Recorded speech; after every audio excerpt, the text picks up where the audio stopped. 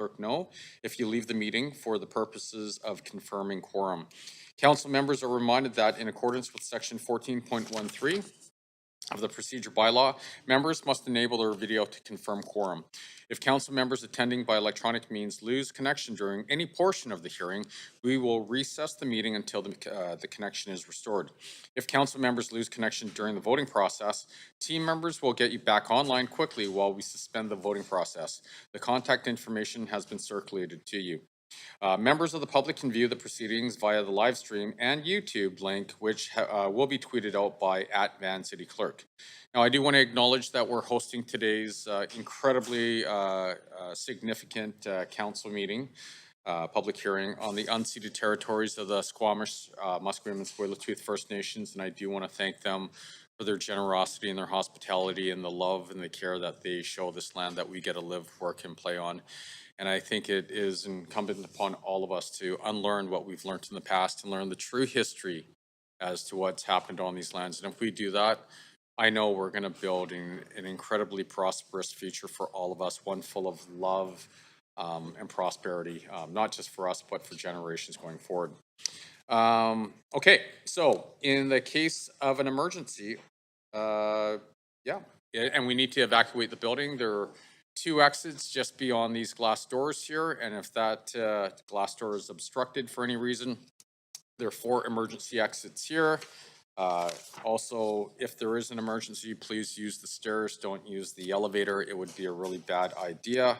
And finally, we do have a defibrillator at the end of this hall here. So in the unlikely event we need one, we have one, so it's good. Finally, I do want to acknowledge our team members at the City of Vancouver, people that really love and care the city and work incredibly hard every single day. And yeah, absolutely, I tell you. Today, regardless if you're for or against what's being presented today, there was a lot of work and thought and sweat and tears that went into all the work leading up to today, and that's because of our team and reaching out to the community as well. And I really, and I know I speak on behalf of all of the council here, we're incredibly thankful and really proud to be part of your team. So thank you.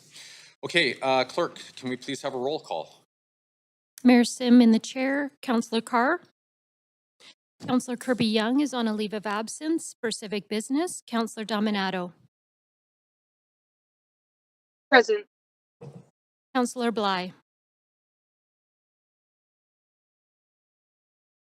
Present. Councillor Boyle. Councillor Fry is on a leave of absence for civic business. Councillor Montague. Councillor Klassen. Councillor Meisner. Councillor Joe. Present. You have quorum, Mayor Sim. Great, thank you very much.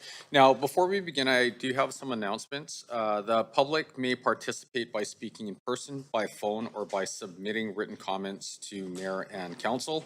Speakers will have 5 minutes to make their comments and should limit their comments to the merits of the report being considered.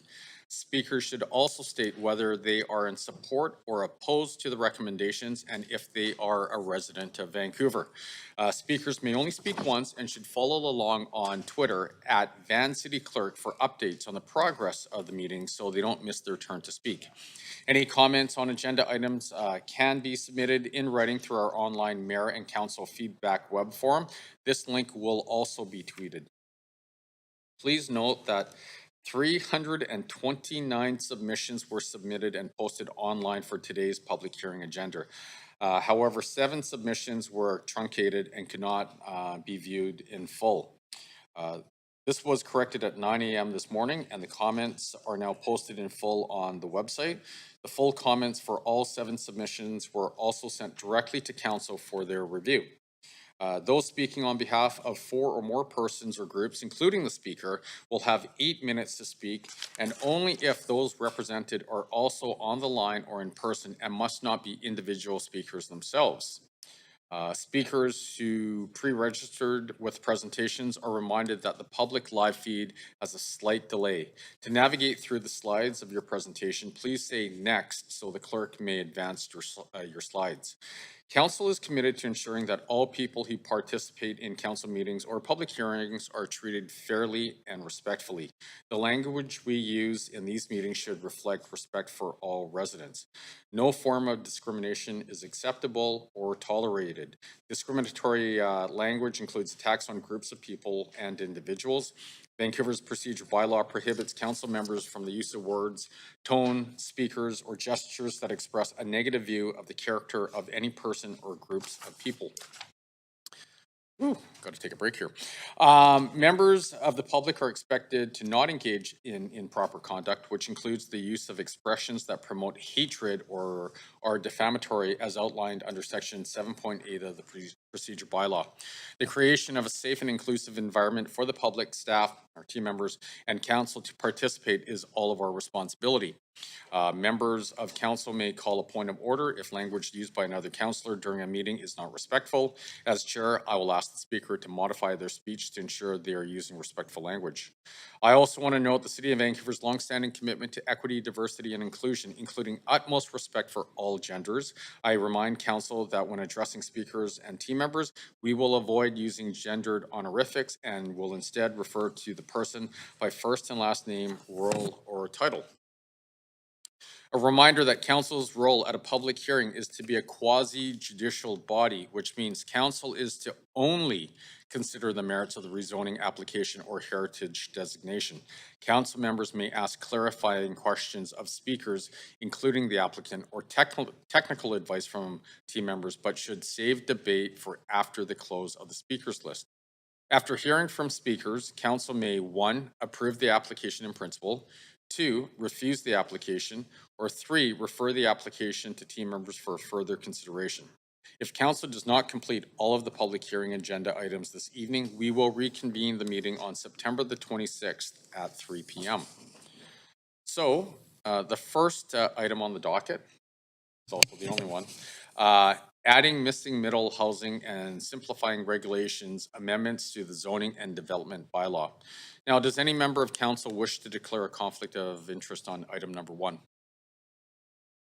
Right. Seeing now, the clerk will now read the application and summary of the correspondence received. This is an application by the City of Vancouver for council to consider amendments to the zoning and development bylaw to allow multiple dwelling, multiplex, in low-density RS, residential zones as a new housing option with additional units and density, subject to density bonus payment provisions. Floor area incentives for passive house construction are also included. This application will also consider amendments to the zoning and development bylaw to reduce the maximum size of new single detached houses, increase the maximum size of new laneway houses, and simplify to reduce the number of zoning regulations that apply to low-density residential zones, and to consolidate the 9 RS residential zones RS1, RS-1A, RS-1B, RS-2, RS-3, RS-3A, RS-5, RS-6, and RS-7 into a single new R1-1 residential inclusive zone. Furthermore, this application will also consider amendments to the parking bylaw and zoning development fee bylaw related to the changes proposed above, and to repeal certain RS-related design and other guidelines. Consequential amendments to the subdivision bylaw, street and traffic bylaw, sign bylaw, and various land use documents are also proposed. The General Manager of Planning, Urban Design, and Sustainability recommends approval, subject to the conditions set out in the summary and recommendation. The following correspondence has been received since referral to the public hearing: 287 pieces of correspondence in support, 128 pieces of correspondence in opposition, and 29 pieces of correspondence dealing with other aspects of the application. This represents all correspondence received up to 12 noon today. Great, thank you very much. Now, there will be an opportunity for new speakers and missed speakers to be added to the end of the registered speakers list. Now, we do have our team members, are incredibly hardworking, diligent team workers from planning, urban design, and sustainability here to present the application.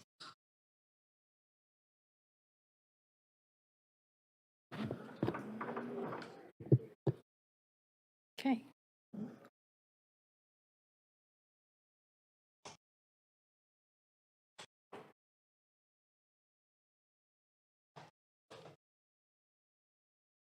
Ready to go? Thanks. Good afternoon. I'm Paula Huber, and I'm a senior planner on the Complete Neighborhoods team in community planning, and I'm presenting today in support of the amendments to add missing middle housing and simplify regulations in low-density neighborhoods. The bylaw amendments include two key changes. First is to allow multiplex as a new missing middle housing option in RS areas, and the image on the top right shows the range of missing middle housing that we're shooting for in the city, and the yellow image, the little building on the left side, is representing the range of choice we're talking about today, which is triplex, fourplex, fiveplex, and sixplex.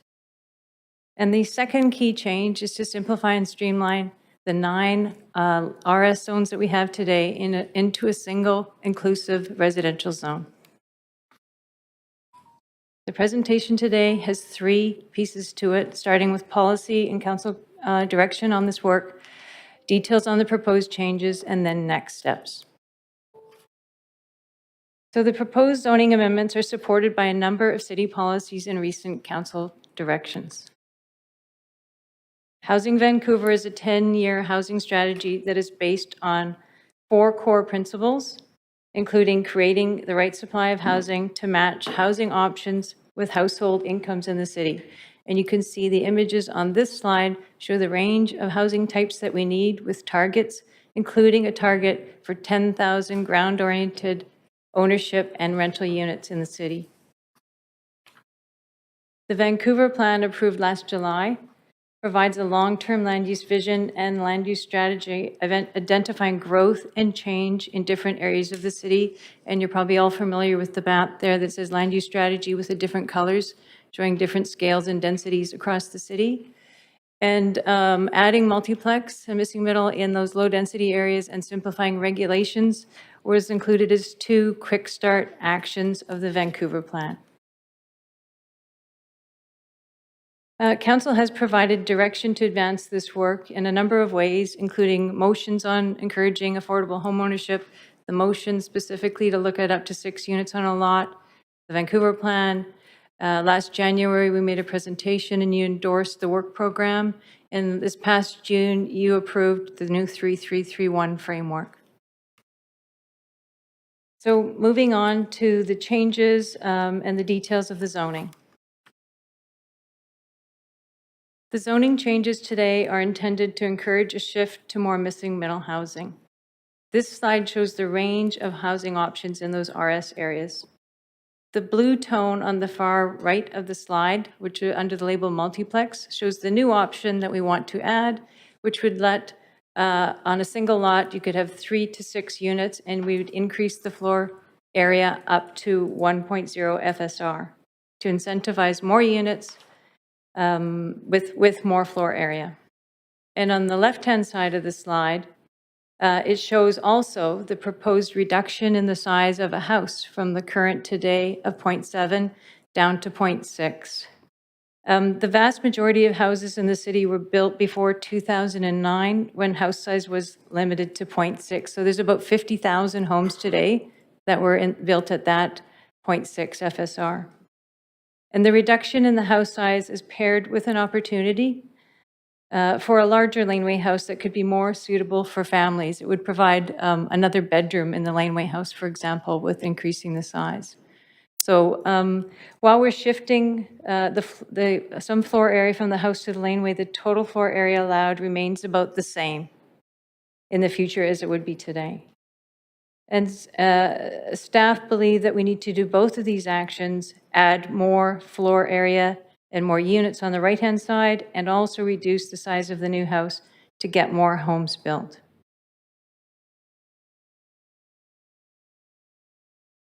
This slide summarizes the existing options in zoning today on the left-hand side of the slide and shows some of the details of the proposed multiplex option on the right. So there's a lot of content here, so I'm going to discuss each part separately, starting with the existing options today. So in all RS zones, the top image on the left shows a detached home, and that's a single ownership situation. And within that house, you can include a rental suite that's part of the floor area.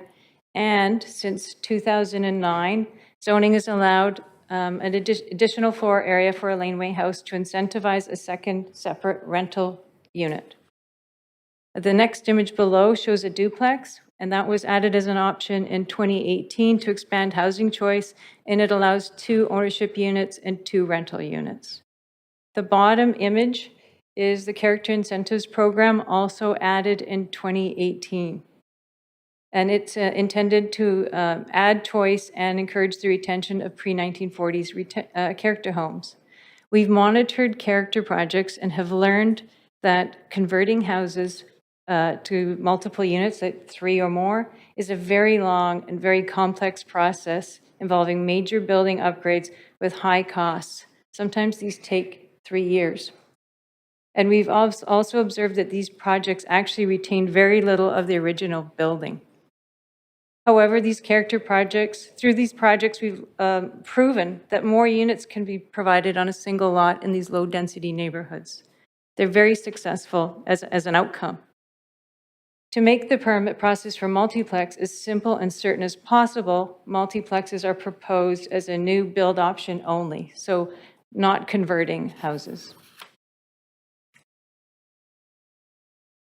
Okay, so taking you through the details of multiplex details now, which is allowing 3 to 6 ownership units on a lot, increasing the floor space up to from 0.7 up to 1.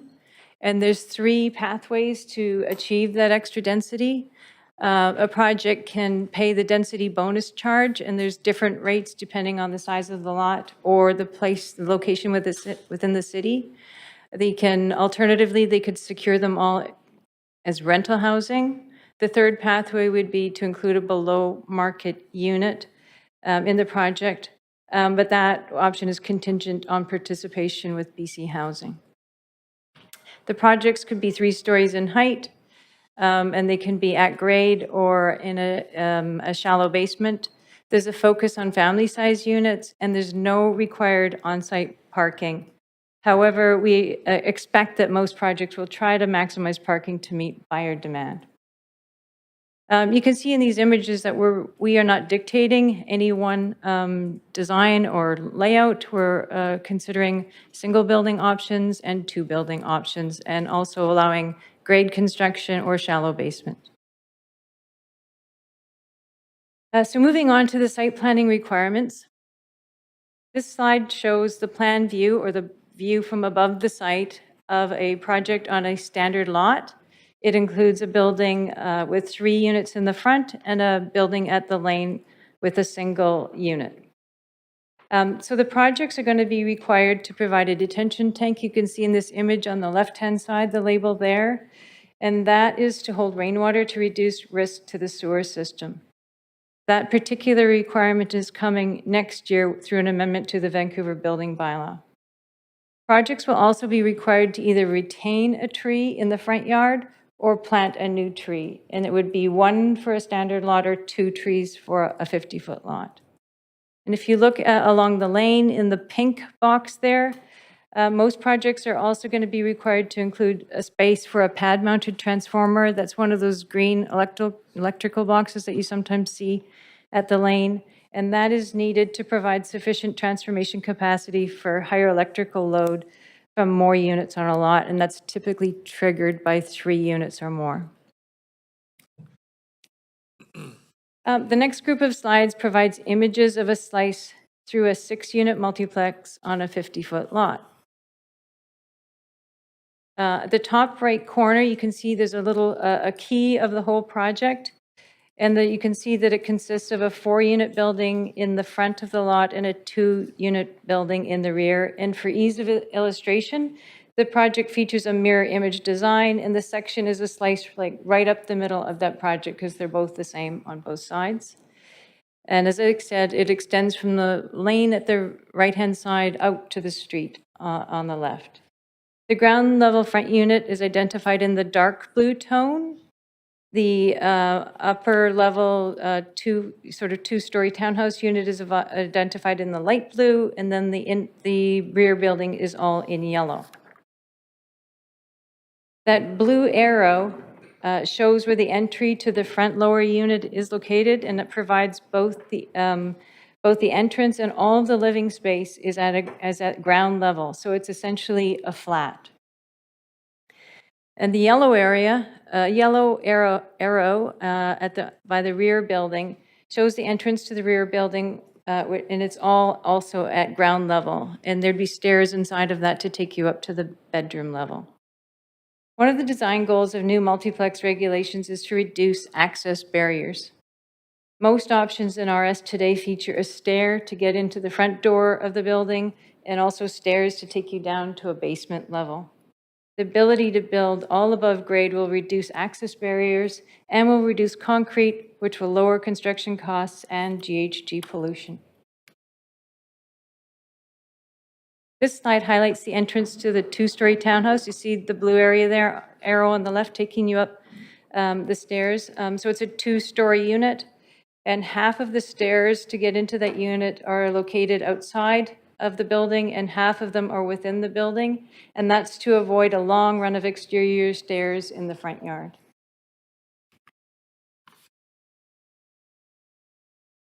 The next few slides are illustrations of how multiplexes will look in a block context. The illustrations use the models that we created following the regulations that were referred in the bylaw in July. And this is a notional block, and it's for illustration purpose to support everything we've provided so far. And it features standard lots or 33-foot lots on the left-hand side in the foreground of the image. And then it's got larger 50-foot lots on the right-hand side of the slide. The red arrows here identify the multiplexes on the block. And as you look at it, you can see that there's a range of designs that will be allowed, including the two building options like the white and black image at the bottom of the slide, or there's a single building option to the left with the arrow there, and it's got with a carport. So there's a wide range of options. The rest of this block has been filled out with two-story houses with laneways, duplexes, and character retention projects, all taken from plans that we've approved through the years at the city. I want to draw your attention to the blue house on the top sort of left side there, where we'll begin a virtual walk around the block.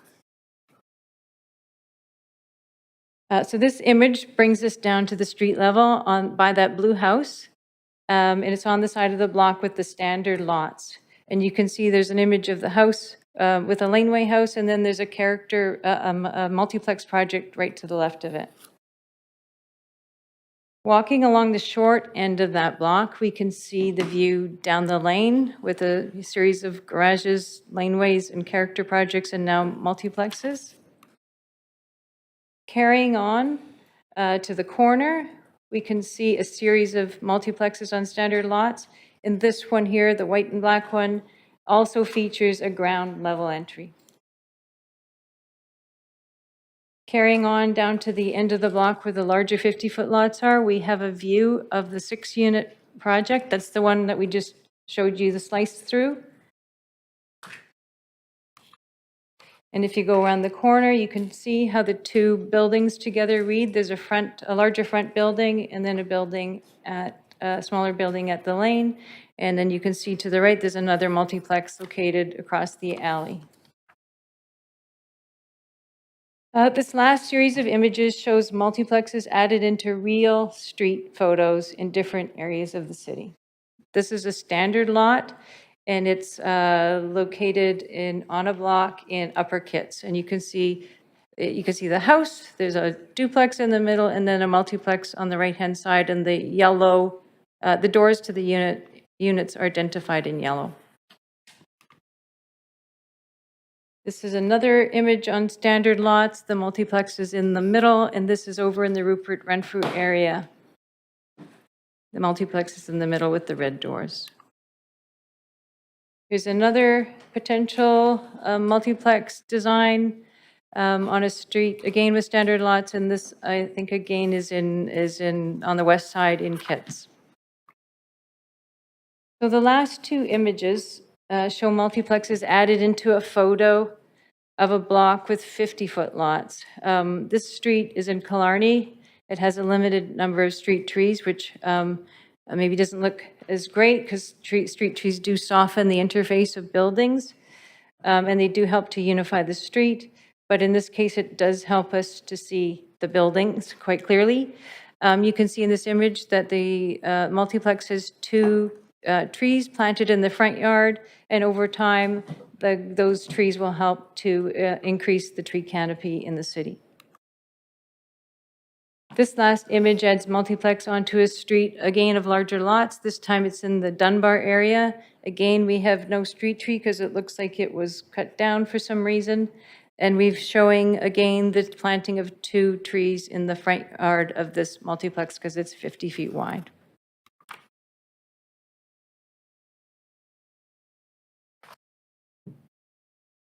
In addition to adding multiplexes as a choice, the zoning changes also include simplifying the regulations in the 9 RS zones.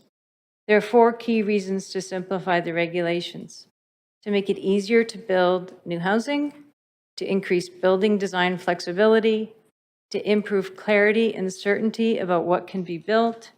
And I just want to note here that the rules for laneway houses, duplexes, character retention projects, they're actually the same in all of those 9 zones. It's only the rules for houses that are different across the zones. So with the change to a single new zone, we're aligning house regulations to follow the standard approach we use to regulate other housing options. The final reason for simplifying regulations is to create capacity in the permitting system to support the shift to build more missing middle housing.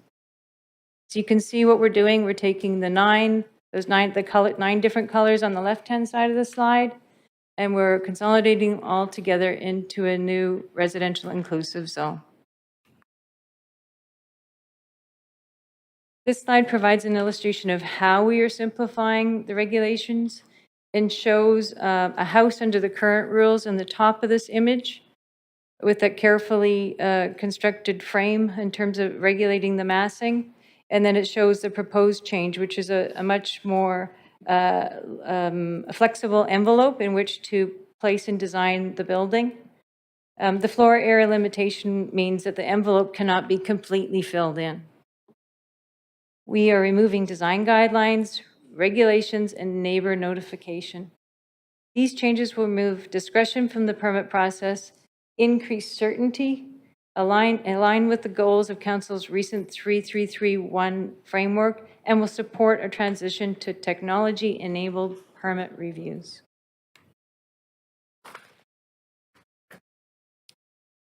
So the Council report provides a full summary of engagement. We hosted 6 industry sessions and 9 public sessions. We had 1,900 people respond to our survey in spring. We've had a video produced on missing middle housing with Utai Lee, and that's been viewed more than 50,000 times. The proposed zoning changes have been broadly discussed in the media, including articles in the Vancouver Sun, the Globe and Mail, the Daily Hive, City News, Global, CBC, and more. There is a very high level of awareness and public discussion about the proposed changes. The key takeaways on engagement are that we are hearing strong support for multiplexes and simpler regulations, support for reducing the size of new houses and larger laneways, some concern about the impacts on neighborhood character, utilities, amenities, parking, and trees, and there's a desire for other new housing types beyond multiplex, including apartments. Okay, a few slides on next steps. So this image shows the star there where it says "We are here." Council, you referred these changes to hearing in July. If you approve the changes at this hearing, we will be back in October for enactment. We will be hosting inquiry sessions with those who are interested in pursuing a multiplex permit. We'll be finalizing our how-to guide to really help folks along so that they know can follow an easy pathway to get a permit. We'll be processing new permits under the new rules for houses, laneways, duplexes. And we'll enter our transition period to deal with those in-stream permits. And then by December, we will be in a position to accept new multiplex applications.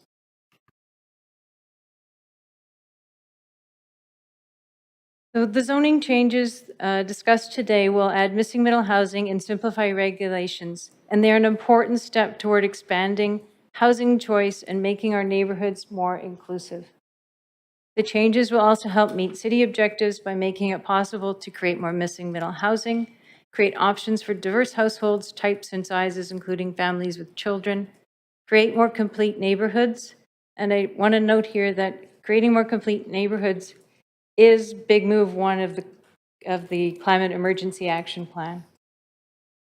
These changes also will improve sustainability and reduce access barriers, and they'll make it easier to build new housing with simple rules and processes in line with the 3331 framework.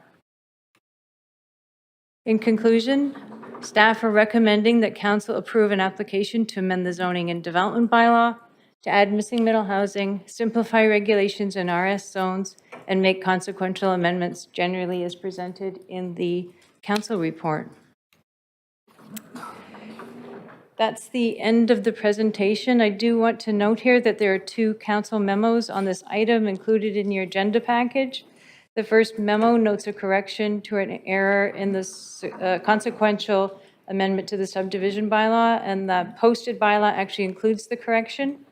And the second memo responds to a series of questions that staff received from council over the summer since the bylaw was referred, and it provides staff responses to those questions.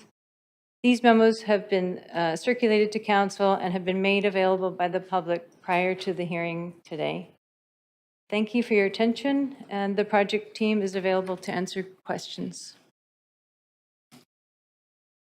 Wow, thank you very much. Now, since the City of Vancouver is the applicant, are there any questions from council to the team? And wow, we have questions. I'm shocked. Councillor Dominato. Thanks, Mayor, and thank you for the presentation and update today. I have a handful of questions. I'll try to go through them quickly. The first one is around infrastructure demands. Particularly, we've heard questions and queries about with adding or proposing added density like this, how will our underground systems handle it, water, sewer, as well as electricity and hydro supply. So I'm just wondering if staff could expand on that and how we envision that and what preparedness we have for that. Sure. I'm going to hand it over to Donnie Wong, please. Thank you for your question, Councillor. Donnie Wong with the Engineering Department. So we've looked at the policy and its effects on infrastructure quite extensively. So from a sewer and rainwater perspective, we are supporting the policy by requiring rainwater management tanks on all multiplex applications going forward. And the VBBL changes are expected to come forward next year. From the BC Hydro and electricity perspective, we've been working with BC Hydro and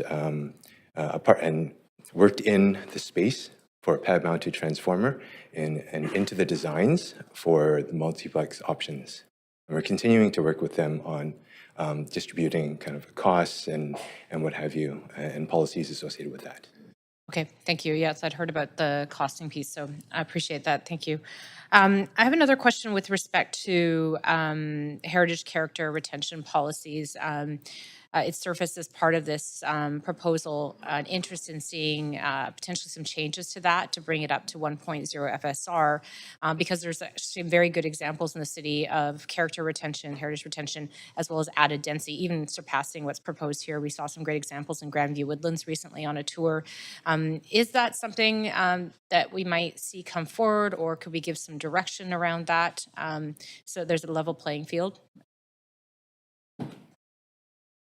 Yes, thank you for the question, Counselor. It is something that we could bring forward at a future date. We're not prepared to, with those bylaw changes today, but we would certainly welcome a motion or resolution to that effect to direct staff to do that work. Thank you. Appreciate that. Another question, given that the province is moving in this direction, we've seen Victoria move ahead with a missing middle framework. I'm curious if staff could comment on Victoria's experience. It was recently described as a poison pill because they put too many, or there's too many conditions associated with it, and they haven't received any applications. I'm curious what our framework, how it is different from what was put forward in Victoria, and some So, comment on that a little bit. sure, and thank you for asking that. I was just talking to their planning director last night, as a matter of fact. They were supposed to entertain some changes to their missing middle today, but it's been delayed a couple of weeks.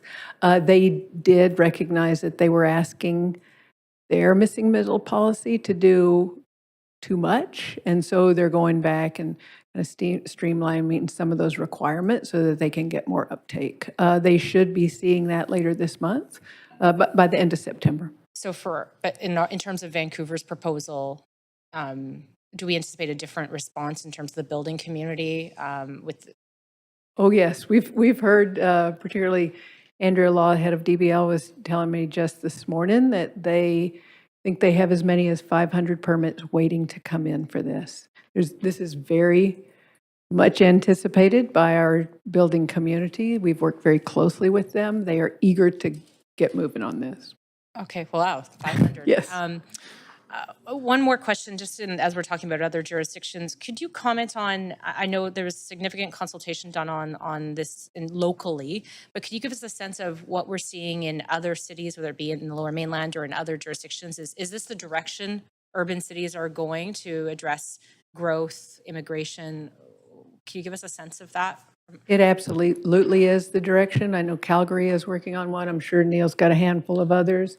And it's in line with what the province will be rolling out later this month in terms of low density. We're much further ahead than they are. We're much bolder in our approach than the province will be, but it's absolutely what's necessary, particularly in Vancouver, to keep families in Vancouver who have been priced out of the market. Okay, thank you. I'll leave my questions there since I see a number of my colleagues on the queue. Thank you. Thank you very much. Councillor Meisner. Thanks very much, Mayor. Thanks very much for the presentation and all the work done on this. It's a huge project. First question is just a reminder about how many lots are we anticipating will be impacted or actually change as a result of this policy? Are we expecting a huge uptake right off the bat or something more gradual?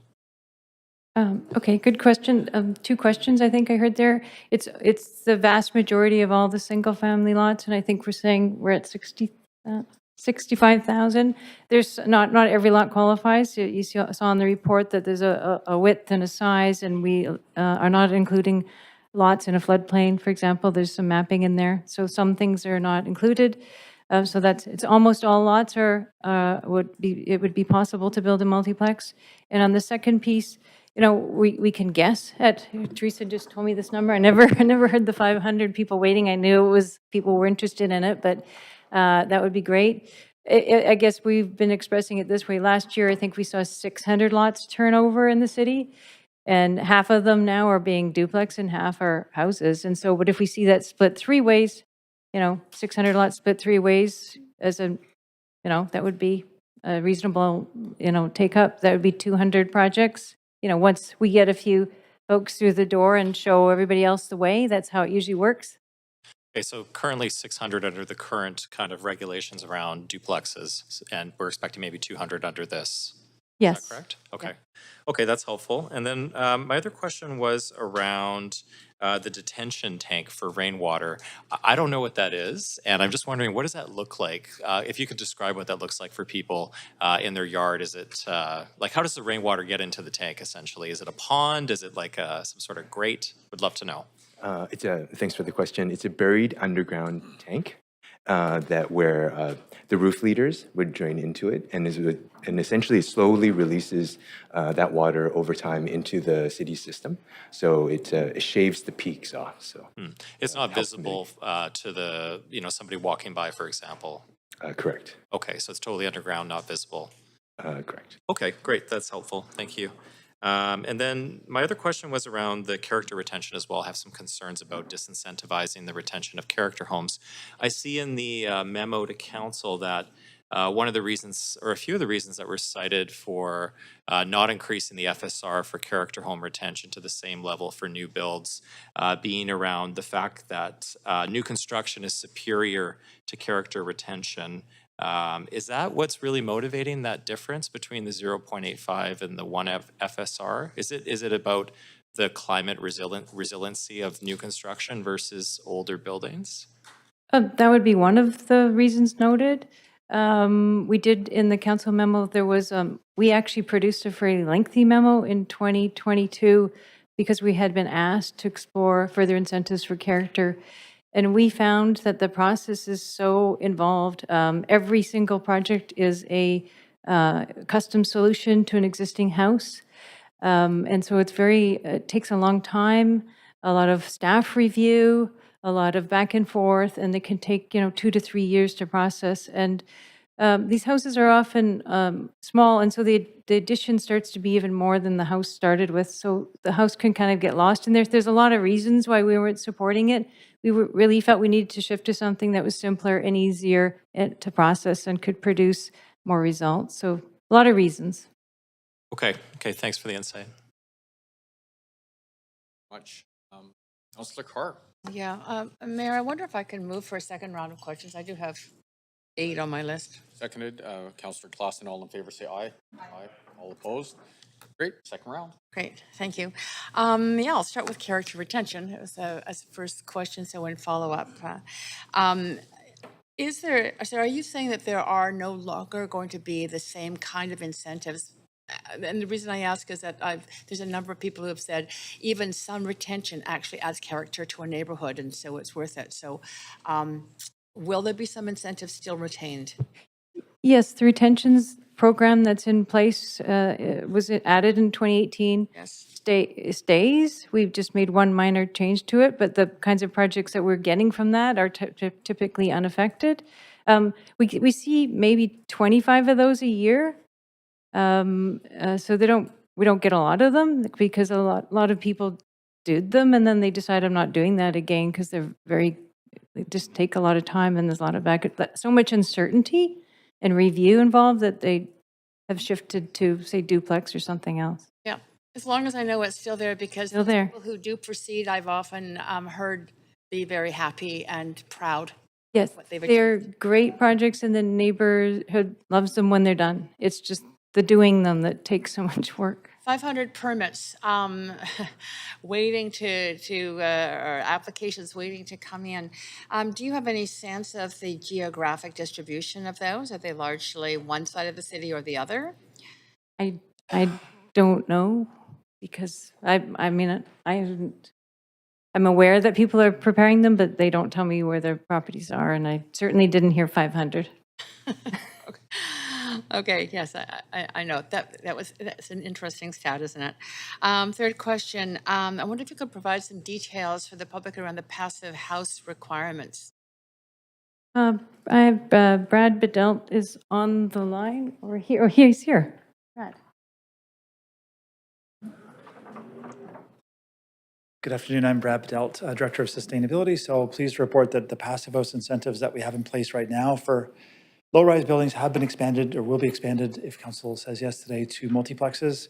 It is a floor space incentive, and we've seen significant uptake in other forms of low-rise buildings, so we're optimistic that we'll see a similar strong interest in this space as well. We've also tried to simplify that incentive in sort of little technical ways to make it easier for applicants. On new house, Brad, while you're there, on new house construction anyway, under our Vancouver building bylaw on our climate emergency action plan, can you describe the difference between if it's not a passive house construction or what climate relevant measures are going to be required in a new build anyway? I mean, a new build anyway is going to be very energy efficient, likely have electric space heating and electric hot water. So we're getting down to 10% of what a home built 20 years ago would have emitted. Passive house really brings it down that last almost 10%. with a much better envelope still, so thicker insulation, better windows, and further reductions in the emissions from that building. And I'll say more energy efficiency, so in terms of avoiding a PMT, a passive house would also offer some opportunity there because it just draws less electricity. Great. Okay, thank you. Back to planning, could you remind me, you talked about the Vancouver plan being a genesis for this.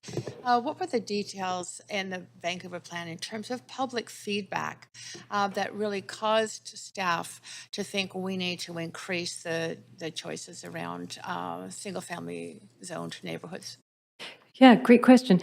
So we heard a lot of people talking about creating more complete neighborhoods, all those pieces that they wanted to live that way with more diversity in neighborhoods, more easier access to shops and services, and adding more missing in the middle was a critical, like a high point of that support for the complete neighborhoods. So that's how that landed in Vancouver plan as a critical objective and a quick start action. Okay. Define missing middle.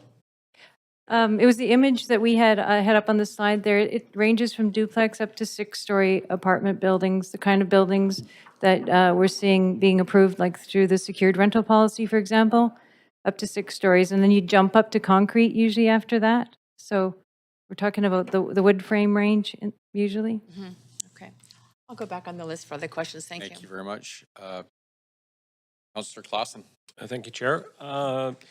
Just a question I don't have the answer to this. In the new R1 zoning, if somebody should decide that they don't want to build, they want to just build a single house with no other suites or laneways or anything, could they do that? Yes. Okay, thanks. Do we have any potential for incenting design? The illustrations that we saw during the presentation look fantastic. And I know that's what Vancouverites generally like, is they like the attractive homes on their blocks. But do we have any capacity to influence that? We do have capacity if we want to do that, but we have been, one of the things we're trying to do here is to be as certain and clear as possible as rules. So we've been really trying to get away from design guidelines. That's the thing that causes the spin and the churn and the interpretation and takes more staff time. So yes, we could add some, keep some, but we've made an intentional move away from that because of our experience in the permit, how it impacts permits. Okay, fine. The concerns around parking and street parking, there currently aren't any restrictions. If somebody had a home with multiple units, every one of them could have a car. They could have 2 cars today, correct? Yes, no, we don't regulate car ownership. Yeah, of course. We heard about Victoria adopting the multiplex housing. The City of Toronto has done it recently. Do we have any sort of early information as to how it's rolling out in the City of Toronto? Yes, we did meet with staff multiple times, maybe about a month ago. And remember, in Toronto's an awfully big place, like equivalent to Metro Vancouver, right? So they have always had sort of more progressive rules infill in the inner city, and now they're pushing them out to the sort of the more suburbs. They're getting some take up. We didn't hear any big numbers, but some of those places didn't even have things like a laneway or a secondary suites. Like they're just pushing those ideas that we've been doing for 10 years out to those areas now. So I'm sure with the price of housing there that they will be take up, in Toronto as well. But we can get those numbers if you're interested. Thanks very much. We have generally a turnover of new building, new housing development. I'm not sure, there probably is data to show how often we get new homes. Do we anticipate there would be more because of this multiplex policy, or it would be the same kind of graduated changes that we see in our neighborhoods? Yes, I think we usually see 500 to 600 in the last number of years. Last year it went up to 600.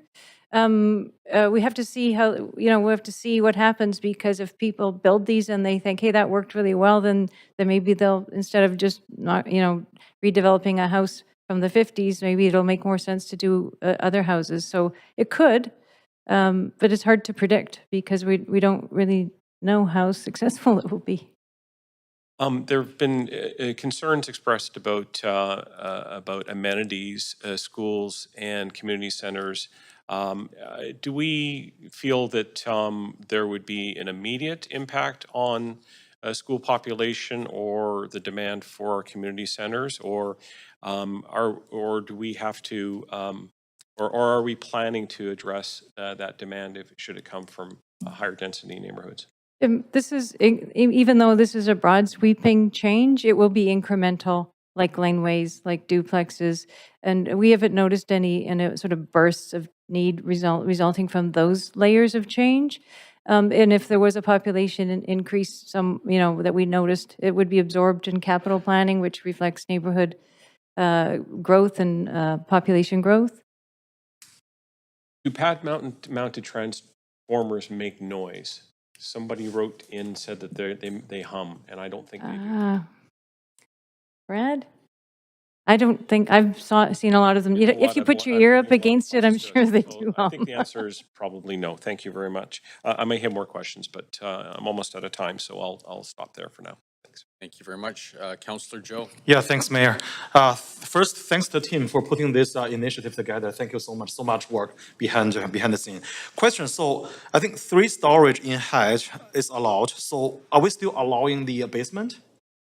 Basement is an option, a shallow basement, or you can do it all above grade, like the images show behind you as you've seen.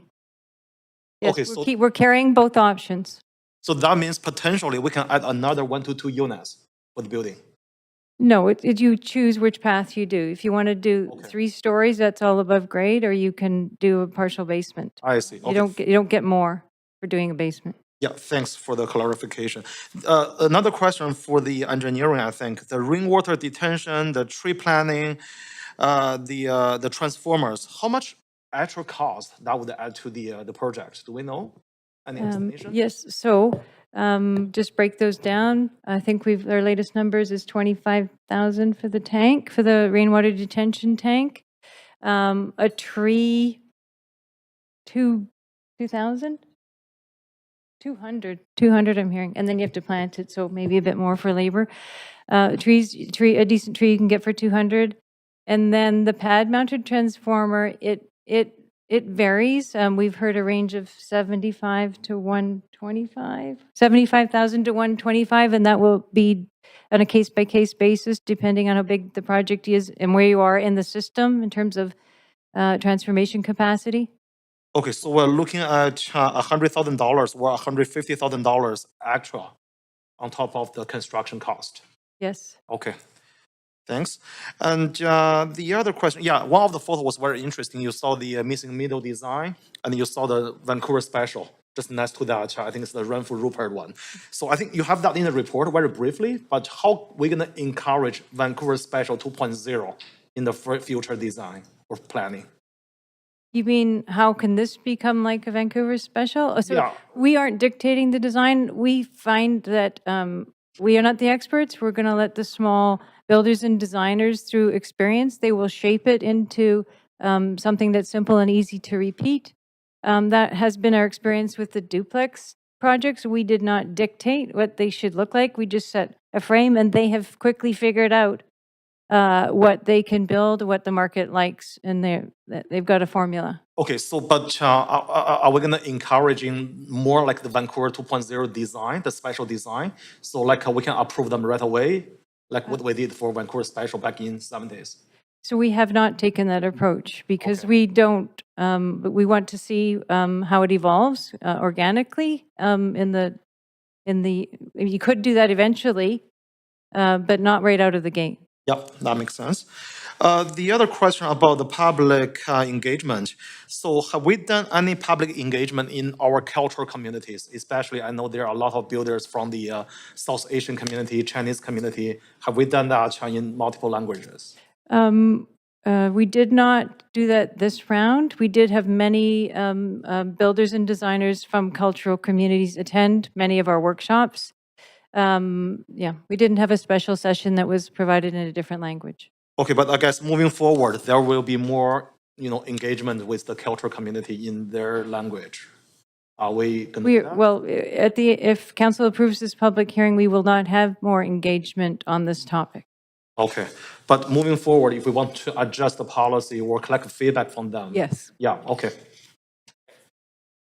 I think it just to me by Okay. Okay. I'm at time or? Okay, can I still speak? Yeah, we're just working on some Okay, growth. thanks. Clerk, is it okay if he still speaks, or we have to? Okay. Great, Councillor Joe, you broke the system. Okay, take a recess. $150,000. I know. Should we take a 5, or are we good? Yeah. We're good? Okay, Okay, great. thanks. The other question, yeah, so I think Councilor Carver asked the geographic areas for the 500 applications. So that means we can add potentially another 2,000 to 3,000 units to the city, right? So when we open that policy, because 500 applications, 4 to 6 units each. Correct, if we get 500 in 1 year and an average of 4 units in each project, that would be 2,000 units. Okay, so the other follow-up question is very similar to Councilor Carr's question. So I heard a lot of applications will be in the east side because of the land is still relatively cheap. So would that boost the land value for the East Vancouver? Our financial testing indicates that multiplex opportunity would not have such an upward effect on the east side. So that's why the different density bonus rates are being rolled out based on that financial testing. If you want a more detailed, yes. Councillor Blair Erb from Coriolis. And sorry, Councillor Joe, we are at time, but we do have another round. Okay, So. thanks, Mayor. And, yeah. Okay, and then if you bear with us for 1 sec, we're just, all right, we're good. Councillor Boyle, you're up. Well done, clerks. Thanks. Thanks for the presentation. My first question is the slide on the Vancouver plan outlined a goal of 10,000 new ground-oriented homes. How long do we think it will take us to get there based on this policy and current policies? Hi, Councillor Dan Garrison, Housing Policy. Yeah, it's a good question because we're just focused on the multiplex piece today. So this would be a piece of the puzzle. I think as Paula was saying, if we assume our take-up rate of 200 projects averaging 4, you're sort of getting to the 800 to 1,000 a year through this policy. We, of course, have other policies like the Canby Corridor townhouse policies and other things. Generally speaking, that's a 10-year target for us. We have a Housing Vancouver target as well for ground-oriented housing, which is 10,000. So we're looking at a 10-year time frame to try to achieve that. Okay, I know we all heard the CMHC projections about the need for housing, so I guess I'm looking to understand how much we think this policy will actually chip away at that versus the larger changes that we will need to actually be hitting those. Right, and we think we could roughly double the amount of ground-oriented medium-density housing we're getting on an annual basis through this policy, so it's a significant contribution. Okay. We will be looking, starting later this fall, at our Housing Vancouver targets, and we'll be building in all of these new factors, federal numbers, provincial targets, new immigration rates, et cetera. So we'll be looking at all of that and recalibrating the targets. Okay, great. There was an amendment to the Vancouver plan directing staff to look at 4 to 6 story rental in residential neighborhoods across the city. Can I get an update on when we might hear back on that?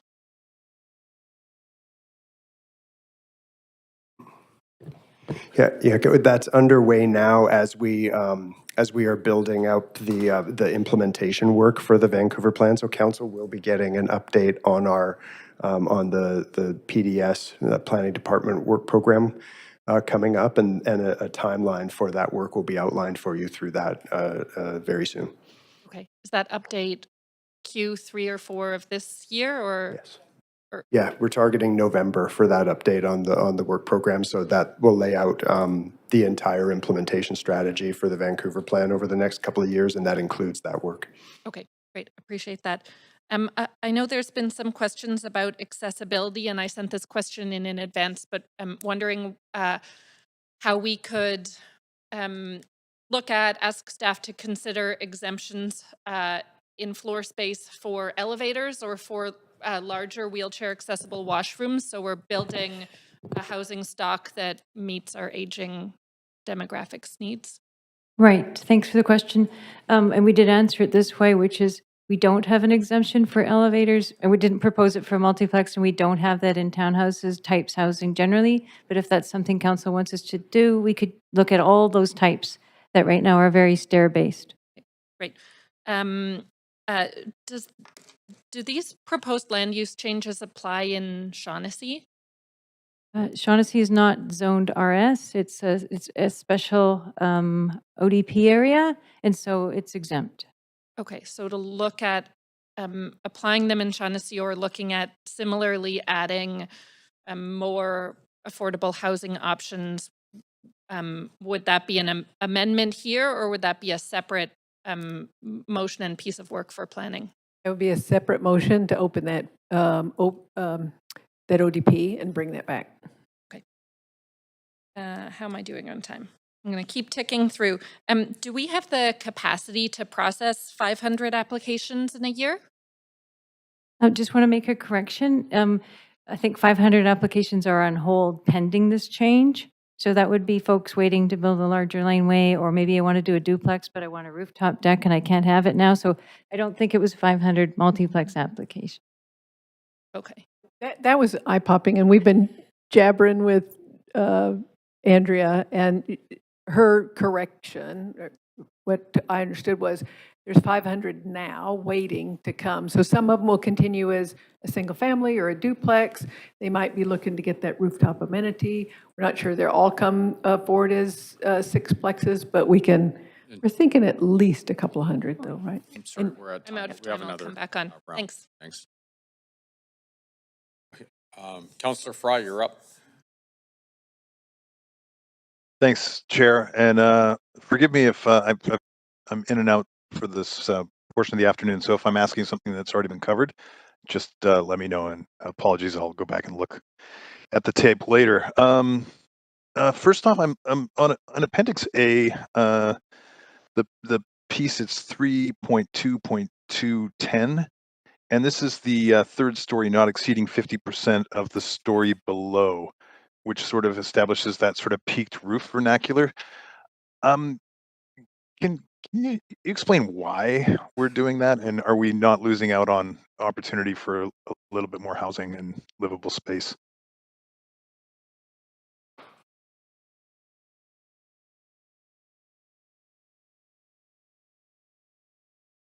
Can you guys hear me? Yep, we can hear you. Sorry, Councillor Fry, we're just looking at that particular regulation. So that's page 39, Appendix A, and it sort of establishes that sort of peaked roof vernacular. Yeah, so for multiplexes, a full 3-story building is permitted. So I'm just looking to see about the half-story. Oh, I see, yeah. Okay. Sorry about that. That makes more sense. So that provision is applied to houses and duplexes currently, and it was maintained. Basically, houses and duplexes can be 2.5 stories, whereas multiplexes can be the full 3 stories. And that's to allow multiplexes to provide more units, provide more housing. But keeping single family and duplex at their current rules, which is 2.5 stories or 2 and a partial story. Okay, so that's not what we're discussing today. No, multiplexes are allowed to be fully 3 stories. Okay, I was a bit confused by that then. Okay, that's good. I'm not, we've heard conversation around the single load corridor kind of as a solution for achieving more floor space density. Is that something that could be applicable in these contexts? So these multiplex buildings are more what we're calling small townhouse buildings. So each unit has their own entry door from the outside, and there's no shared circulation. So there aren't common corridors or common exit stairs. That's something you see more so in an apartment form. So it would be a step up in terms of size and density. So no, these are townhouse units. Each unit has its own entry. Okay, so that's we are opening that up for the more apartment vernacular, but not in a multiplex. I guess last question for me on the it mentions that the testing at this scale and density would not support affordable rental. And instead, DBZs would presumably go towards that delivery. What scale and density would work to provide affordable rental? Thanks for the question, Councillor. Graham Anderson, Housing Policy. So we did evaluate the viability of a range of tenures and affordabilities through the testing. Generally, we find that it takes densities of 2.0 or greater to start to make even market rental a viable option in Vancouver in low-density areas. That requires apartment scale buildings, generally of 5 stories and up. We have, through other programs, including our moderate income rental housing pilot, looked at opportunities to incentivize buildings that include a below market component, typically 20% component. In low density areas, we've found that's possible, generally 6 stories and up, but most of the projects delivering that type of housing move into a mid-rise scale of 14 stories and up.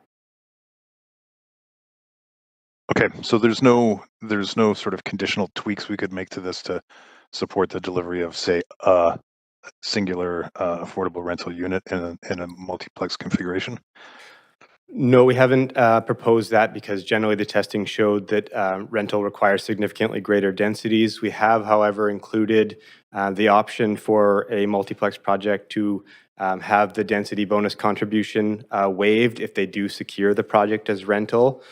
Based on experience through the secure rental policy, it may be that we see a couple choose that option. Generally, however, this will result in the delivery of new, less expensive strata ownership options. And we have also, subject to an agreement with BC Housing. We're at time, but we do have another round, so. And then I know we're going to. So, Councillor Carr, we're just going to let Councillor Montague and Kirby Young go ahead of you. So, just bear with us for 1 sec. Okay. Councillor Montague, you're up. Thanks, Mayor. Just one question. I'm interested in the financial testing that's been done. And I know you could probably talk for an hour on this, but just briefly, what does it look like financially for potential home ownership with, say, a 4-plex or a 6-plex compared to the traditional single family or duplex that we have now? You got 4 minutes and 30 seconds. Sure. Through the mayor, Blair Erb from Coriolis Consulting. We were involved in doing all the detailed financial viability testing for multiplex, amongst other things. So what we found, try to cut to the chase, is that the viability of the 4 to 6 story multiplex opportunity, it does vary throughout the city. Generally speaking, it performs the best on the west side of the city, and it performs the least attractive financially on the extreme east side of the city. It also varies depending on the size of the lot. Smaller lots, this might sound counterintuitive, but they're often more expensive to acquire per square foot of lot area in comparison to larger lots. So there's a few things that kind of move the numbers back and forth. But what we found is that on the west side, the 5 and the 6-plex projects will probably perform better than single-family housing and duplex. When you get down to 4 units, no matter where it really is in the city, it becomes, I would say, roughly equal in terms of financial attractiveness as single-family or duplex. And there's not a lot of larger lots on the east side, which will be a constraint to to having profitable multiplex projects on the east side. Okay. And what does it look help? like numbers wise though for someone wanting to purchase? To purchase. Oh, okay. So now we did this work a few months ago, and the market's always changing, but roughly at the high end, so if we start on the west side, so like a Dunbar or a Kerrisdale type location, you're probably looking at an average price on the order of $1,400 to $1,500 per square foot. These units are going to probably be on average in the 1,000, maybe a bit bigger, maybe 1,200 square foot range. So if you do the math on that, you're looking at perhaps $1.5 million or so, plus or minus $100,000 at the high end. On the east side, probably looking at sales prices closer to $1,100 a square foot. So that's probably about 1.1 million to 1.3 million for a brand new 2 or 3 bedroom multiplex unit on the east side. Okay. And was there any analysis done on the potential freeing up of rental units for people that can now move from a rental unit into a home ownership? Oh yeah, that's a good question. That wasn't part of our work. I don't know if anyone on staff took a look at that.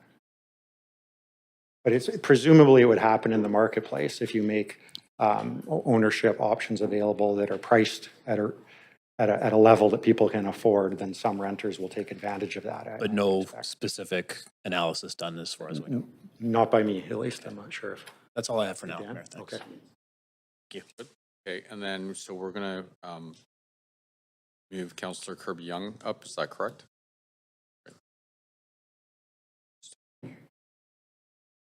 Thank you very much.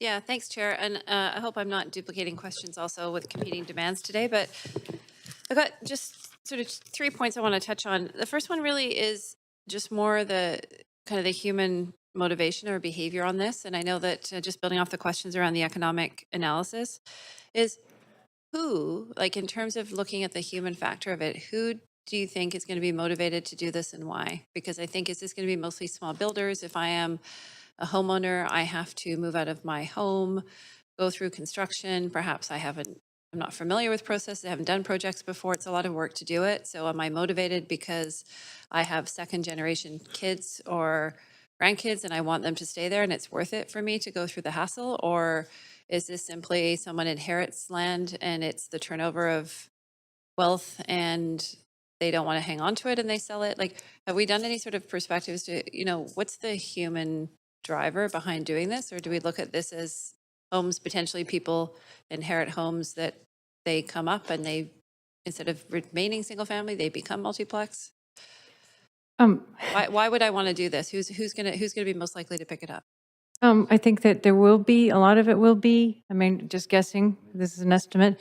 A lot of it will be homes that are just, older homes that are going on the market, and then small home builders will buy them, and then instead of redeveloping it as a house, they'll choose this, or instead of a duplex.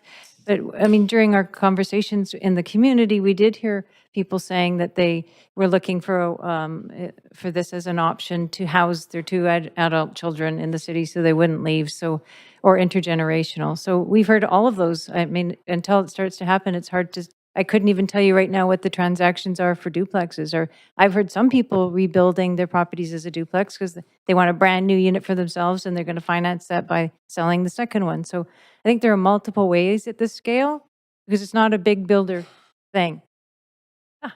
Blair. Yeah. I'm just going to follow up on what Paula was saying. As part of our discussions with the building industry, there were a number of workshops that were alluded to earlier. We got quite a bit of feedback that builders would be interested in taking it on as their own development project, as Paula was saying, but also custom doing them for clients who are interested in having ownership of a multiplex unit themselves. So rather than building a single family house for their own use, they'd look at doing this as an option instead, making other units available for perhaps family members or selling them outright to help offset the costs of the project. And in some of those sessions or feedback, if somebody was interested in owning the multiplex, are they wanting to sell the other units, or did you hear that they might rent them? Like, what were you hearing? I personally didn't ask that question, so I can't say for sure, but I would assume you're going to get all of the above, really. Just That's what tends to happen in the real estate market. Okay. I'm just going to move on. What's the just on the rationale for limiting or reducing, I should say, the FSR for single family from 0.7 to 0.6?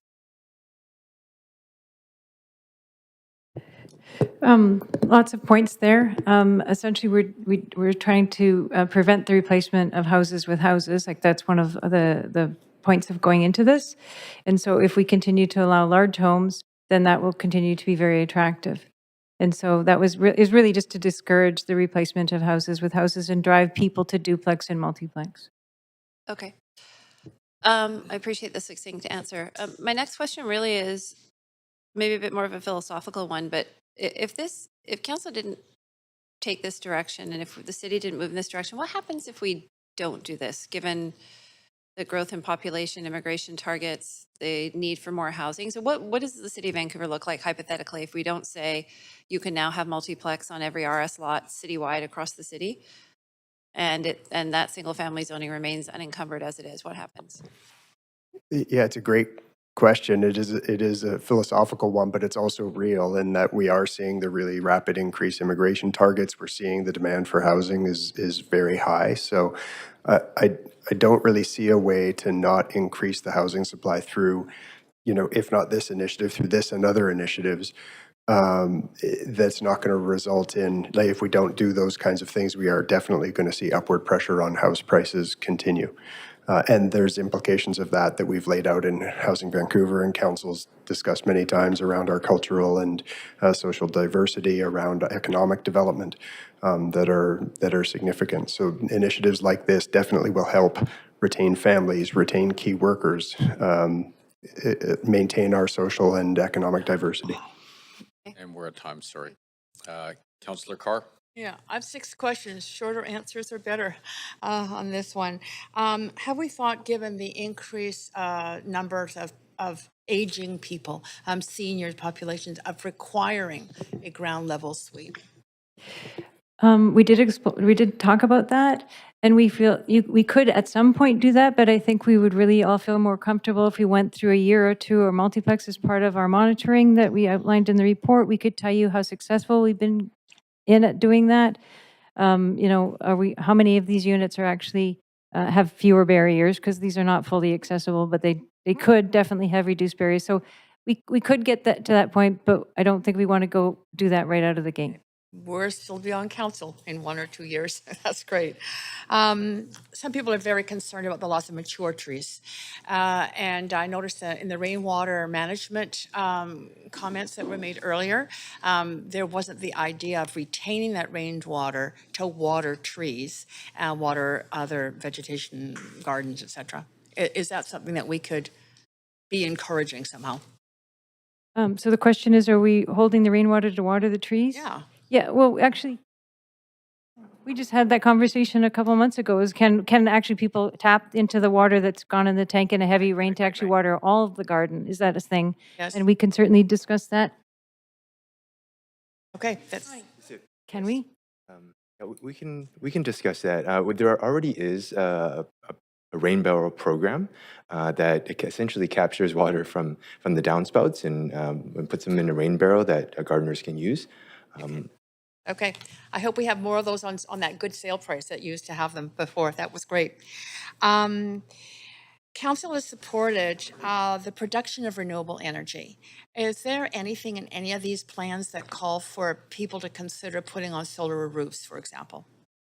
And to answer that question, I'll couple my next one. And green roofs, which really help with rainwater management. Thank you, Councillor Carr. So the short answer to that is that yes. So by simplifying and eliminating design guidelines across the RS zones, we're making it much simpler to install solar PV. And it's a feedback that we've got from the building industry for years, that if we can eliminate those guidelines, it will open up the gates to solar PV. So absolutely on that front. Green roofs, these are largely sloped roofs, so I'm not sure how much opportunity will be there, but there's certainly, if someone comes forward with a green roof, I believe it would kind of tick the box in terms of the rainwater requirements for the site. Happy to hear that. And not all the roofs are sloped necessarily, so it's good. They don't have to, and they can be on slope roofs, they don't have to be perfectly flat. To a question to Coriolis, what's your estimation on how much putting up to 6 units on a lot are going to drive up land values? And what are the controls on, maybe staff can answer the other one. Sure. What are the controls on that? Yeah, thanks, Counselor. So as part of the work that we did, we determined that in the absence of there being what I would call a density bonus contribution, I think the city calls it an amenity share contribution. In the absence of the density bonus contribution, there likely would be upward pressure on lot values, particularly on the west side of Vancouver, less so on the east side of Vancouver, just because of the different pricing in the two areas. And so the control on that is the density bonus contribution. And those were carefully considered and attempted to be calibrated as closely as possible to balance minimizing upward influence on land values, but still ensuring that the multiplexes are financially viable for developers. Okay, that's good. It's good. We need to strike a balance on this for sure. Loss of rental suites. Do you have any thoughts? I mean, there's a lot of older homes in Vancouver that do have rental suites and they provide affordable housing right now. Concerns have been raised by the public around the fact that they might be replaced by these newer, more affordable for ownership, but not necessarily for rental. Yeah, great question, and it's something we certainly do hear concerns about. And staff have considered this as part of the work, and from our perspective, the most important consideration is that multiplex is a new option, and we aren't expecting it to dramatically increase the amount of change we see in low-density areas. And typically, we would expect to see multiplexes built on sites that would otherwise be redeveloped anyway to a house or a duplex. Now, that doesn't mean there won't be impacts, and based on the sort of 200 estimate number, looking at recent data, we would expect roughly a third of the sites where Plex is built to be replacing something that has a suite in it. So we could see potentially between 50 and 70 as a result of the multiplex development. But the important point being is we would be likely losing those suites or seeing them redeveloped anyways. I think we made it by the 5 minutes. Thank you. Yes. Councillor Dominato. Thanks, Mayor. I just wanted to follow up on a couple of questions related to laneways, and given there's some changes proposed here. I think it may come up through some of the speakers, but in the broader context of intergenerational living, there's been dialogue around stratification of laneways. I know that is not part of this proposal, but I'm curious if it is being looked at, and it's come up in the context of joint ownership and the complexities of doing that with family members and having individual family members wanting to build equity. And so could you speak to that? Is that something that's being explored? It's not being explored, and the reasons for that are many. As you know, laneway was introduced to be a rental unit. And so because it's all under one ownership and it's not strata titled, then there's no upgrades required to the main house to do the laneway. And if you start wanting to you could stratify it, but then you'd have to do significant upgrades to deal with like seismic, rain screen, heating. All the cost to upgrade the existing house would be very significant, and like people just aren't ready for that. And then the other thing would be if you're changing it from being rental to strata, then we would have to explore additional costs that would need to be paid, like we're charging multiplex for this opportunity. So it's quite complicated. And we could do that work if directed by council. Okay, thank you. And then just going back to the three scenarios of around tenure related to the multiplex model, do we have a sense of what's the what we're going to see the highest uptake? Is it going to be around ownership? Is it going to be around the rental? Is it going to be around providing a below market unit? Do we have a sense from the conversations we've had what we're likely to see most of in the context of this new framework?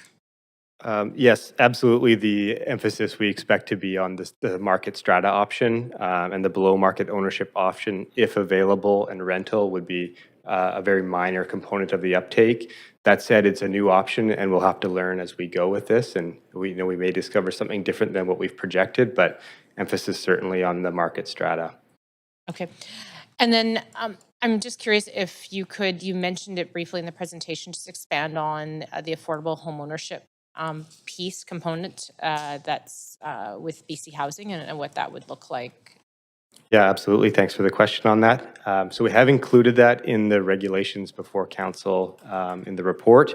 The critical piece is we are still awaiting approval of the partnering agreement from BC Housing. So that option is still contingent on that additional approval. If we do see that happen, then there would be the option to build a multiplex with a single below market homeownership unit that would be sold to a household that's eligible under BC Housing's program. The cost of that would be a minimum of a 50% discount from the market value of the unit. It would be required to be a minimum of a 2-bedroom unit and a minimum of just under 1,000 square feet. Okay, thank you. I appreciate that. Thanks, Mayor. Thank you very much. Councillor Klassen. Thank you very much. So I just want to respond to the concerns that have been expressed by a number of people about that this represents the loss of something, as in sort of the loss of the single family neighborhood. Approximately, do we have an approximate number of R1 zoned properties in City of Vancouver? So all of the RS lots together, 65,000? Yeah. 65,000. Okay. That's all of them, and some of those are school sites and things. And then you just indicated that there are probably maybe 200 something possibly in the queue looking to Yeah, we would think annually we would get 200, maybe the shift over time. So I surmise from that it would take a long time for us to see a really strong visible change. It would, if given the pace of new development that happens. Correct. Okay. I've been sort of speaking in past in council that I don't think that we're ready for our aging demographic. I saw the at-grade options and for accessible and sort of more seniors-friendly housing. Do we have a sense of the amount of uptake we might get for that kind of housing from our sort of discussion with the sector? Good question. We're very interested in that, and I think we will get a lot of folks who want to build at grade and don't want to do basements. The concrete is very expensive, and you have to haul the soil away and all that. And living space above grade is much superior. So I think we will see a lot of that, and you'll hear the speakers today that are going to coming up that are designers. You can hear their opinion on that. Fantastic. And final question. We heard that Victoria didn't get much uptake, so they're going back to the drawing board slightly. What's our capacity for making adjustments and review? Would we be looking at how the policy is rolling out multiple times per year to start out and see if there's an opportunity to maybe make some adjustments that would make that the market would respond better to? Great. So in the report, we suggest we're going to monitor and we'll report back after 100 are built. But if we see issues, we can certainly come back and tweak them to get it working better, make changes if we need council support to do that, for sure. Excellent. Thank you. Those are my questions. Thank you very much. Councillor Kirby-Young. Yeah, thanks. Again, sort of asking questions coming at it from sort of the less of the planner technical speak, but just in terms of Joe Q, or Jane Q, so to speak, in the public, which is really around if the goal is to support families and provide more housing choice. We hear a lot about people concerned that with the higher buildings that are going up, that the unit sizes are very small. So when you go potentially to 4 units or to 6, what does that look like in terms of an average square footage for the different units versus what somebody might get in a high-rise option? Sure. So on a standard lot, which is 4,000 square feet, if you put 4, you could put 4 units on there and they'd be 1,000 each. But if you opted to just do 3, like 2 units in the front and 1 in the back, then they'd be more in the 1,250 range. If you go online, you can see designers are already designing these things. You could, if you had a larger lot that's 6,000 square feet, we've seen some people showing options of quad, like 4 units on a 6,000 square foot lot. So those are 1,500. But you could easily put 6 units on there, and it's 1,000 each. So I think we'll see a lot of range, but definitely bigger than an average 2-bedroom condo. And an average, what would an average 2-bedroom condo be? I know you guys know that off the top of your head. 800. 800 or less, like, shrinkflation. It's like 800 on getting smaller. 800 on a good day for a 2-bedroom. So significantly different in terms of living for families with space for. Yes. Okay. Thanks. I'm going to leave it there. Great. Mayor, I'd just like to note that the images that are in the presentation is posted online now. We've also done a flyover model of this neighborhood. People can go online and take a look at that. And we've created a little walkthrough model like you see on a typical real estate site. So if people want to, or the council wants to go and Google that, it's all on our Shape Your City page now. Thank you very much, Teresa. Well, that's the end of the questions from council. And I know today's going to be a long day, and I see so many people sitting here diligently. What I suggest is, why don't we take a 7-minute recess so people can stretch their legs, and if they have a bio break, whatever, that's okay. We'll reconvene at 2:41.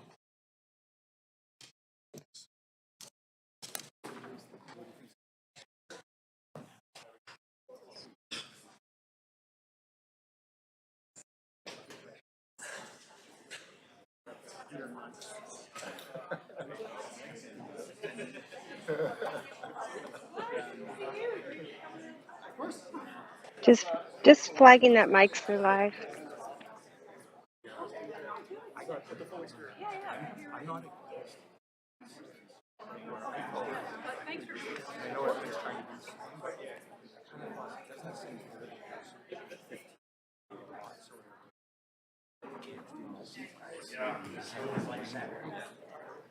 Good questions.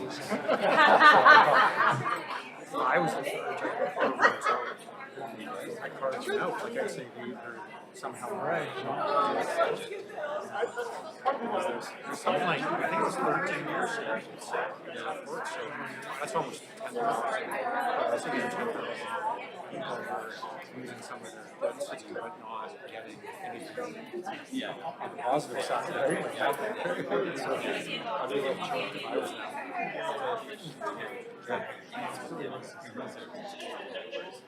I think it'll just be I don't think people think about it carefully. Yeah, yeah. I was just going to say, I was good job. I know exactly what's going to happen. Okay. No, I already know. I already know. I was going to warn you about working. No, that's what that. Yeah, I was just going to say, I was listening to the last 5 minutes. I'm going to get started. It's like if staff or something that's going to cause blowback. Yeah. Yeah, just I want to be something.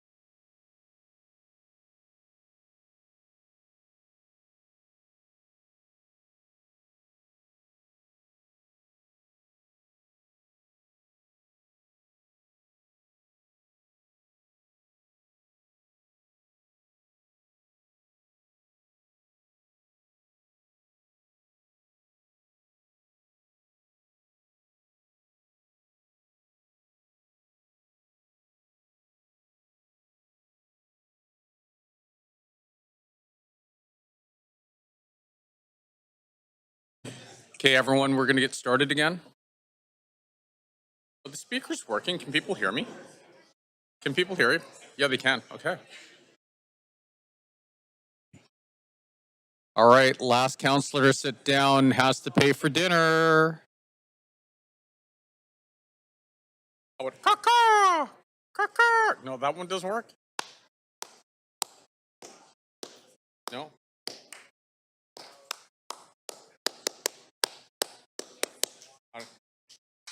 They're Lenny's into it.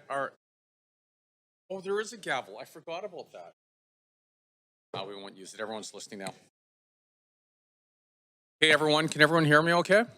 All right, we're going to get this started again. And so now we will be hearing from the public.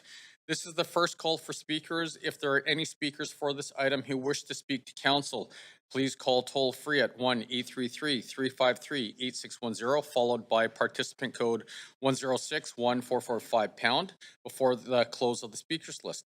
The phone number will be tweeted out and made available on the live stream. Any speakers in the council chamber, please come forward, well, there's going to be a lot of you, to the podium before the close of the speakers list. Now, speakers will have 5 minutes to make their comments and should limit their comments to the merits of the report being considered. Because this is such an important topic and there are so many people in the community that have come out to talk on this topic, I want to be incredibly respectful and let you know that we all value your time and the sacrifices you've made to come here. So I'm actually going to read some excerpts from some policy here just to make sure that we keep this meeting tight. And that way, everyone who's taken time out of their day, we're going to get through as many people as possible so your voices can be heard. And that's why I'm cutting everyone off at 5 minutes.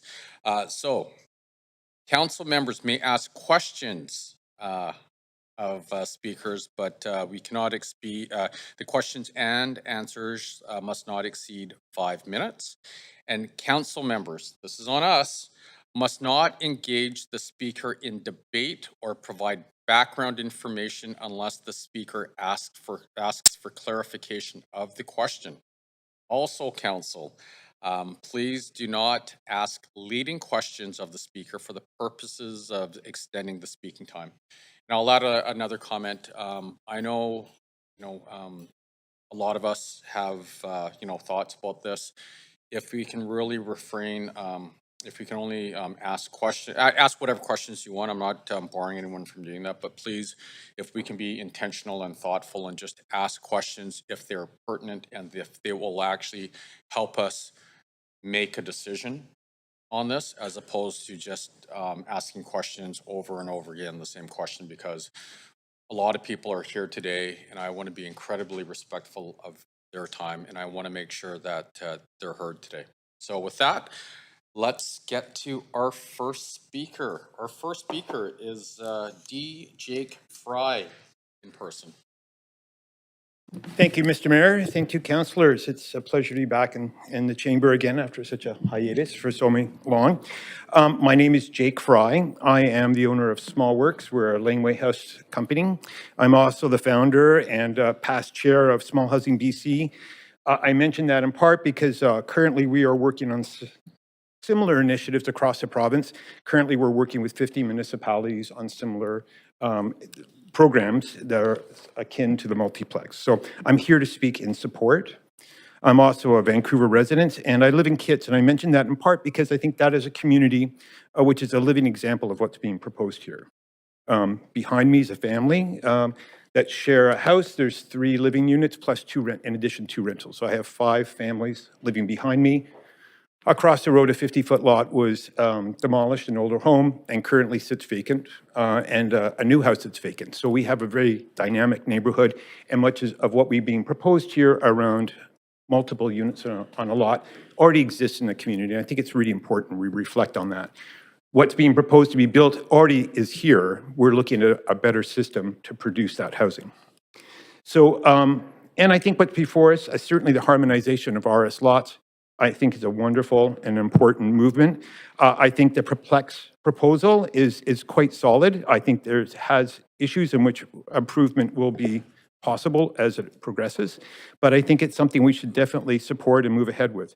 I mean, fundamentally, I think the most important part of this that I like to reflect on is that what's happening in this movement is something that's kind of something once in a multi-generation. We're really looking at creating some equitability around ownership. We're looking at redistributing land.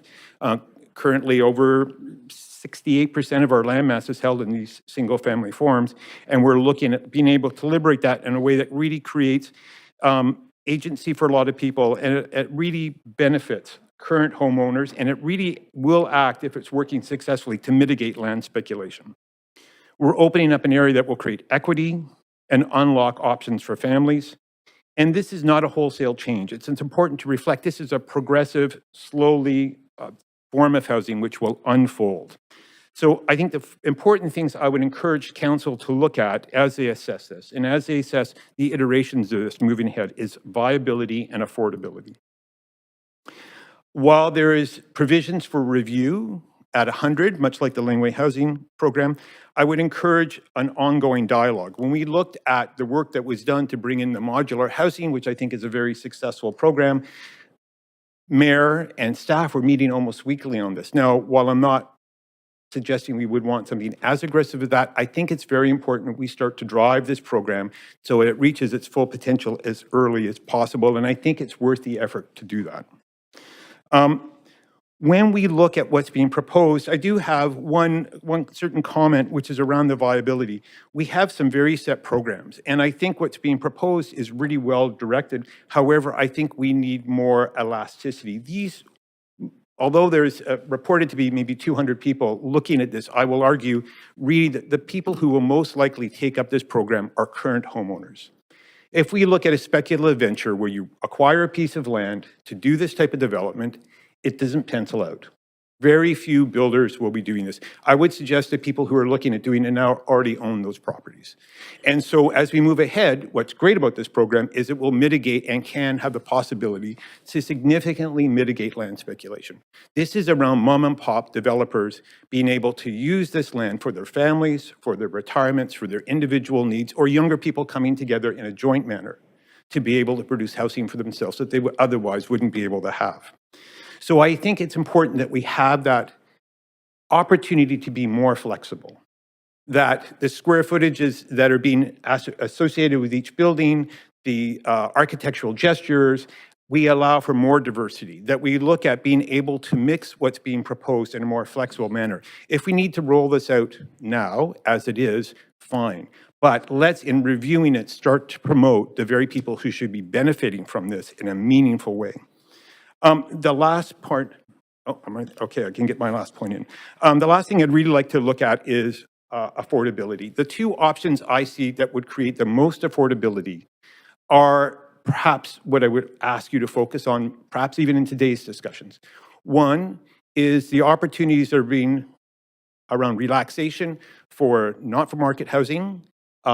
We can get to that density very easily to make one unit affordable. Lastly, laneway homes should be strata titled, and the policies are in place that make retaining a house. Jake, I'm sorry, we're at time. Okay. And just out of respect for everyone else, because no, it's fine, of course. I'm going to cut everyone off right at 5 minutes. So thank you very much.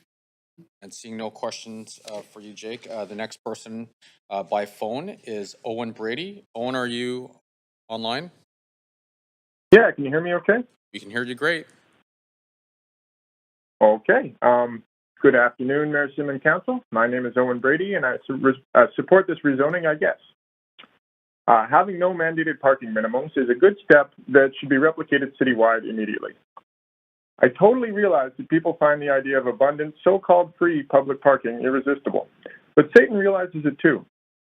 The hidden opportunity cost of reserving large portions of the city's land for free car storage is extremely high.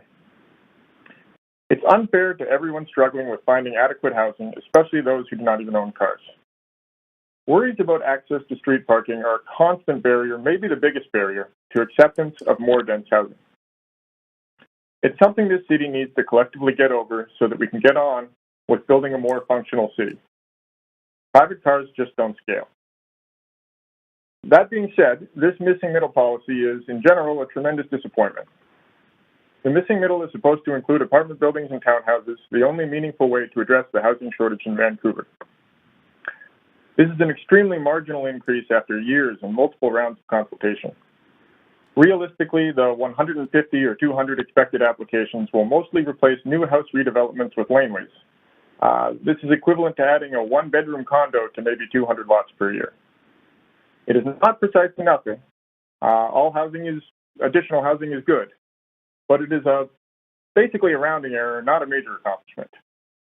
And just to be totally clear, there is no plausible rate of multiplex development under which it will be a major component of addressing Vancouver's overall housing need, which is the one that matters most. If this were approved in 2018, when a previous council was asking when they would finally see multiplex policies, I would have been much more supportive of this as a step in the right direction. 5 years later, a policy that accomplishes so little is only evidence that the city either does not understand the housing crisis or doesn't care enough. So what can you do? As identified in the report from Coriolis, this proposal is a major threat to the secured rental policy, as building condos at one FSR is more lucrative than building four-story rental. That's moving in the wrong direction. The city should fix this by increasing allowed FSR for apartments and proactively pre-zoning for them. It can be a win-win that still allows multiplexes, but it should be done by the end of this year, not in 5 years. Likewise, the city needs to move faster to plan future rapid transit areas, villages, and neighborhood centers, most of that Vancouver Plan map. Building multiplexes in areas flagged for more density will lock in bad land use for decades at great long-term cost to residents and our economy. It's quite plausible that building a few multiplexes in the wrong places will more than cancel out the net increase in housing from this policy. For example, just one land assembly for an apartment tower getting blocked by a multiplex could easily cancel out 150 future homes. When I look around my neighborhood, a designated rapid transit area, I see a lot of houses that may be replaced soon and some that already are. Talking vaguely about infrastructure concerns is not a good excuse, especially now that we are 5 years into the 4-year Vancouver Plan process. We should at least be maximizing housing where upgrades are happening and where existing infrastructure already allows, and this policy is the opposite of that. I will leave it there, but I would be happy to respond to any questions. Thanks for listening. Great, thank you very much. Seeing no questions on the queue, we're going to go to the next speaker. Riley Wood on the phone. Are you there? Hi, yes, I am. Great, please go ahead. Hi, so my name is Riley Wood. I live in Vancouver, and I'm a founding member of Abundant Housing Vancouver, but I'm speaking in a personal capacity today. I won't mince words. This is a really terrible broken plan. Staff have intentionally handicapped the multiplex plan so that very little will get built. To explain why, I'd like to read one sentence from the Globe and Mail. Quote, "The city itself predicts the plan will see only 150 new multiplexes built each year." Unquote. That's just not that much. And if you look into the details of the plan, it becomes clear that this is by design. There are so many limits on multiplexes that they're not going to be popular to build. First off, the plan barely allows any additional floor space. It allows about 16% more floor space in our S zones, which is roughly the equivalent of adding a studio apartment to a lot. This just doesn't make sense when nearly every Vancouverite I know wants more floor space to live in and raise a family. On top of that, these multiplexes are harder to build than regular homes because we're going to make every multiplex get approval from the Director of Planning. Think about that. If you want to build a fourplex, you need to get sign-off from very senior members of the planning department. This is not a process that scales. And then the icing on the top is that we're going to charge a lot of money for the privilege of building a multiplex. You don't have to pay that kind of money to build a regular house. So here we are. Staff have given you a multiplex plan that will not result in many multiplexes. We could argue about who is responsible for this, but at the end of the day, the buck stops with council. When people notice that nothing's actually changed, they're not going to blame staff, they're going to blame you. If you don't want that to happen, you need to either fix this plan or write a new one soon. That's all I have to say today. Thank you for your time. Great, thank you very much. Seeing no speakers or councillors on the list. Then speaker number 4, Peter Waldkirch. Hopefully I pronounced your name correctly by phone. Peter? Hi there, I'm here. Can you hear me? Yep, we can hear you great. Great, thank you. So my name is Peter Waldkirch. I'm also here to support this proposal, but very reluctantly. And that's because designed to be ineffectual. It will not make the slightest dent in our housing shortage. But rather than get into the details about why 1.0 FSR is nearly enough or why it's a mistake to let the infrastructure tail wag the housing policy dog, I'm going to try and tell you a story. It is a story of futility and failure. Now, the story starts with the image that we have up here on the left. That is the original zoning map for the city of Vancouver from 1929. That is what made all those charming old apartments in Mount Pleasant illegal. The guy who made this, Harlan Bartholomew, was a noted segregationist. And people back then weren't really secret about what the idea was behind maps like this. It was to keep middle-class people out of rich people neighborhoods and to keep poor people out of middle-class neighborhoods. And, of course, to support racial segregation. Now, Bartholomew thought this map would be relevant for about 30 years, and sure enough, in the 50s and 60s, they looked at it and realized it wasn't really fit for purpose anymore. The city was growing. So they loosened the zoning restrictions and slightly expanded where apartments could be built. That's when we built the West End. That's when we got all these apartments built in the 60s in Kerrisdale, Kitts, and South Granville, this crucial part of our housing stock today. But then in the 70s, Council rejected those changes, and they downzoned much of the city. They made it much more difficult to build new housing, and this is where Vancouver went badly off track. Housing construction on a per capita basis collapsed in the 70s, and it has never recovered. Now, the next quick stop in this story is my birth in the 80s. I won't say exactly when, but I remember Expo 86. And my entire life, people have been talking about how unaffordable Vancouver is and how it's getting worse and worse and worse every year. And this is when the decision to make it extremely tough to build housing began to catch up with us. Now let's fast forward to 2017. The Council of the day passed the Housing Vancouver strategy, which identified the need to enable missing middle housing because it was obvious then that a major cause of our housing crisis was that we outlawed new housing in our low-density neighborhoods, which take up about 80% of our residential land. But all we got out of that were duplexes, which are fine, but were specifically designed to not outcompete detached houses, and as a result, they haven't moved the needle. Then in 2021, the council then was speaking a lot about how important it is to allow renters to live in off-arterial streets and allow more housing in low-density areas. So they passed the streamlining rental policy, which has an off-arterial option. But like with duplexes, staff were terrified of allowing housing that would outcompete houses. So these apartments were also designed to fail, and they are failing. In the almost 2 years since the SRP was passed, there have been only 6 off-arterial applications. 6 applications is irrelevant to addressing our housing shortage. So where are we after all these years? Well, we're at the map on the right. Its overall structure, where apartments are allowed, where they're banned, is almost exactly the same as it was almost 100 years ago. And that brings us to multiplexes.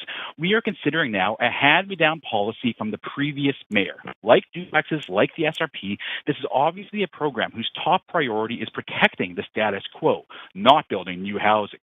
Vancouver has an existing shortage that's in the tens or hundreds of thousands of homes. CMHC says we need to be building an additional 18,000 homes per year to improve affordability.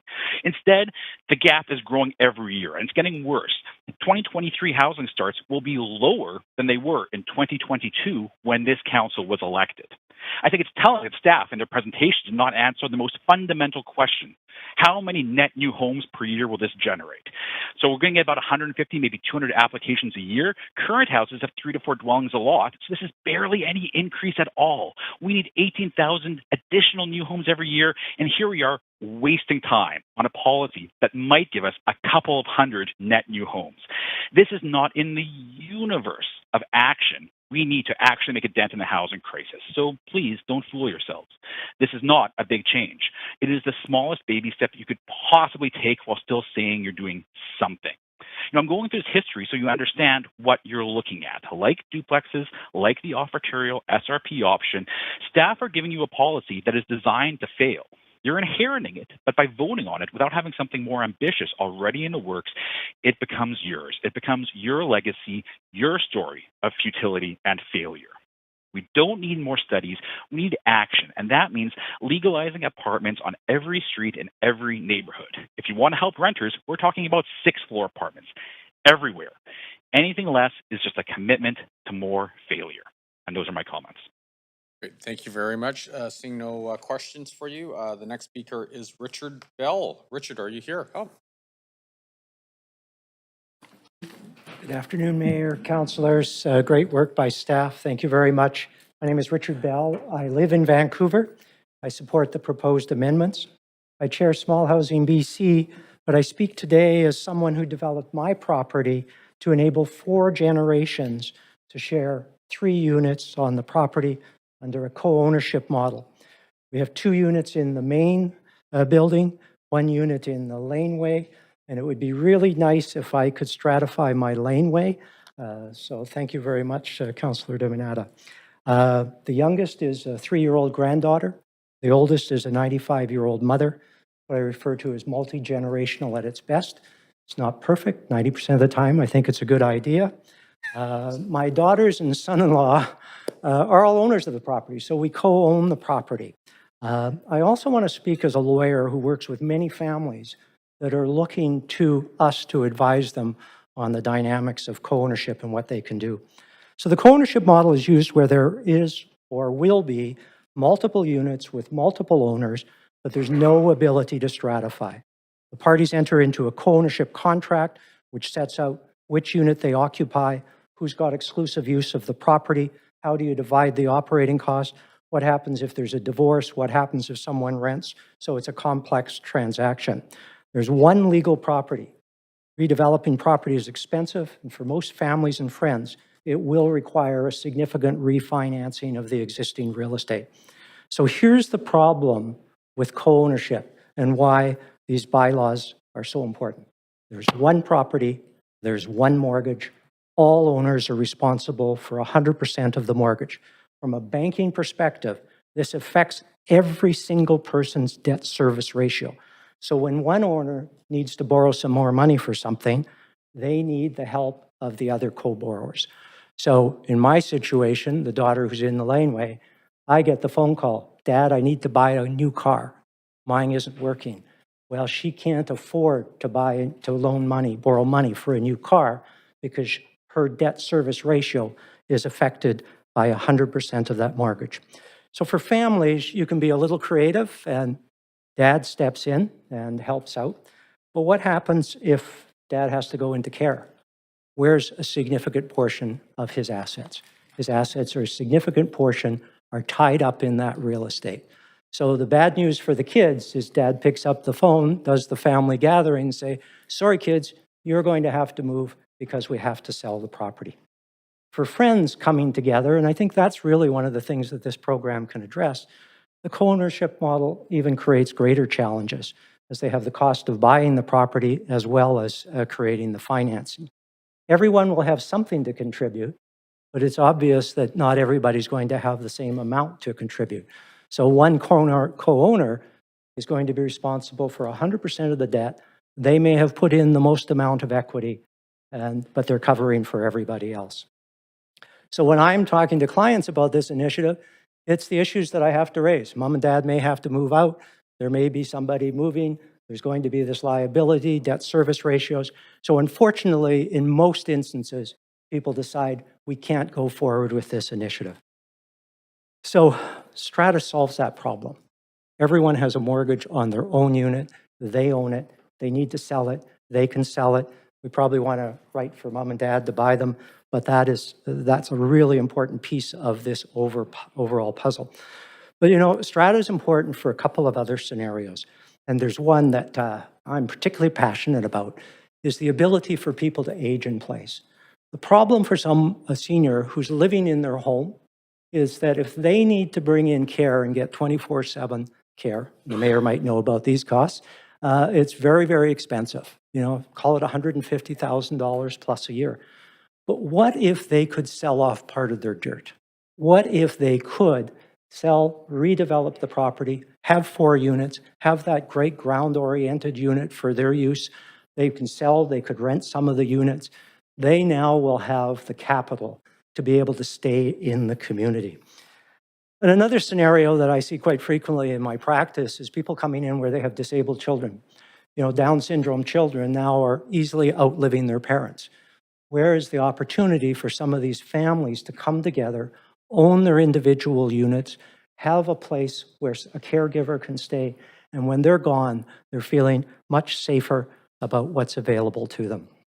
So, and then just looking at the macro level, Sorry, we do have, I do have to cut you off. Okay. You are at 5 minutes. I got most what I wanted, so thank you very much. Thanks, Councillor. Thank you for your very thoughtful comments. Okay, the next person we have is Russell, is it Russell Wong? Wong? Yep. Hi, my name is Russell Wong. I'm here to speak in support. I live in Vancouver. I'm a member of an informal pro-housing group called VANA, the Vancouver Area Neighbors Association. Although I'm a homeowner myself, I know a lot of people who are not. And it feels like younger people and renters are being steadily crushed because housing is so scarce and expensive. Next slide, please. The city of Vancouver needs a lot more housing, about 15,000 additional homes per year for the next 10 years. Right now, single detached houses and duplexes occupy 80% of residential land in the city. It's like we have a downtown core surrounded by a sea of suburban neighborhoods. Next slide, please. High-rises add more housing, but they take a long time to plan and build. To rapidly respond to the housing shortage, we need a lot more low-rise and mid-rise housing that you can approve and build much more quickly along the lines of a single detached house. The multiplex program is a modest step in this direction. Opponents are concerned about increased demand for street parking. I'd encourage council to leave it to each project to decide. In a location where parking is valuable, say because it's far from transit, people will be willing to pay for off-street parking. You don't need to force them by making it mandatory, which just makes all projects more expensive. I would also encourage mayor and council to keep moving forward instead of just approving this program and then stopping. A lot of people have observed that the floor space limit is very restrictive. Naturally, that raises the question of, well, how high should it be? Next slide, please. Generally speaking, where land is expensive, you want to allow more floor space, which means more height and density. That way, each household can consume less land. People want to live where they have easy access to jobs. So in a central location where more people want to live, land prices will be higher. That's why the city of Vancouver is more expensive than Surrey. For a new project, it's typical for land to be 20 to 25% of the total property value. So then the total property value is 4 to 5 times the land value. Next slide, please. To give a specific example, say there's an east side 33-foot lot that's worth about $1.5 million these days. You'd expect to be able to build a multifamily property worth a total of $6 or $7.5 million. At roughly $1,000 a square foot, that's about 6,000 to 7,500 square feet of floor space.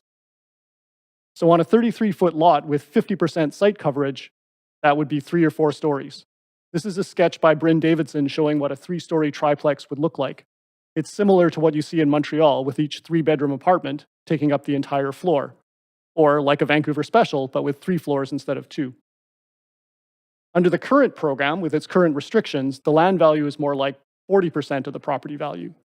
So what that means is whoever ends up living there, whether they're owning or renting, they'll be paying for twice as much land. Next slide, please. If you do choose to keep moving forward after this, multiplexes are one form of gentle density, but there's a number of other possible options like small apartment buildings. The key thing is to make these buildings legal by right so that they don't have to go through the slow and painful rezoning process. It's not possible to micromanage each and every project. It's also really important to note that staff cannot make significant changes without political direction and involvement by mayor and council. There's ongoing negotiation and back and forth that has to happen. A key bottleneck here is that in order to support redevelopment in low-density neighborhoods, you need to make sure that sewer upgrades are happening at a reasonable pace.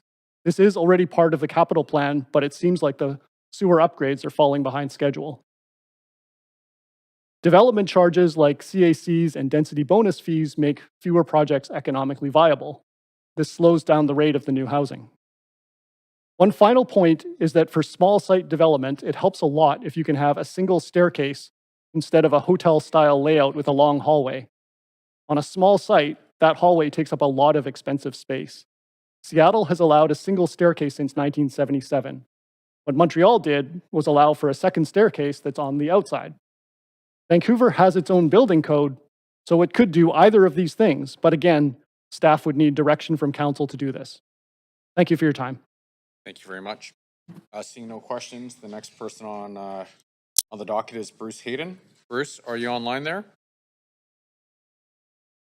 So first, I am a resident of Vancouver.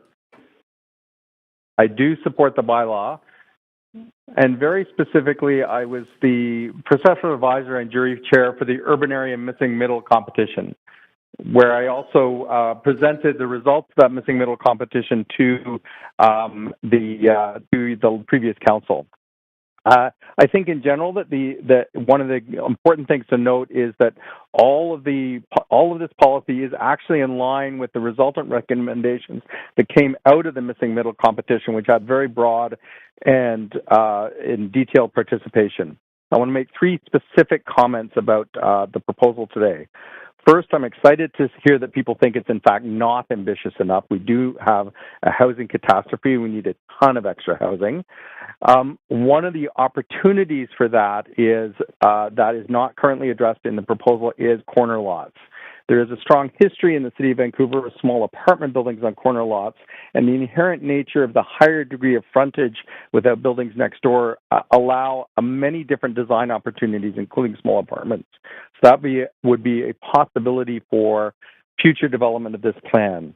I do also note that the redevelopment is often a game of inches in these kind of game situations, and so to actually review the project after 100 units have been built or 100 projects have been done is probably too late to actually respond to some of the granular concerns, whether financial, technical, building code, that can actually stop or slow down redevelopment. Second, I want to note the issue of parking and the relationship between parking and affordability. The City of Ottawa has recently gone through a similar exercise to this, and one of the things that they've done is they've actually banned on-site parking for less than 12 units on a single property.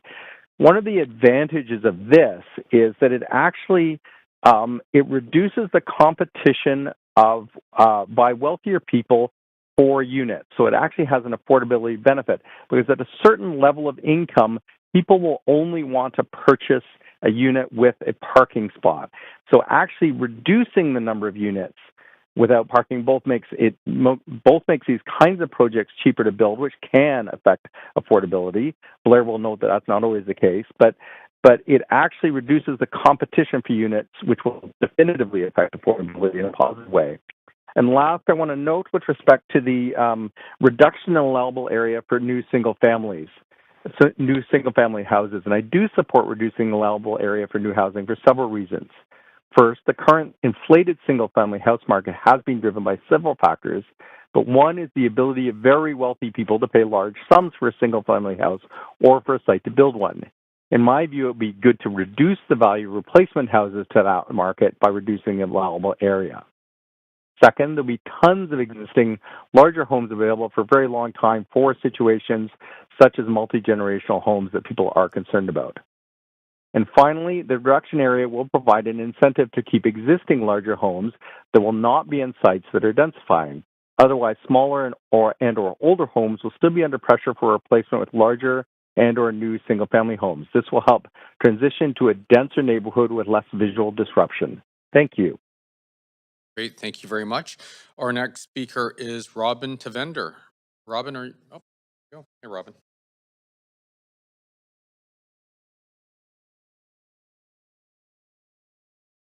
Could you make it full screen? Is that possible? Just, it looks better. If not, that's cool, but no? Okay, that's okay, thank you. I'm actually speaking on behalf of Standing Water Nation. I think I clicked the wrong button on your form. Bonjour, je m'appelle Robin. Je suis membre de la Nation de l'eau permanente. Next slide, please. Nous formons une nation autochtone souveraine. Selon notre cosmologie, nous vivons dans la lumière. Nous sommes gouvernés par nos lois orales ancestrales et nous dirigeons et font partie de notre patrimoine. Comme nous sommes un peuple nomade, notre rapport au temps et l'espèce diffère de lui bien d'autres peuples. Our view, as related in our written submission, is that we have inherent development rights. Of course, if those development rights are obstructed, that is going to trigger compensation, and that seems to be the way the Crown has gone with all of this in the new landscape involving the UNDRIP. We see our inherent right to develop the lands on which we live as fundamental to our self-determination. And another aspect of this We don't see why we should not be able to acquire lands under our ancestral oral law and grant those lands under our system of tenures to individuals or corporations subject to our zoning and development system. We'd be very interested in permitting developments that allow this region of space and time to retain its architectural character, which includes detached single-family homes without laneway houses. Next slide, please.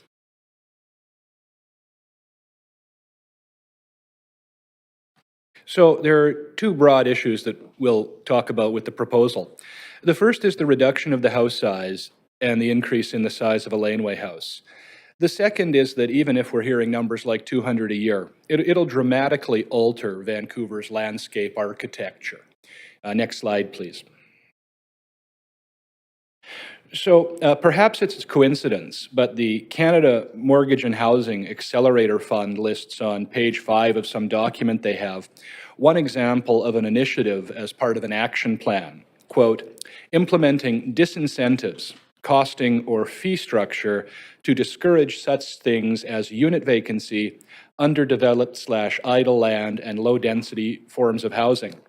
This could lead one to believe that this general push is part of a larger scale policy envisioned to really change the way both Indigenous and settler people have lived in detached homes with gardens, mostly for our Indigenous people and ourselves, for all of history, really.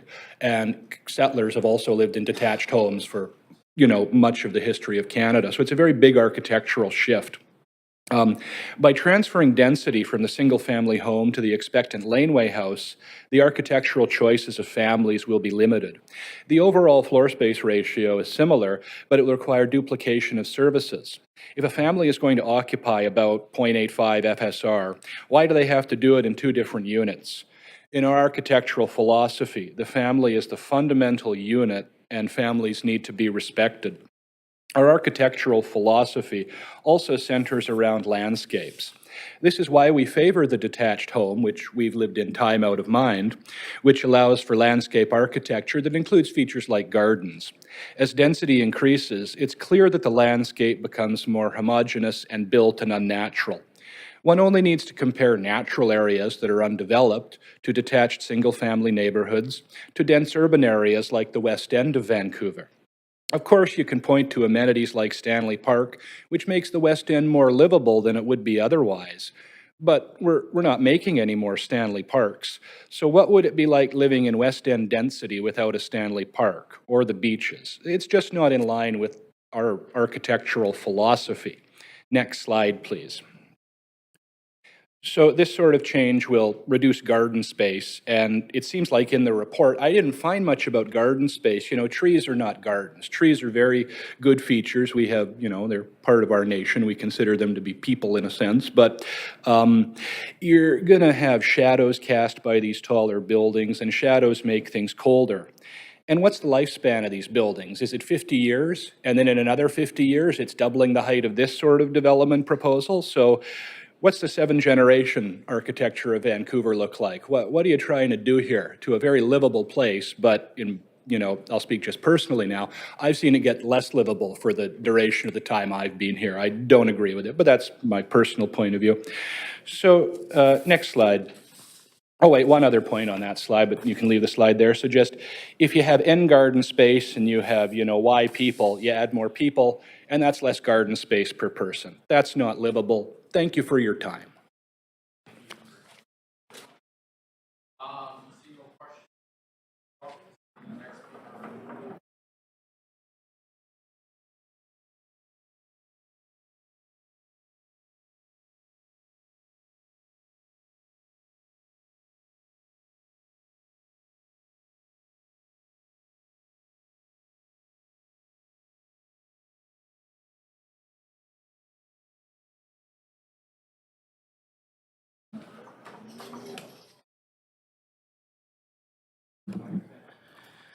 Hello, everyone.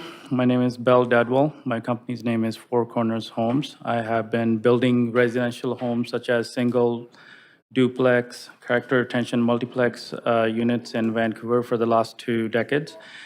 I wanted to start off by thanking all of the people and the city staff involved in implementing multiplex rezoning. all the work they have done, which will provide the middle missing affordable housing for the people of Vancouver. In my experience over the last 2 decades, I have witnessed a lot of changes in Vancouver. Currently, the people and the city need more affordable housing at this crucial period of time. For example, presently, half a duplex with 3 bedrooms, 1,525 square feet, sells for $2.1 million, including GST, in a decent east side neighborhood in Vancouver. There are only so many people that can afford these half duplexes, which I believe are the new luxury homes due to the price point.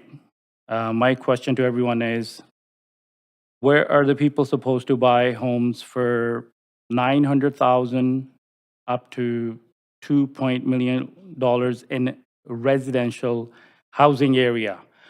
Well, the answer is there are none currently. Only option is condos. So to put into perspective, the people who need to buy a home in the range of $900 to $2.1 million are having to move out of the beautiful city of ours to other cities like Surrey, Chilliwack, Langley, Squamish, and even as far as Nanaimo, Sunshine Coast, etc. I have had some tenants that can't afford the rent, and they have moved out to Nanaimo and other cities because they can't afford the rent.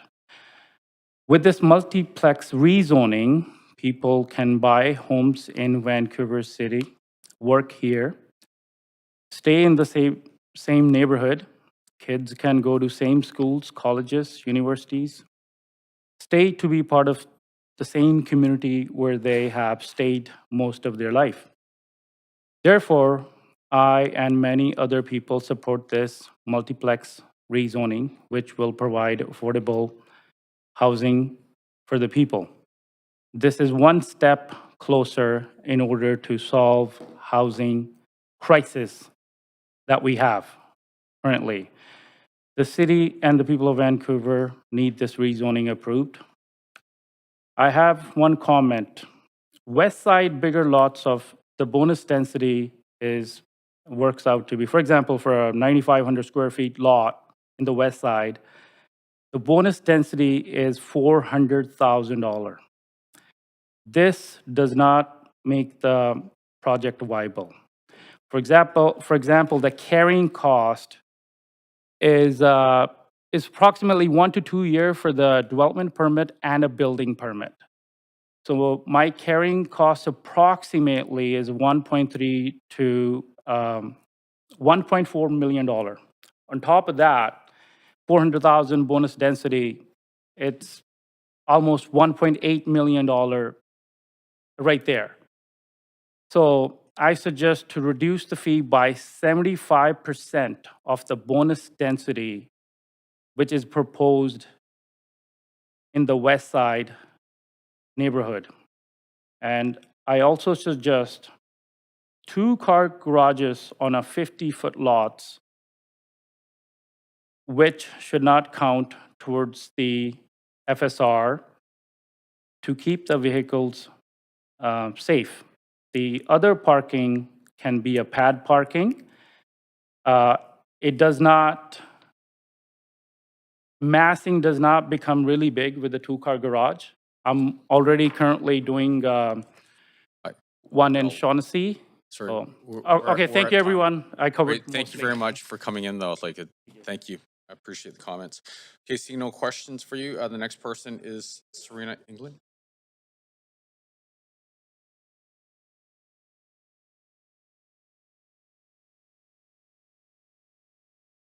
Okay.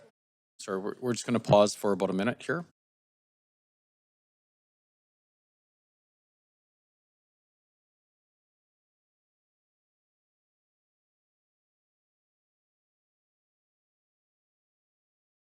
Great. Thank you very much. So we're because of technical difficulties on our end, we're going to go back to Peter Dowdy, who was speaker number 10. Peter, are you on the line? Yes, I am. Great. Sorry about the technical difficulties there. Please go ahead. Great. Hello, Mayor and Council. My name is Peter Dowdy. I'm a resident of Vancouver and a member of the Vancouver Area Neighbours Association. I'm calling today to speak in support of the multiplex proposal. It makes a number of commendable changes. It provides new, attractive residential options in many parts of the city without requiring an expensive and lengthy rezoning process. It also simplifies the RS zones, removing the extremely inefficient design review processes that currently hold up housing. It's a first step, but it's also a small one. Vancouver needs to increase the number of homes it builds each year by at least 15,000. Even very optimistically, this proposal might add 750 new homes a year. It will likely add far fewer. Can we really wait for 20 years of incremental progress to address a housing crisis like this? This proposal is intentionally modest, and that's consistent with Vancouver's historical approach to housing, which is one of creating unaffordability. These limitations are compromises that are clearly on the wrong side of history. There is now a broad popular movement to fix Canada's housing supply. The buck stops with city councils to be ambitious, not cautious. Victoria's multiplex proposal was reduced by an overabundance of caution until it failed to produce a single application. Our provincial government has made housing its priority. The federal Liberals and Conservatives have now united in targeting restrictive municipal zoning as the source of our housing shortage. And they're right. Ask yourselves if you would be where you are today if you had to start your adult lives over in this housing market. Council can improve this proposal. Charging density bonuses is counterproductive. Full supply is the right supply during a housing famine. Controlling land lift is economic homeopathy, and trying to create housing affordability by limiting it is like trying to keep a pot from boiling over by holding a lid on it. It's already clear that none of the goals of the density bonus program are at all feasible. This proposal will not yield rental or below market housing. Those are controlled by provincial and federal rules about taxation and property ownership, and we can't download those responsibilities effectively. This proposal is just not dense enough. Raising revenue through taxing new housing is what's causing our housing shortage anyways. It's a very regressive form of taxation. Imagine if we charged all children a high school graduation contribution to capture the benefits of that education to their future earnings. We would impoverish ourselves by taxing education. We are impoverishing ourselves by taxing housing. This motion is burdened by measures that are meant to act as a brake on new housing. Is that your intended direction? I assure you, we do not need a brake on new housing. We are in a housing supply crisis. Council, that burning smell is because someone left the parking brake on. You know what to do. Thank you for your time. Great. Thank you very much. Seeing no comments, speaker number 12, Serena England, are you on the line? Speaker 12 is not on the line. Okay, so we will circle back. Speaker number 13, Ron Rapp, are you on the line? Yes, thank you. I am. Can you hear me? We can hear you great, thank you.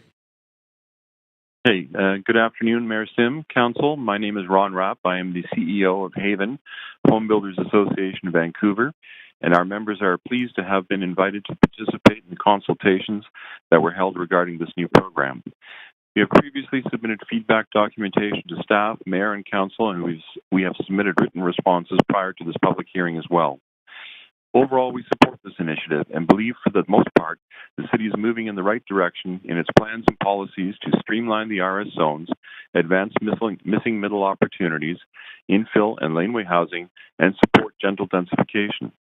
If effected in a manner that is supportive, this program could be an additional measure to help address the housing supply crisis we are all trying to mitigate. While we strongly are supportive of this concept, we see the proposed regulation embodies some inherent challenges that we believe may become barriers to delivery of multiplexes and ADUs.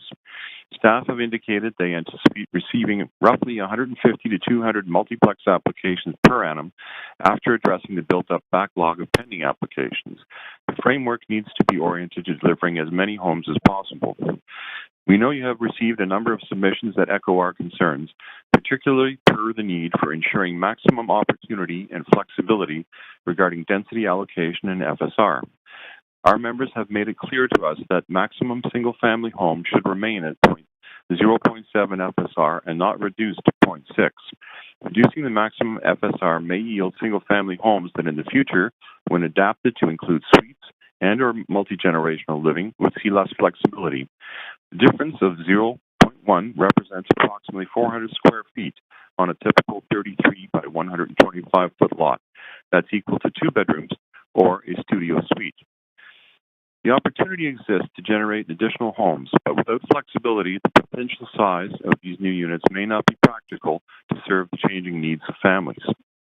While not specifying maximums for a primary house or a laneway home, our analysis points to a minimum of 1.0 to 1.2 FSR to maximize flexibility and opportunity to provide livable homes while still respecting the scale and character of a neighborhood.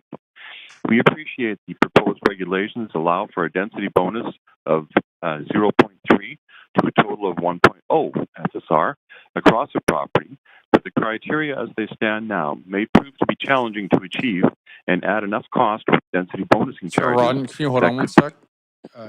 Are people having a hard time hearing Ron, or can you make it out? I can, yep.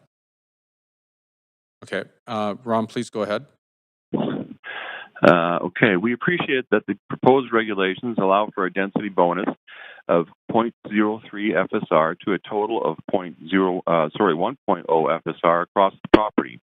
But the criteria as they stand now may prove to be challenging to achieve and add enough cost with density bonusing charges that it could potentially become a disincentive to proceed. We strongly believe providing increased density with maximum opportunity and flexibility for property owners in an environment that incents rather than restricts will help achieve a positive and robust program that can make meaningful difference in increasing housing supply and choices. Tied into this is also the matter of tenure, and we strongly support the concept of stratification and ownership models that are much more predictable to secure financing. A second concern that our members are expressing per the construction of secondary or tertiary homes on a single property is the burden of upgrading hydro infrastructure. In cases where electrical capacity needs to be increased, property owners will be forced to carry the cost burden of installing pad mount transformers on private property to accommodate the additional units, and these costs have been seen reaching well into six figures. PMTs require direct and generous access to ensure serviceability. Demanding PMTs compromises lot area, affordability, and parking opportunities.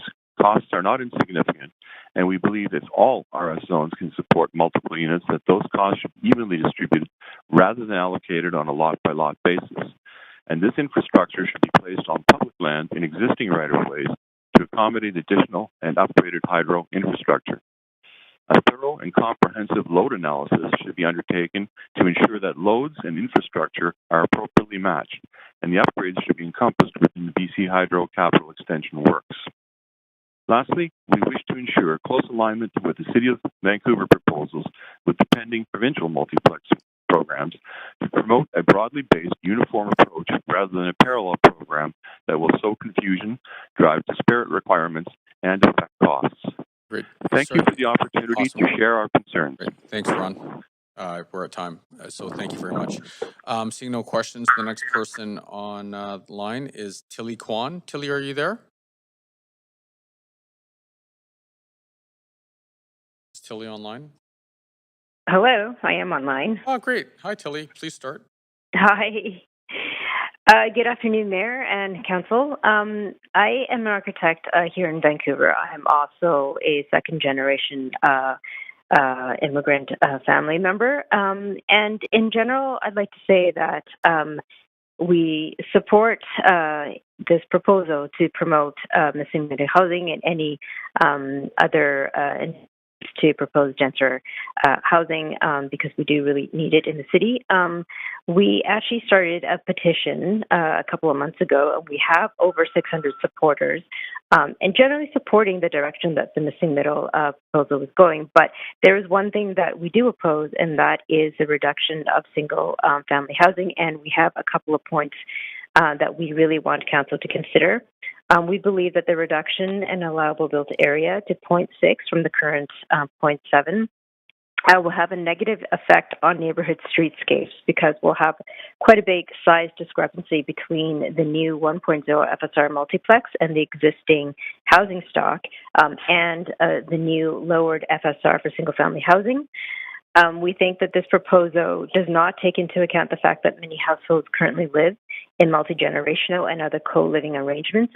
This was definitely an arrangement that worked very well for immigrant families in the past, and in the current time, it's actually extended beyond the traditional immigrant families, but a lot of families now need to accommodate children who are coming back to live as adults, or this new proposal also reduces the amount of space available for secondary suites, which has been a very important income generator and mortgage helper for anybody buying housing in this particular climate. We also think that reducing maximum allowable area makes a single-family housing stock built under the new rules less flexible and less adaptable for future living. And we think that the reduction of allowable area will negatively impact the flexibility and desirability of renovating older homes. So while the majority of the proposed changes under discussion today are a positive step towards building more diverse and affordable housing, the reasoning behind the disincentive to building single-family home is extremely misguided. We don't think that the city needs to regulate this. We find that the market will take will come in, and actually more multifamily housing will be built because that is what the market demands. The city should maintain the current buildable area for single-family homes at 0.7 and allow up to 0.85 total FSR on sites if a lot includes a laneway house, with a max FSR of 0.25 for the laneway. This allows for the flexibility to allocate FSR between principal dwellings and the laneway house to suit individual homeowner needs. And from an urban planning and long-term outlook for a housing perspective, there is no good reason to reduce the amount of area, buildable area, from the current standard that works. Thank you. Great, thank you very much, Tilly. Seeing no comments, the next speaker is Marcus Weber. Marcus, are you there? Yes. Awesome, please go ahead. All right, thank you for letting me talk to council. I am a resident of Vancouver. I happen to live in the Aspen building, which is on Main Street. It is 1/3 affordable and 2/3 lower end of market, which is still kind of expensive, but for Vancouver, it's a really amazing place to live. I would just like to mention that, a lot of the other speakers have said this is a small incremental change that, while by itself isn't a bad idea, if it was 10 or 15 years ago, it would have been a prudent measure. Right now, we need to add a huge amount of housing to this city. It seems like this policy is exempting one of the lowest density areas, like Shaughnessy. I don't know why that is still being considered at this point. One question I would put to both council and staff, an easy yes or no, do you believe that we are in a housing crisis? If the answer is yes, we need much more dramatic change. So the staff knows, council now knows that 6 stories is the limit that is needed to make housing affordable or more affordable than it is now. So I wonder why council is not proposing legalizing, by right, ideally, 6-story rental buildings throughout the city. That, from all of the studies that we've done too many studies with too little action. We know that that's what we need to make an impact. So if we're not doing that, what are we doing? Why are we making these small incremental changes? I think there has been failure of leadership at the municipal level pretty much across Canada, especially in BC, especially in Vancouver. Both of the major political parties at the federal level that might end up taking power or keeping power are blaming municipalities for not living up to their responsibilities. If you're going to take the power to deny or allow housing, you need to take responsibility for those decisions. So I think city councils, especially Vancouver, especially a party that has taken a supermajority, needs to step up and show some leadership. The mayor needs to show some leadership. People are suffering. Working people are suffering. Middle-class people are suffering. We need the council to legalize the kind of housing that we need. I think a proposal like this should be included in a bigger package that gets rid of exclusionary zoning citywide. California just banned exclusionary zoning, single-family only zoning, but they haven't seen a lot of applications for something that's a lot like this, 4 units on one property. What really they need to do is expand that to 6-story and higher. You could create a policy that said you could do higher than 6 stories if that number of units were the HIL affordable definition. I think that kind of change would be embraced by the majority of people in Vancouver, even though there would be a loud minority against it. So that's really, if this council, this mayor really wants to impress people, that's what they need to do. Anything else is just kind of trimming the hedges around this huge issue, and it's not going to suffice. So I think that pretty much covers what I'd like to say. Thank you very much, Marcus. The next speaker we have online is Julian Mentasti Meza. Julian, are you here? We will circle back. Nope. Oh, you're Can online. you hear me? Okay. Yeah, I'm on the line. Sorry. Sorry. Okay. Please go ahead. Sure. Hi, I'm Julian Mentasti. I'm a Vancouver resident, and I'm a member of the Vancouver Area Neighbors Association, and I'm speaking broadly in favor of this proposal. I'm glad that we're moving in this direction, and looking at this proposal, I'm glad that there's no parking minimums. There's no need for them, and as a city, we should be moving away from private vehicles. Also, as mentioned before, having no parking minimums decreases competition for the units, and also it makes their construction more affordable. However, I do have a few reservations with this proposal. This multi-year plan will ultimately result in no meaningful additions to a housing stock. Don't get me wrong, each extra home is a win. But when a single approval of a small apartment building adds more housing than the entire multiplex policy in a year during a housing crisis, that's a policy failure, and we should revise what we're doing. I would encourage the council to explore certain changes to this policy. The first one would be add an FSR exception to hallways, elevators, and stairs to ensure that accessibility doesn't become a trade-off to livability or living space. On that note, I urge City Council and staff to encourage and allow larger, more livable units. When I spoke to City staff during one of the open houses, they mentioned they wanted to curb potential land cost increases from this policy, thus the smaller, less preferred unit. The cost of a single-family lot is already outside the means of most Vancouverites. I don't understand why we're trying to protect these prices when they're already tremendously high and out of reach for most of us.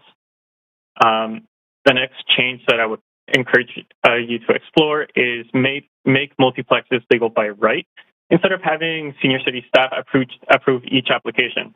It's not possible to micromanage each one of these projects by staff, and it's not possible to have a fast and efficient pipeline when we have to check when we're being this controlling over everything.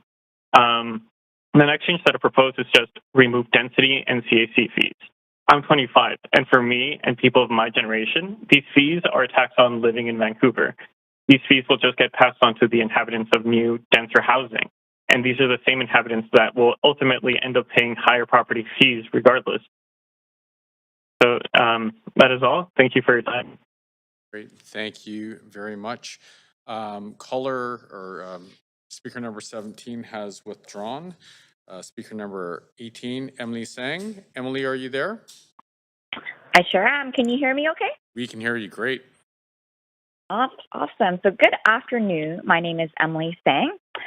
We do support densification, but we do oppose reducing FSR for single-family homes. So if you move on to the next slide, please.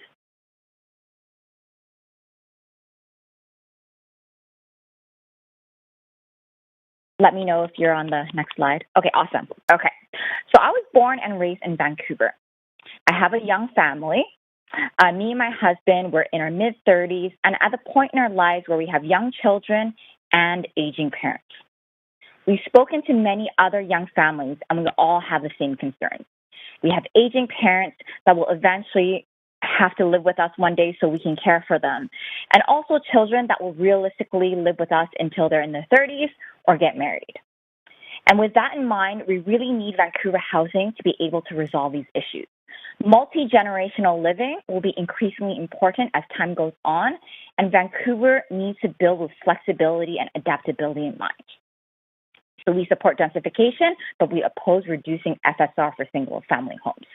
So if you can move on to the next slide. So on a standard 33 by 122 lot, the proposed 0.1 reduction would equate to 400 square feet, which is substantial. It's a size of 3 bedrooms or 1 bedroom suite. You know, over the last 20 years in Canada, multi-generational living has gone up by 45%. We need room to house our aging parents and our children that will be living for us much longer than they did in prior generations. A reduction of 400 square feet on a standard lot is equivalent of 3 bedrooms. With a reduction of size for single-family homes, a lot of homeowners will be discouraged from building a secondary rental suite due to the loss in square footage.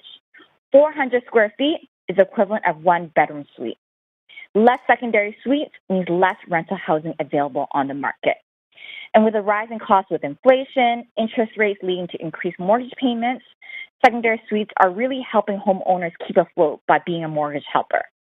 We really need to build for the future with flexibility and adaptability in mind, and do not reduce the size of single-family homes. So Daily Hive is a Vancouver-based publication that ran a poll regarding this issue yesterday. So 69% of respondents are actually against reducing FSR for single-family homes. Both those supporting and those opposing densification do not want a reduction of size for single-family homes. We shouldn't be going backwards, and we need to keep FSR at 0.7 to allow for flexibility and adaptability in the future. So next slide.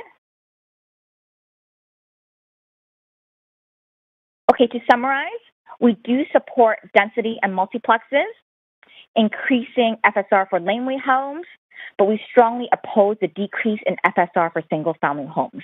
Let us build in Vancouver for flexibility and adaptability in mind, and do not reduce the size of single-family homes. Thank you. Great. Thank you very much. The next speaker we have is Zoe Selena Mabry. Zoe, are you there?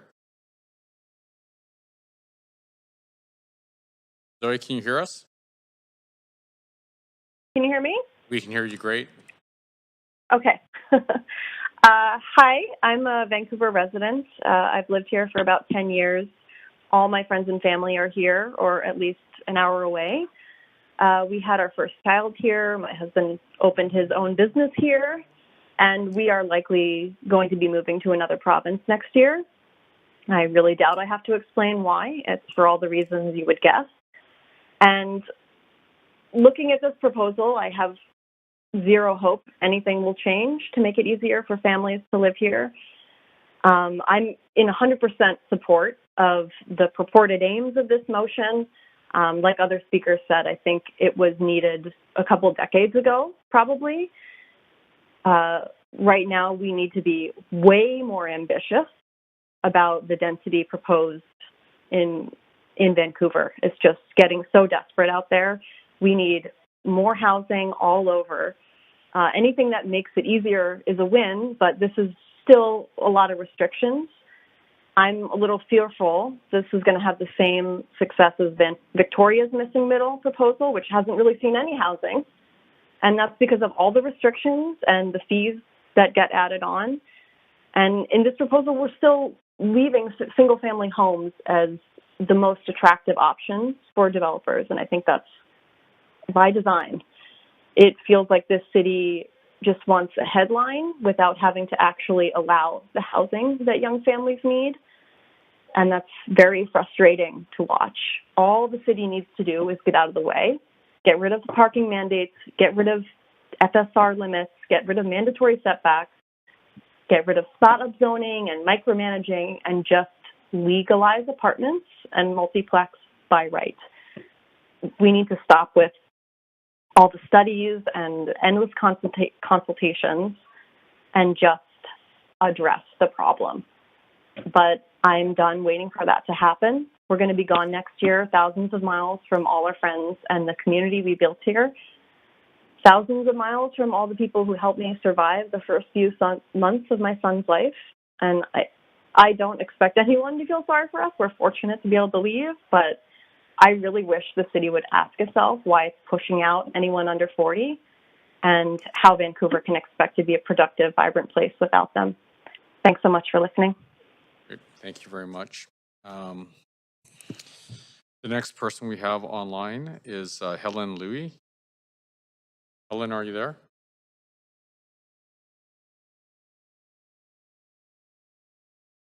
Oh.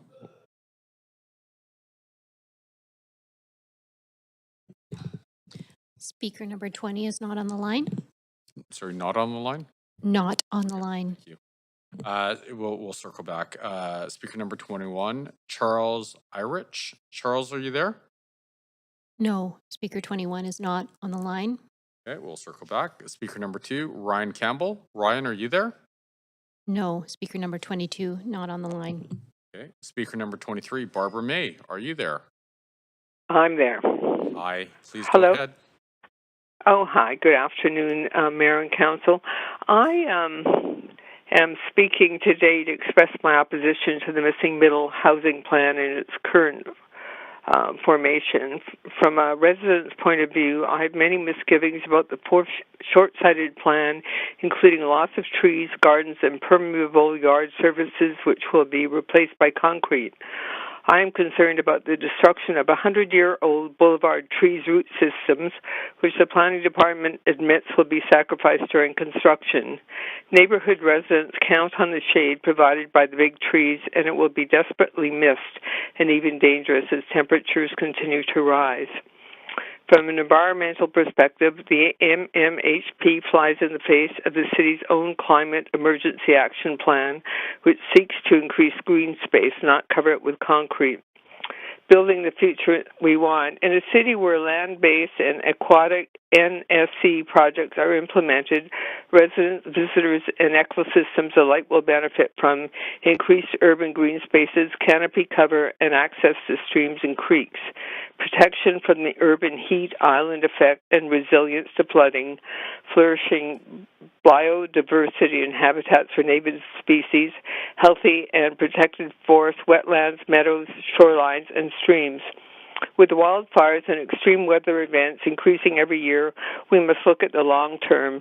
It is therefore incumbent upon Council to consider the negative environmental effects the MMHP will create for future generations.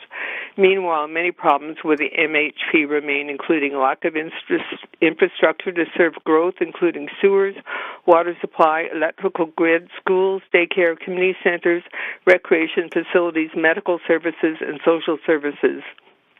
Protection for character houses and retention incentives for heritage buildings need to be incorporated in the MMHP.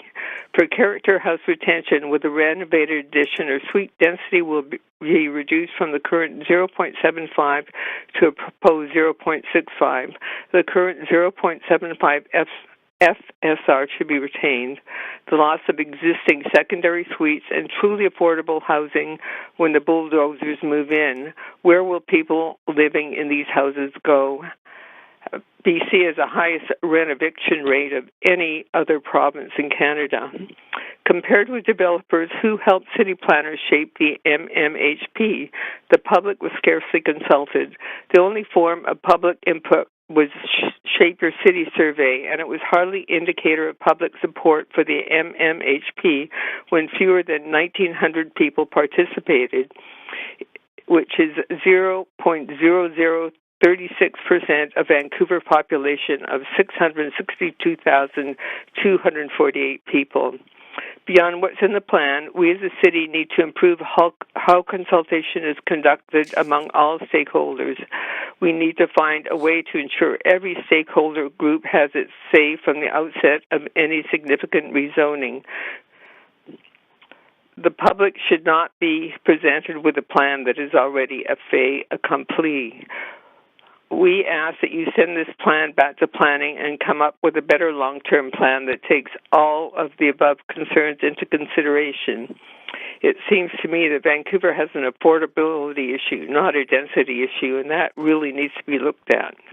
Thank you. Thank you very much. The next speaker we have is speaker number 24, Monty Paulson. Oh, Monty. My name is Monty Paulson. I've lived here a long time. I've owned a house, I've raised 2 sons, I've run 3 businesses, I've advised about 4 million square feet of passive house, and I currently run a consulting company called the Climate Ready Buildings Group. I'm excited to be here in person because you might be my heroes. You are the only people who can fix our housing crisis. I support this measure 100%, without question. And as you've been hearing, as I think you well know, it's not enough to deliver the 50 homes a day, 50 a day we need for the rest of our life to address this. So I'm here with some suggestions. 1, free the side yards. You know those little side strips you can barely get the garbage bin down?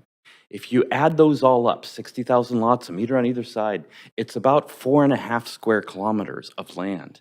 That's an area the size of Stanley Park that you could put into housing.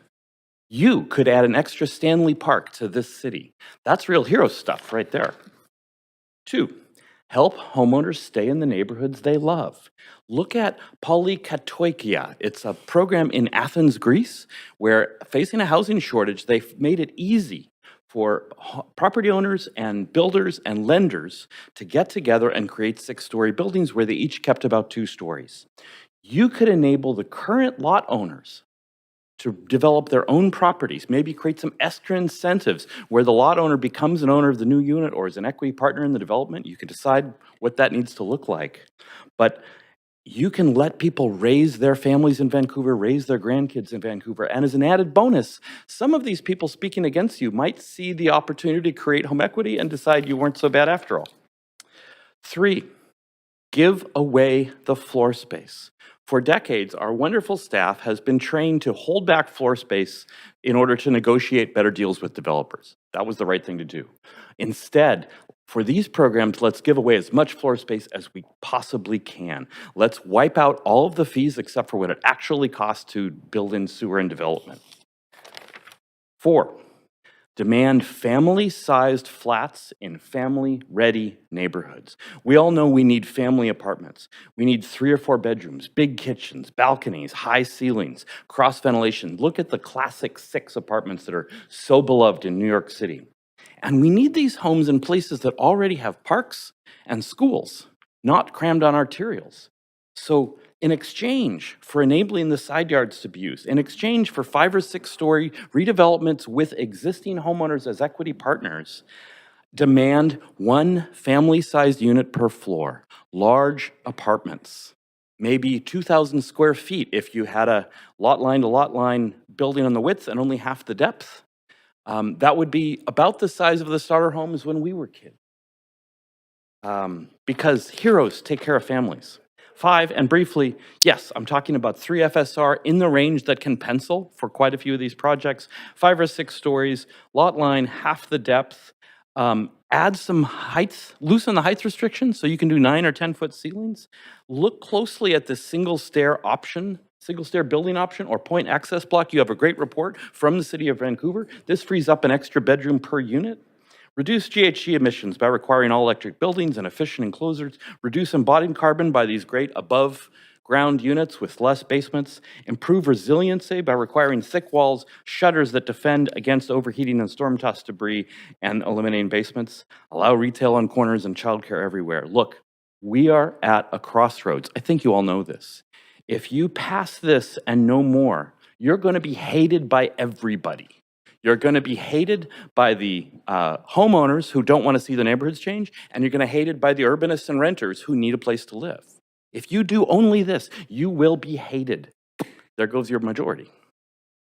But if you add to this, if you add an extra Stanley Park's worth of space to housing, if you get a way for homeowners to develop their own properties and stay in their neighborhoods, if you deliver family-sized flats in family-ready neighborhoods and hold down prices by giving away floor space, you will be heroes. You will be my heroes. Hell, Mike, I'll even campaign for you. You will be heroes. So I urge you to be the heroes Vancouver needs. Do these things now in this term. Take this proposal, absolutely, but look for ways to go much further. Thank you.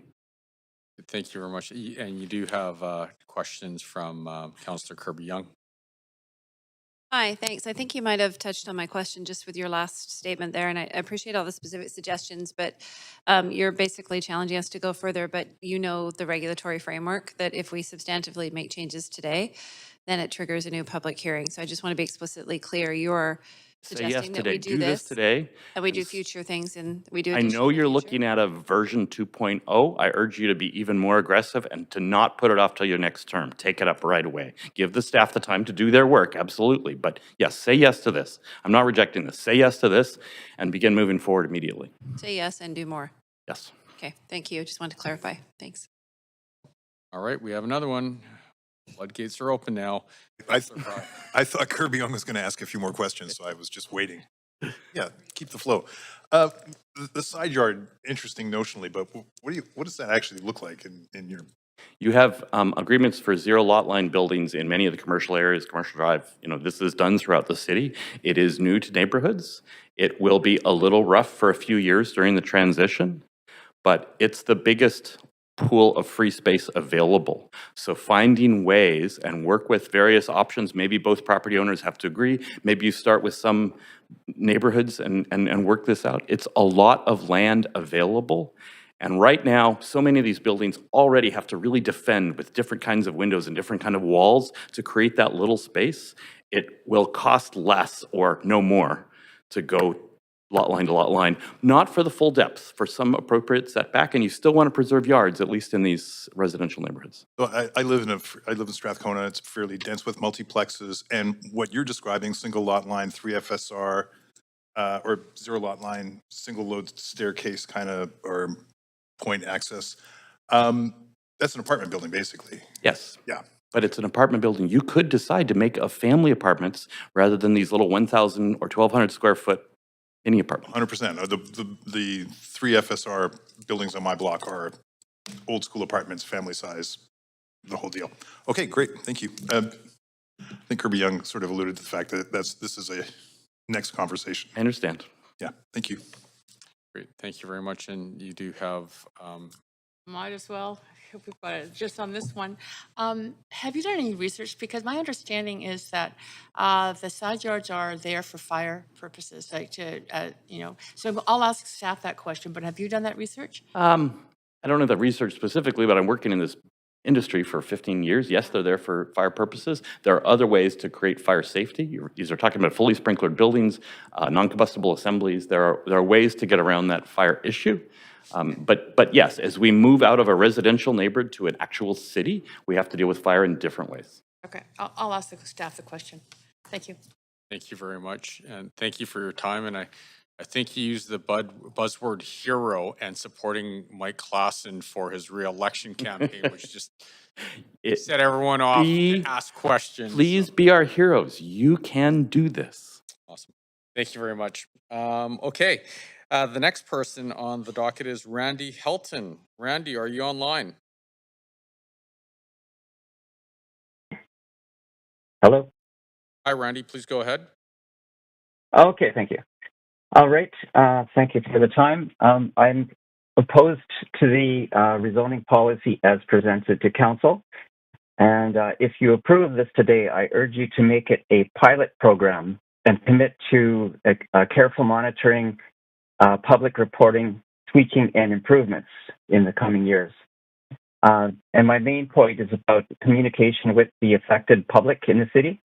The city has done quite a poor job of communicating with the hundreds of thousands of residents of the 65,000 properties in the affected RS zones in Vancouver, which this is in quite big contrast with the close communication with the developer community, i.e. the people who want to be building.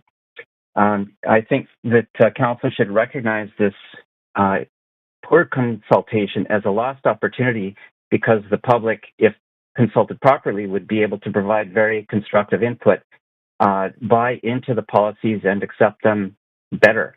And I'm almost done, but I know this is a complex policy, but the public has just not been brought along with the process. And here's a few points. This public hearing today, for example, is on a weekday starting 1 p.m. after recent changes adopted just a few months ago. How many people can actually participate on a weekday in the afternoon? I've noted that out of 65,000 properties affected, there are only 59 speakers registered for today, of which a fair number are not even present to participate. I'm associated with the City Hall Watch Media Foundation, and we have documented how public consultation has been incomplete and insufficient throughout the process. And amazingly, as one case in point, just today, during the public hearing, the planning staff posted online more realistic visual representations of what is being proposed. And I suppose it's the first time for council, not to mention the public, to see some of this stuff. So it could have been much better if presented during the consultation process. The next election is in 2026, by which time the impact of the citywide rezoning of RS zones will be becoming apparent. So in conclusion, I just encourage you to consider this a pilot program and very seriously commit to monitoring and reporting publicly on the uptake and listen very carefully to public feedback going forward. Thank you very much. Okay. Great. Thank you very much for your comments. We're going to go back to call speaker number 20. Is that correct? Speaker 20, just because of some administrative details, whatever. I guess we don't need to know that. But so speaker 20, are you on the line? Yes, my name's Helen. Can you hear me? Yes, Helen. Please go ahead. Great. Thank you. My name is Helen Loy. I'm a Vancouver resident. I'm also a member of the Vancouver Area Neighborhood Association. I'm in my 30s, and I've lived in this city for a few decades. I've watched the city get worse and worse and less affordable for people like me and my friends for the last little bit. I've also actively chosen to spend my time and career working on adding housing, including more affordable, below market, and more attainable housing. But it often feels like this city is actively working against my efforts. I also want to note that unlike a few other people who called in, who may have the privilege of having free time to be able to access this meeting easily, I had to take time out of work just to call in. And I want to note that many of my cohorts of younger generations may also be in similar situations because they may be working multiple jobs, they're on a commute, and we don't have the luxury of being able to call in. So, onto the policies. Does this reflect optimism when it comes to my future here or the future of many others who are in my generation or even generations that are younger? Here's how I look at it. Does this policy make it easier to build homes that are more affordable than what's on the existing site? As in, does it make it easier to build compared to a detached single-family home that is out of reach for so many? It doesn't look like it. Does this policy have fewer hoops and regulations and fees and requirements compared to, again, a detached single-family home? No, it doesn't.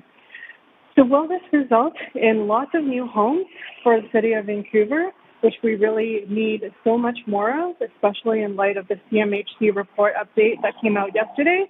Not really. So in summary, it's basically going to have very little impact for a lot of time and effort from both the city staff as well as the public, and it's not going to result in a lot of homes, which we need so much more of. It's making me pretty pessimistic about the tone with which the city is responding to our housing and affordability crisis. So is it a good policy overall?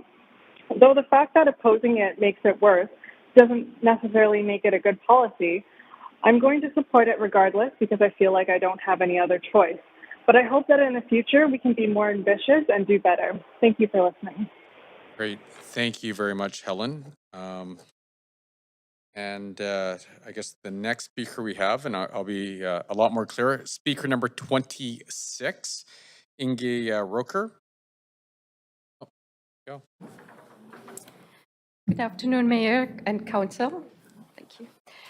I'm here today wholeheartedly support the zoning and bylaw changes to address the missing middle, as well as the reduction of the RS1 zone.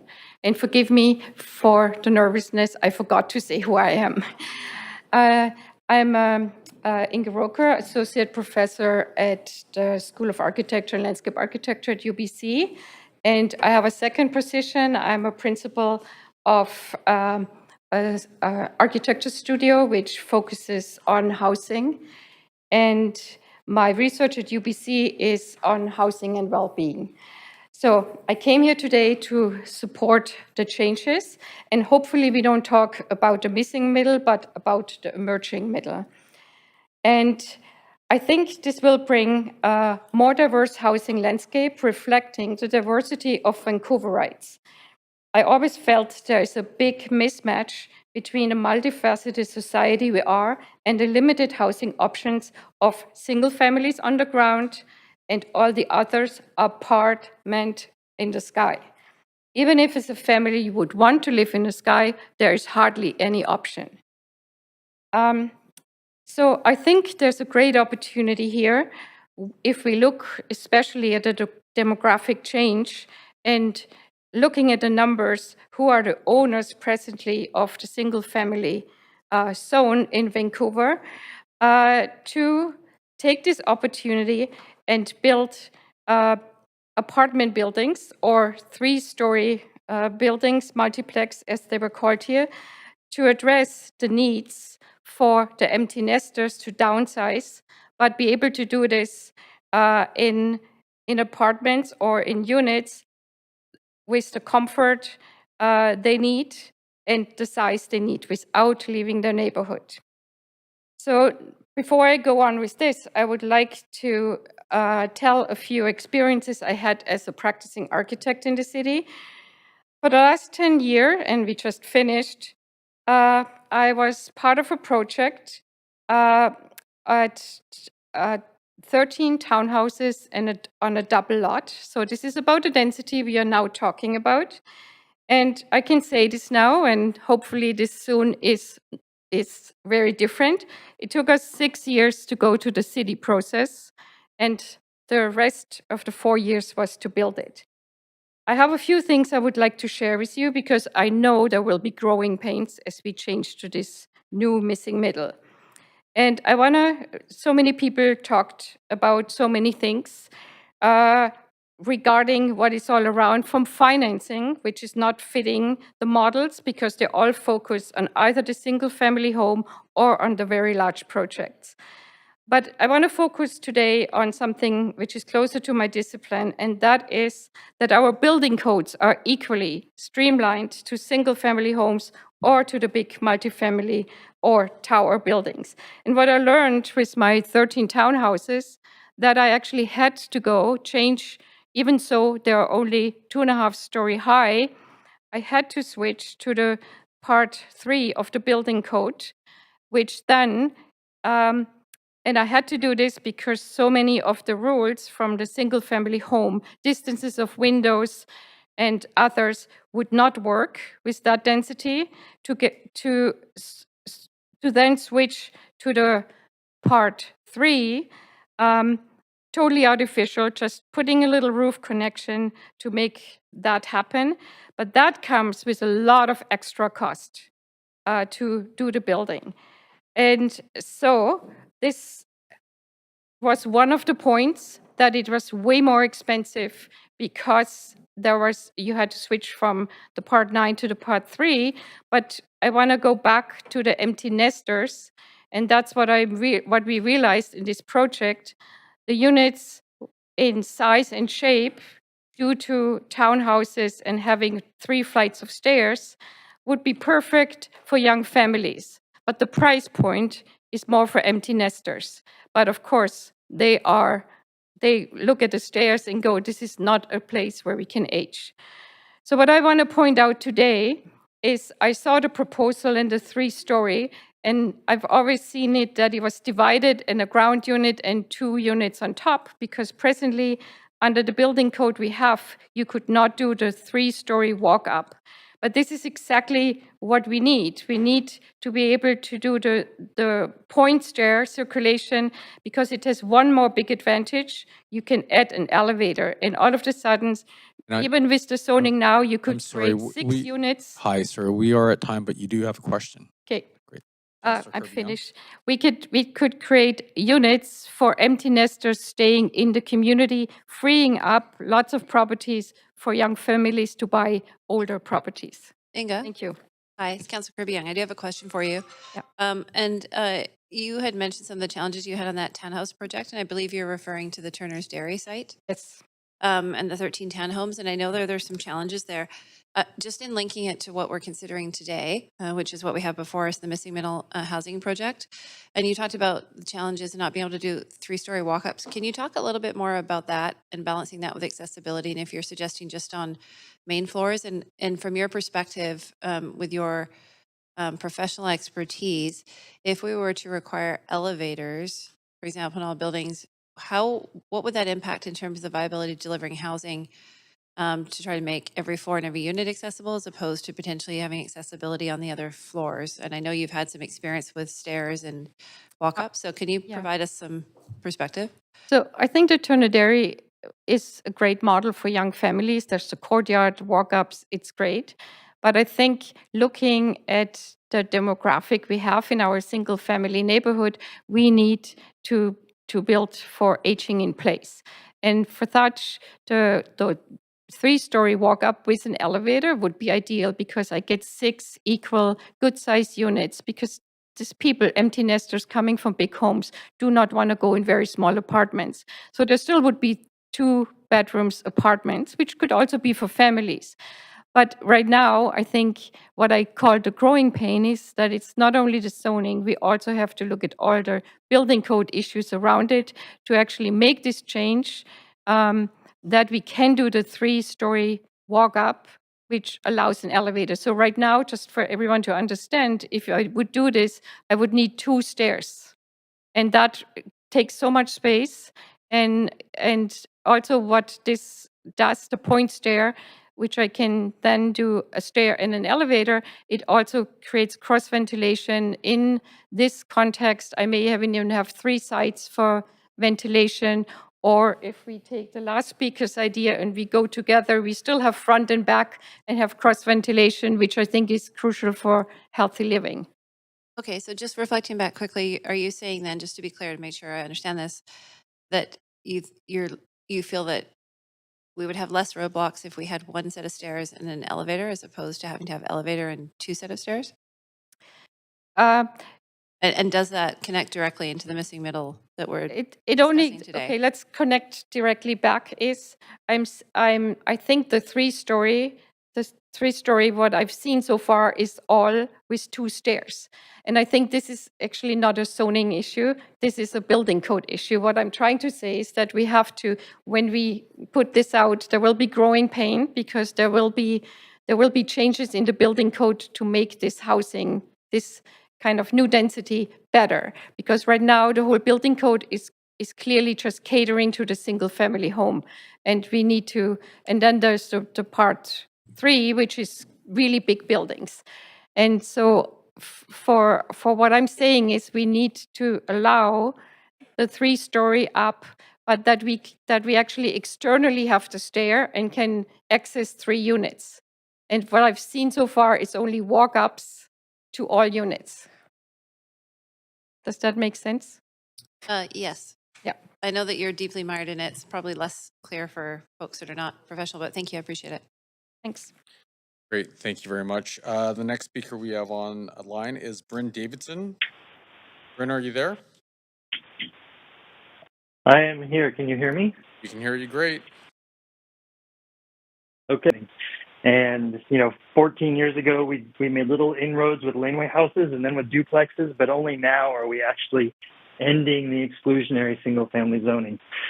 So I just want to mark that and say that's really critical. I think that what Vancouver is doing is much better than Victoria's. And the big part of that is because we are getting much closer to what I would call the mansion standard, which is to say that the housing that we need should be as easy to get a building permit as it is to get a permit for a mansion. And this is the benchmark I use for every city across North America, and most often we fail that. So I really hope that as staff are going forward and looking at how to administer these permits, we can make that as simple as possible. I do remain concerned that this policy and a lot of city policies do have a bias against small properties as opposed to large ones. On one end of the spectrum, we have a minimum cutoff for plexes. So some people with shorter lots won't be able to do plexes, but they will be getting downzoned in terms of their single family density. So I think that's a problem on the small end. On the large end, we are continuing to have the subdivision bylaw in place, which is enforcing these estate-sized lots on the west side, which are frankly going to be too big in many cases to even with a plex. And so I think that we have a real systemic problem in terms of big lots versus small lots in our city. But in general, I think that this is the very important step, and I want us to adopt it and go forward. I've got my list of about 20 things that I think we should be working on next, and I will certainly be working with you guys on that. But for now, I just want to say let's get this done and get going. We have clients lined up who are eager to get this going. Thanks. Great, thank you very much, Bryn. So we have a new sensation going on here. I think it's the first time since I've been here where we are actually going to add speakers number 43 and 44 to speaker number 28. Oh, and the speaker on the line to make it for, and where's the fourth one? Present? Oh, not on the list. Hello? Oh, okay, so just to be clear, we have up to 8 minutes because we're consolidating a bunch of individuals, and only you can speak to this Yes, matter. sir. So great, thank you very much. And it's Laura, right? Yes, thank you. Thank you, Laura. Good afternoon, Mayor Sim and councillors. I would like to recognize Councillor Dominato, who is our council liaison. My name is Laura Carey. I'm the executive director of the Vancouver Heritage Foundation. I'm here today with Vancouver Heritage Foundation board member Laura Saimoto and Vancouver Heritage Foundation board member Allison McNeil. On the line is my colleague, Vancouver Heritage Foundation grant programs manager, Megan Lenz. Thank you. We are here today to speak about our concerns about heritage conservation within the new policy going forward with missing middle housing. I'd like to read a letter that was sent to council on behalf of Vancouver Heritage Foundation. Please and thank you. The letter is titled, Regarding Incentivizing Heritage Retention in Missing Middle Housing Proposed Zoning Amendments. Dear Mayor and Council, on behalf of the Vancouver Heritage Foundation, we are writing to express our concern that the proposed zoning amendments to provide missing middle housing will result in the dramatic loss of heritage buildings across our city. We ask that the policy be changed so that the option to retain rather than demolish heritage homes in neighborhoods is incentivized by equal treatment in the bylaw. This means providing the same density as multiplexes from 0.5 FSR for heritage to the proposed standard 1.0 FSR. Moreover, using proven tools such as the heritage revitalization agreements, we encourage you to incentivize and encourage rehabilitating heritage buildings. Last updated in November 2022, there are currently over 2,200 houses on the city's heritage register, many of which are in current residential zones. Only about 30%, or roughly 678, of these houses, of these heritage designated properties, have official legal protection. The Heritage Register, in addition to several other city policies, notably the Vancouver Plan, recognize and underscore the importance of heritage and its retention across Vancouver.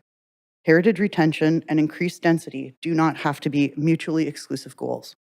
By making the necessary changes to the proposed bylaw amendments, City Council can encourage the retention of the vital heritage in our city and avoid wasteful demolitions that undermine the city's own climate action policy goals. This will also avoid wasteful demolitions that undermine, as stated in the 2022, I'm so sorry. That line was printed twice on this document, I apologize. City Council can encourage the retention of the vital heritage in our city and avoid wasteful demolitions that undermine the city's own climate action policy goals, as stated in the 2020 Greenest City Action Plan and Targets. We offer our support and collaboration to ensure this outcome. And this letter is signed by Herb Evers, who is our board chair, on behalf of the Vancouver Heritage Foundation, myself, Laura Carey, the executive director of the Vancouver Heritage Foundation, Urian Derhorst, who is the board chair of Heritage Vancouver, Michael Kleckner, who is the board chair of the Vancouver Historical Society, and James Evan, who is the chair of the Vancouver Heritage Commission. Thank you very much. Great. Thank you very much. Councillor Dominato. Thanks, Mayor, and thanks for coming today. I just wanted to ask a couple of quick questions, just with respect to your proposal. If staff or if council doesn't enact a change that puts heritage homes and character homes on par with the missing middle framework, what's the risk in terms of anticipated risk of those heritage homes? Do you have a sense of what that might look like if we don't make any changes in the next 6 months to a year? Thank you for the question, Councillor Dominato. Our concern is that it may, in fact, de-incentivize the retention or conservation of heritage properties. If there is not an equal application of the bylaws, there is actual financial de-incentivization for retaining any kind of those homes. And again, we are talking about heritage register properties, so these are already acknowledged and vetted through the city. So we do have concerns that if there's a financial incentive to actually demolish and rebuild rather than retain or conserve. Thank you. And just two more quick questions. My understanding is we have some great examples in the city of that retention, but also added density on site. So this doesn't take away from the added density. We actually can achieve that while retaining heritage homes. Absolutely. A simple potential option for something like that, especially if it was something like a historically single family home, we could easily switch it into a multi-unit while still retaining the character and the significance of the home. There's a lot of options between absolute retention with no changes and demolition. So we're asking for something in the center, considering how we could reuse some of these properties to host more Vancouverites without losing the heritage. Okay, that's great. And thank you for, I won't raise a question, but thank you for addressing the issue of sustainability. That's come up a number of times in the context of homes and how we can retain homes, including there's companies and organizations trying to move homes to other parts of the province instead of demolishing them, because actually it's better for the environment and they're perfectly good homes. So thank you for that. Thanks, Mayor. Great, thank you very much. Seeing no other questions, we will move on to our next speaker. Thank you very much. Speaker number 29, Vicky Potter. Vicky, are you there? Yes. Yes, I'm here. Can you hear me? Yeah, we can hear you great. Please go ahead. Okay. Thank you. Hi, my name is Vicky Potter, and I'm a resident of the city of Vancouver. For the last 15 years, through work with my church, I've helped low-income people access housing in our city. And I want to thank you for the opportunity to comment on this proposal. On balance, I support the changes proposed, and especially the simplification of regulations. I echo the comments that others have made that we could go bolder, and I look forward to phase 2 of this project if this one is passed. I believe the proposal has missed an important opportunity to increase housing options, especially for people with low income. There are hundreds of churches located within RS zones throughout our city. In addition to the spiritual connections these churches foster, many of them also provide important community spaces, community halls, daycares, preschools, meeting spaces for groups like AA and Scouts, and music venues for local talent. Why not allow these churches to also provide small amounts of housing, as will be the case with the other RS properties all around them if you approve the rezoning today? Church properties would be the ideal location for a fourplex or a few tiny homes or some apartments within the church building itself. Chances are these homes would be offered to people who need them most at rates that are affordable. Can you say that about the homes that will be built under the missing middle proposal? In the current environment, churches must go through a full rezoning process to provide even one unit of housing on their property. Few are willing to go through this exercise, which can last many years. The few that do generally find themselves in a major redevelopment process to build many units of housing, requiring funding and operational partnerships that are complex and scarce. What's missing here, just like the missing middle, is the opportunity for churches to provide small amounts of housing within the conditional development permit stream. Such housing could be accomplished quickly and likely even without the need for government funding. Impacts would be no greater than what might occur from the missing middle proposal before you. A few years ago, when the missing middle review process was initiated, I met with planning staff to pitch this idea. The response was, "This is out of scope." I reached out again more recently and was simply told that zoning regulations don't allow for two principal uses, i.e. church and housing, on one site. So I'm asking you, Mayor and Council, to direct staff to bring the bylaw changes forward that actually could accomplish this. Thank you. Great, thank you very much. Seeing no questions, speaker number 30, George Fedorov. George, are you here? Is George online?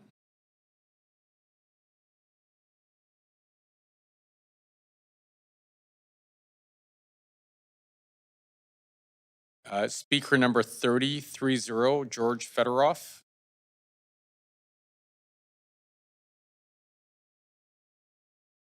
Okay.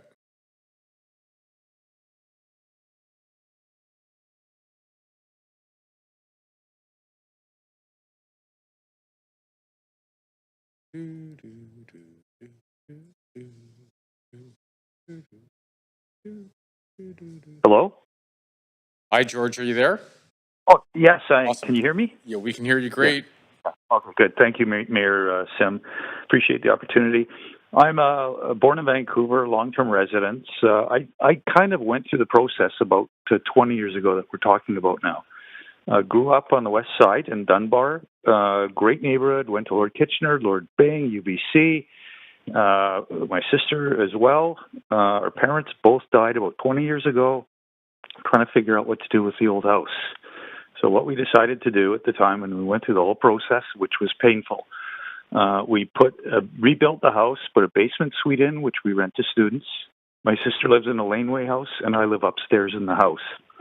I have two adult daughters now. They were teenagers at the time.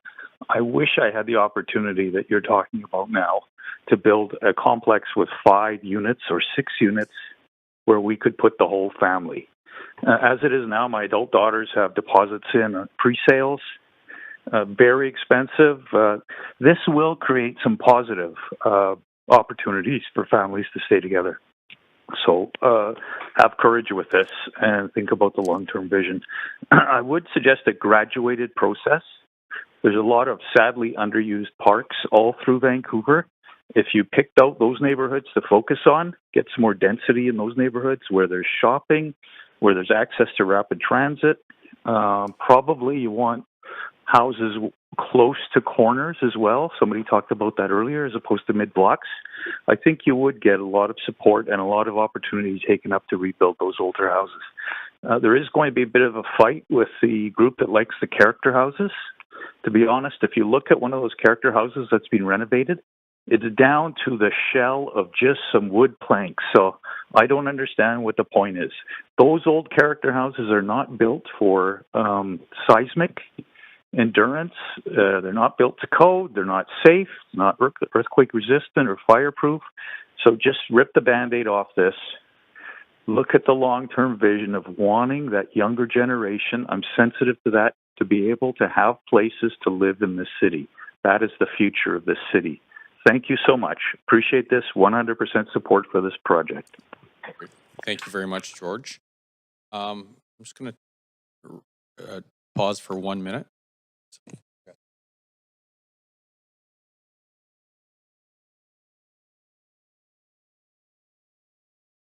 Okay, great. Thank you. Okay, so the next speaker is speaker number 31, Stuart Leslie withdrew. So the next speaker is speaker number 32, Sal Robinson. Sal, are you on the line?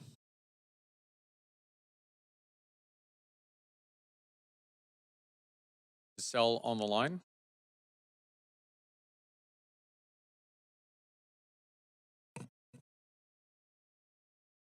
Clerk, do we see Sel?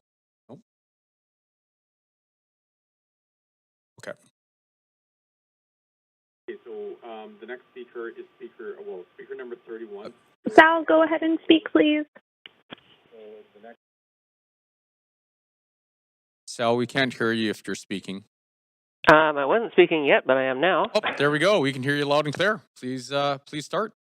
Okay. My name is Sal Robinson, and I live in a Kitsilano house that's older than zoning, and I oppose this plan. I'm gonna go off script for a second just to say that I've been listening to all of this afternoon, and it makes me sad that as a citizen who's pretty in touch with what's going on, this is the first real conversation I've heard about this from people who are passionately for it and also passionately against it. And I really wish that opportunity had been afforded far earlier in the process. 13 houses were on the south half of my block once it was built out. 110 years later, they are all still standing and have been stealth densifying for about the last 70 years, to the point where 29 households are under those 13 roofs today. My 1913 neighbors would feel at home here with no extra tall buildings darkening rooms and overlooking their yards, without bedroom-sized concrete transformer pads where gardens should flourish, and with front yard trees providing the green canopy we need now more than ever. That's the sort of densification I support, if densification we must have. Around the time my house passed its 100th birthday, I was concerned about the ability of the city's infrastructure to meet the demands of the building boom. I asked City Hall, what has been determined to be the optimum number of residents in Vancouver, and how was that number arrived at? Data expert Andy Copeland responded, I am not aware there has ever been an optimum number of residents calculated for the city, and I'm not aware of how it could be calculated. That was about 60,000 residents ago. Now your staff is cautioning about increased pressure on infrastructure, and I fear we're not going to know what the ideal number of Vancouverites was until we've surpassed it. Spending half the year with water restrictions might be a sign we're closing in. Just saying. Here's a blast from the past, another staff report. Quote, the Eco Density Initiative will engage those who live and work in Vancouver and who have an interest in the future of our city to generate new ideas for high-quality densification in the neighborhoods primarily outside the downtown. Vancouver in its current form is not sustainable and is becoming increasingly unaffordable. That's from Halloween 2006. Eco-Density proposed engaging communities in the process because, quote, working with communities in addressing housing needs, as Vancouver does through City Plan, allows for housing capacity to increase in a way that reflects local needs and interests, end quote. We have to go back to 1995 for City Plan's list of some of its challenges, and here are they. Agreeing on how much growth and how to distribute this growth in the city, developing new ways for residents to work with the City Hall to shape their neighborhoods, creating the feel of single-family housing in new types of medium-density housing, balancing stronger design regulations with the need to reduce red tape and allow innovation. That's nearly 30 years ago. Granted, the missing middle plan addresses the reduction of red tape, but 30 years after City Plan, there is no appetite to develop new ways for residents to work with City Hall to shape their neighborhoods. City Plan was adopted after 3 years of work with the participation of more than 20,000 people, and that's back when participation was more than a click to rack up touch points. The top of the list in a summary of City Plan is this statement: Vancouverites want a city of neighborhoods, each with its own identity. Don't we still? I do, and the city claims to. Look at the city website where neighborhood distinctiveness is celebrated. You can read community visions for 17 neighborhoods, each the result of a collaborative local planning process. In contrast, like the Vancouver Plan, adding missing middle housing recognizes no neighborhood character or history. The sole distinguishing feature of an area it acknowledges is what density bonus contribution it will generate. Manifestly, community vision is not now something the city wants to consider. That is a failure of process. Or you could call it hypocrisy. If you adopt this plan knowing that people living in the targeted areas have had almost no chance to know about or engage in the process of conceiving an existential change to their homes and neighborhoods, that is a failure of representation. So don't adopt it. My street is proof that missing middle densification can be respectful of neighbors and neighborhood character. There must exist some compromise between removal of roadblocks from a homeowner's project for additional housing and wholesale upzoning for industry-driven development. Please reject this plan and look for that compromise. Thank you. Thank you very much. So the next speaker we have is speaker number 33, Akashdeep Singh. Akashdeep, are you here? Yeah. Can you hear me? We can hear you great. Hi. Good evening to the council, to all the participants and remote viewers. I will be speaking in favor of amending single-family zoning to allow multiplexes to be built in low-density areas, as well as simplifying RS zones. As people know, my name is Akashdeep Singh. I reside in the city of Vancouver. I've lived here for the last 2 years. I don't represent any organization, and I am here as a private individual, taking time out of work to attend this hearing. I am here because I love this city, and I hope to call this my home for years to come. But as it stands, I don't think I can even dream of being able to afford a house in this city due to the exorbitant costs and basically no options. And that's despite being relatively privileged with a higher than median annual income. Vancouver has so few options when it comes to the types of housing available. It's either single detached houses, which are extremely expensive, or condos, which are not everyone's cup of tea. Low density zoning covers over half of Vancouver, and it limits the options for people who want to enter the housing market, especially young people, especially working people. It also prevents rapid public transit to be built, as there is a wide disparity in demand between ultra-high density and low-density areas. If you look at how Vancouver's public transit works, it works the best and most dense in downtown, and the further you go away from downtown, it just gets progressively worse. And that includes the city of Vancouver. I'm not even going outside of Vancouver, which is way worse. As a result, workers in the city are, at best, increasingly forced to move out of the city, burdening them with longer and more stressful commutes. At worst, people simply give up on Metro Vancouver, and we've already heard people during this hearing decided to move out of Vancouver for that many reasons. And honestly, I don't think I can avoid that fate either, unless changes like this and more happen. And this is something that affects almost everyone I know in this city except my landlords. Honest working people who are forced to subject themselves and their families to the instability of the rental market and being at the mercy of their landlords, this is not sustainable for most people who live in the city. Adding middle density housing will allow people to explore more housing options all around the city, while retaining the breathtaking views that we come to associate with the city, of the mountains. But it will also incentivize adding more comprehensive alternative transit options, which will help us meet our climate and sustainability goals. We have to eventually encourage people to look at other forms of transport other than cars, other than private vehicles. And we have to, as a city, provide them with those options so that the cars look less lucrative. I would be remiss if I did not point out that these bylaws changes are not nearly ambitious enough. People have already pointed out that, and I also think that this misses the mark in encouraging more neighborhoods with townhouses, especially. The allusion by some speakers to immigration as a factor in creating a housing crisis demonstrates a clear affront to the use of inclusive language, which is also something that I find really disappointing in a forum like this. But what's worse is the concerns about providing free on-street parking, showing how housing cars seems to be more important than housing human beings. As has already been alluded to by council members, we need to supplement this bylaw change with the provision of below market housing.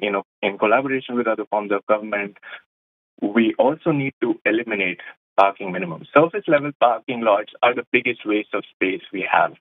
And as further you go away from downtown, all you see is just space for cars, not for people to walk, live, or just have any kind of life in the city. All you see is space for cars. That's not sustainable.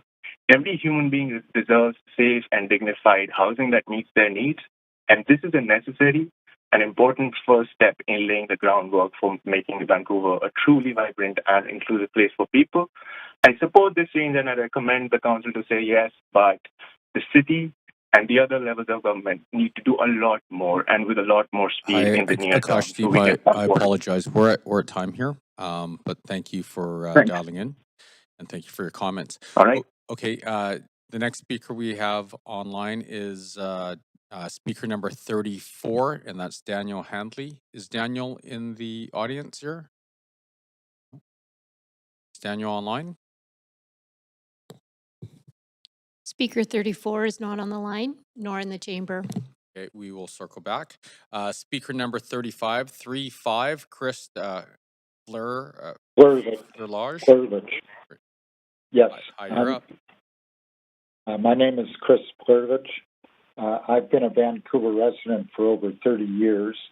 I am opposed to this bylaw. One of my concerns is about parking. I live in the 3400 block of Welwyn Street in East Vancouver, and at about 5 p.m., generally speaking, there's only about 1 to 2 parking spots in the entire 3400 to 3500 block, and the surrounding neighborhood is pretty well the same. The proposed bylaw does not require any on-site parking, and staff have noted in their report that there will be, in their estimation, 1 vehicle for each multiplex unit or 4 vehicles for a standard 33-foot lot. The reality is there could be far more. There could be perhaps up to 6 vehicles, and currently there just isn't room. Staff suggests that this will not be an immediate problem, but eventually it will create significant impacts to street parking. Their solution is really no solution at all, and that is to have parking permit zones and fees. But of course, this will not create any new parking spaces. And the reality is that many people still need a vehicle to get to work.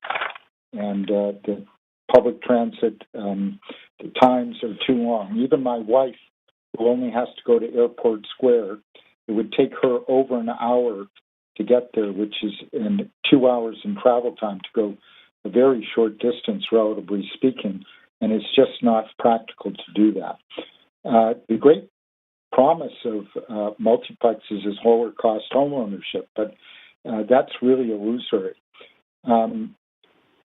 The thing is that even though the land cost is shared, staff estimate that the cost of one of these units will be 70% of a duplex. We heard somebody speak earlier saying that the cost in East Van for a duplex is now $2.2 million. Well, I've seen them for less, say 1.8. That's still 75% is $1.25 million. A down payment for that of 10% will be $120,000 at least, or $125,000. The mortgage will be about $1.1 million. At 5%, the monthly payment will be $6,400. That will require a family income of $230,000 if the payment is to be 1/3 of their total income. That's a lot of money, and as the staff report notes, this will be out of reach for many households in Vancouver. But in reality, it will be out of reach for most households in Vancouver. It is also extremely likely that people in this income bracket will own at least one vehicle. It's not practical in a city where it rains for so many months, where you have children who go to various activities, and for other reasons not to have a vehicle, which may include the necessity of having a vehicle to get to work in an economical, practical way. The other downsides to multiplexes are, as staff have noted, land speculation. Their solution is for most of these to charge $3 a square foot, which on a 4,000 square foot lot with a 1.0 FSR would bring in $12,000. $12,000 is going to have zero impact on land costs or reducing speculation. Also, if there are only 150 units built a year, it's only going to raise $1.8 million, roughly. So it's not going to raise very much money to create affordable housing, and will have a minimal impact, although that's considered a justification to do it. It will also result in the loss of trees. The report acknowledges that frequently it says trees will need to be removed from city property in order to make utility connections, and they also mention that trees will have to be removed from the lots because of the degree of lot coverage. The other difficulty is electrical connections, the pad-mounted transformers. The cost of these is, according to the city, estimated to be $70,000 to $150,000. The city proposes that there'll be a fixed cost fee charged to developers. So the rest of us will end up paying for these transformers. The developers will pay a small amount, and the rest of us will pay for most. In conclusion, I think this proposal Chris, is I apologize. We're at time. But thank you. okay. Thank you. Thank you for very the much for opportunity. thank you very much. Have a great night. Just for the record, speaker number 34, Daniel Handley did withdraw. And so the next speaker is speaker number 36. That's 36, Carmen Kwan.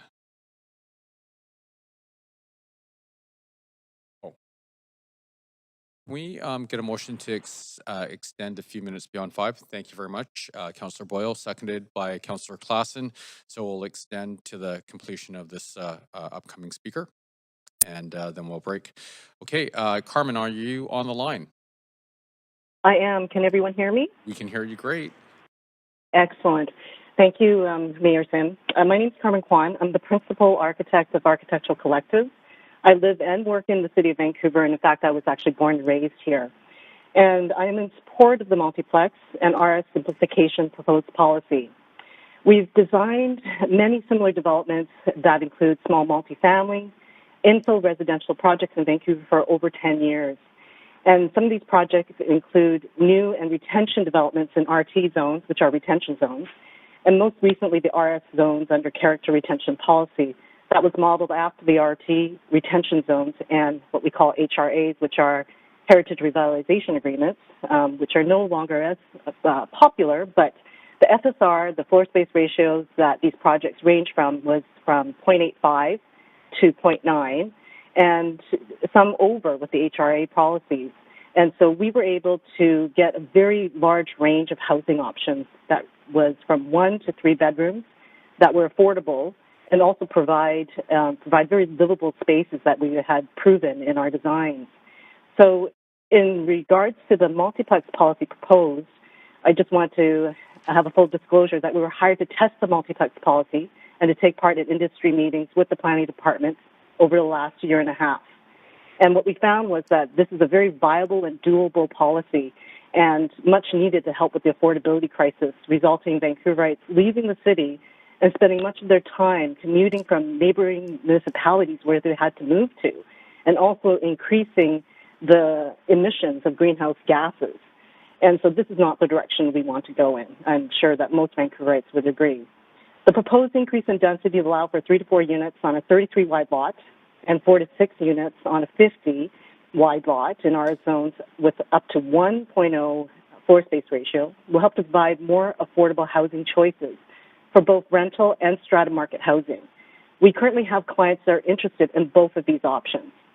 So currently we are able to design a lot of duplexes in RS and RT zones, and we do a lot of those types of projects. And on a standard 33 lot, you've heard already that in the east side of Vancouver, it's upwards over $1.9 million and even past the $2 million mark.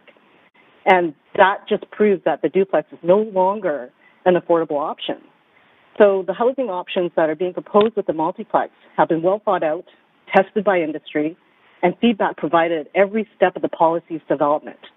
Some key policy proposals include supporting above-grade housing with increase in height is a positive move that will provide improved livability for units, i.e. giving more natural light. Accessibility and aging in place to the ground floor units would also be improved, and affordability in removing the cost of excavation and concrete, waterproofing, loss of floor area with interior insulation walls in below-grade basement conditions will also be a positive for above-grade developments. Parking will also be an issue of the past, and we need to move forward to support and take part in the share economy, driverless vehicles, electric bikes and scooters, which many people are already using, and other alternative forms of transportation. So in closing, I would like to thank city staff for their efforts, their hard efforts, to address the need to increase density in Vancouver's outdated single-family zoning. This policy is much needed, and we need to catch up to provide affordable and livable housing options and not depend on high-density solutions only in the city. This type of gentle density in RS and RT neighborhoods already exists with proven success. It's time to expand this housing model and make it more accessible and affordable throughout Vancouver. Let's not forget that only when we increase supply will it become more affordable. So we need to get on this as soon as possible, and in fact, we're probably 10 years behind. Thank you for your time. Great. Thank you very much, Carmen. And so can we get a motion to recess? Do we need a motion to recess? No? Oh, awesome. Even better. So why don't we do this? Why don't we recess till 5:59 p.m.? And then we'll, just so everyone shows up on time, or 6:01, it's up to you. 6:01, okay, we will come back at 6:01 after dinner. Great, thank you very much. Done. Oh my God.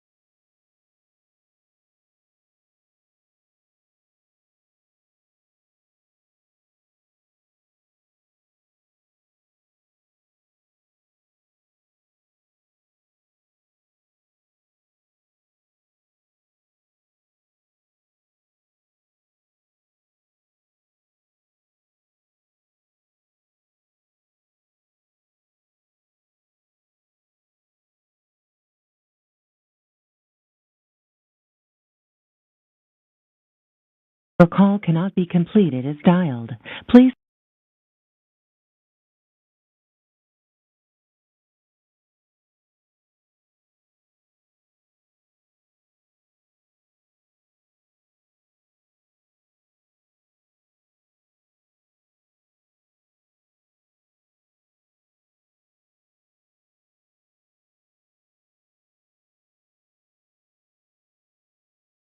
Welcome to TELUS.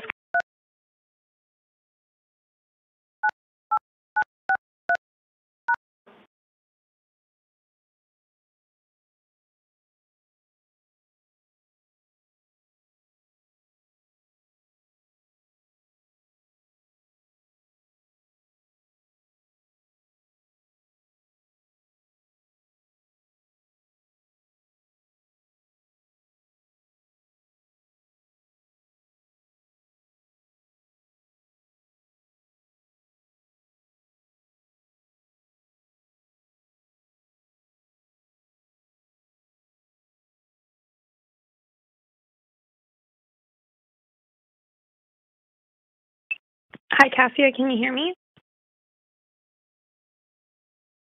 Hi, Elise. I can hear you. Can you hear us? I can hear you. Awesome. Thank you.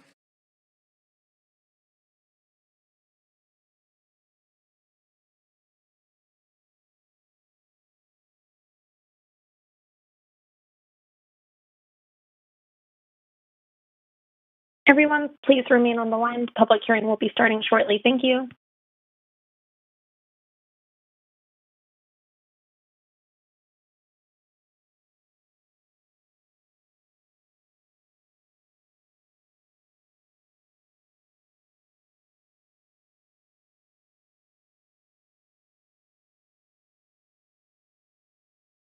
Jump right back into the speaker's queue. Speaker number 37, that's 37, Helen Yu. Helen, are you there? Speaker 37 is not on the line. Okay, so we'll circle back there. Speaker number 38, Daniel Alexiak. Daniel, are you online? No, not on the line. Okay, we will circle back there as well. Speaker number 39, Jim Bussey. Jim?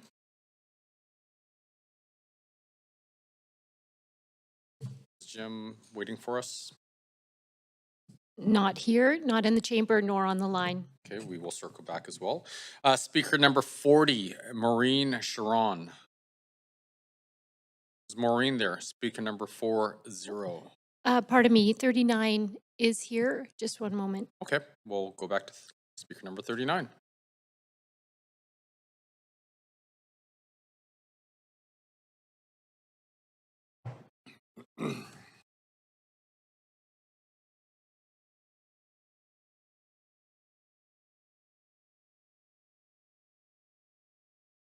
Is that Jim?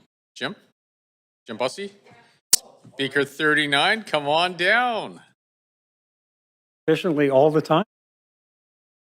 Mayor Sims, councillors, I'm pleased to speak today. My name's Jim Bussey. I own Formworks Architectural, and I've been on the scene for a while, doing all these houses and whatnot in Vancouver.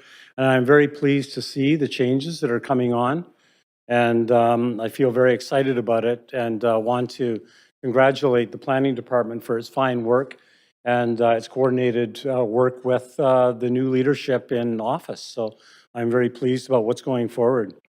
Currently, we have 11 character projects underway where we're taking a character house, increasing the density, making strata titled portions off of it, moving forward.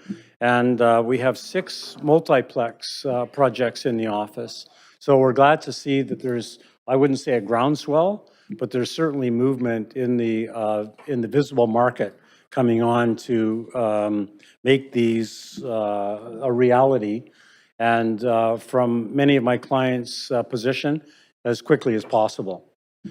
Because there's a real shortage of, let's call missing middle housing or alternative housing choices out there. And I think that there's going to be a lot of demand for these features coming forward. So I believe, I understand, I've talked in the industry a lot about naysayers saying, oh, this will never work, or these are too expensive, they're going to be unaffordable, et cetera, et cetera. I'm not buying that, partially because my clientele are thinking otherwise. And there's always going to be naysayers out there. But when you take a house size of 3,000, 4,000, 5,000 square feet and up and devote it to a single family, which is today much smaller than it's been over, the course of the last 50 or 60 years, I think it's a real pleasure and inspiration to see how in the same floor space you can accommodate 3, 4, 5, maybe even 6 families, because that will, in fact, create greater, stronger communities. Because you'll have more people in the streets, you'll have more people in the coffee shops, you'll have more people using the transit. And so it will just generally and by and large create a better community atmosphere in the city. I was reminded several years ago by Ralph Siegel when we came in for an application in 1988 or 89 for row townhouses. And we were expecting to get thrown out because, there was nothing in the bylaw that allowed row townhouses. It was all either single family. You could do a rezoning, so we applied for the rezoning. And Ralph's word to us was, let's do it. And so we did. And it was a successful project, and it's led the way, I think, for many other initiatives in the city to get ground-oriented townhouses on the map. And so the other part of it is these character housing initiatives the city put out some years ago, about 5, I think. And everyone's very excited about it because they're going to be very quick and easy kind of approval processes. We found that to be a little disappointing. And we understand that given the complexities of heritage approvals all coming from this director of planning guy that seems overwhelmed all the time, has made it a real backlog and a real struggle. We're told that the multifamily initiatives are going to streamline and speed up this process, and I believe them. I've sat on many committee meetings about this, and I believe it is going to do something. So I say hooray for that. I can't wait for it to happen. Following up on the heritage side of it, I heard a speaker, I think it was number 24 or 23, talk about heritage. Perhaps that should be up-densitied a little bit in order to accommodate at least equivalent to what the multiplex can offer. And I support that because I think in the Vancouver Charter it says that you're going to get some sort of community benefit if you preserve heritage. And that doesn't seem to be so. It seems to be, in fact, the reverse. So my firm has spent its time since 1988 struggling to make Vancouver more heritage-friendly and more active in terms of preservation of character and even making up some character as it goes. Jim, We're happy. Oops, 5 minutes. I know we're at time. All I can say is hooray. Let's get going on this. Awesome. Thank you. Thank you for coming in today. Thank you. Sharing your thoughts. The next speaker we have is speaker number 40, Maureen Sharon. Maureen, are you there? Yes. Oh my, I live in RT8 zoning, which in the 80s created an incredible streetscape where I live in the area between 16th and Broadway on Arbutus and Burrard. And so in many respects, I support the idea of creating this kind of a gorgeous space throughout the city. I have reservations if we're going to reduce the setbacks that are in place kind of for housing units to be from the street, because I think that's what allows the space between the street and the start of the individual properties to allow for beautiful gardens and green greenery and trees and whatever that make the streets an incredible place for us to be. I would not like to see us reduce that because we're not going to be able to have these gorgeous, gigantic trees that we have on a lot of these streets. I talked with Paula Huber, senior planner, when this was first brought forward, and I wrote to David Eby right away when I went home and directed him to please direct BC Hydro to get on with their infrastructure upgrade, which is desperately needed. And I really have a problem when we want to take 44 square feet off of a property because BC Hydro is not keeping up with the density that we're building throughout our cities. To me, it's just, I could not, and I'm a former BC Hydro employee, I could not believe that the plans are not in place for upgrading the transformers down the lane and that we would expect property owners to have to foot the bill for that. That, to me, is just not on. So, like I said, I tried. I don't know that I've had much success, but being as the Premier wants to put 6 plexes across the province, really, the BC Hydro needs to get on with it. So I appreciated all the thoughtful comments about the reduction in the size of single-family homes, and I think that's going to be more of a problem if you reduce the density for replacing a single-family house on the east side where the property lot sizes are not that large and where multifamilies would be living in a place. I think that's a concern that I have. So, and I in many respects feel that we're putting the cart before the horse. And I know this is coming from every level of government, but when are we going to start planning for schools and hospitals and daycares and green spaces, which are also desperately needed now, and community centers that are falling apart?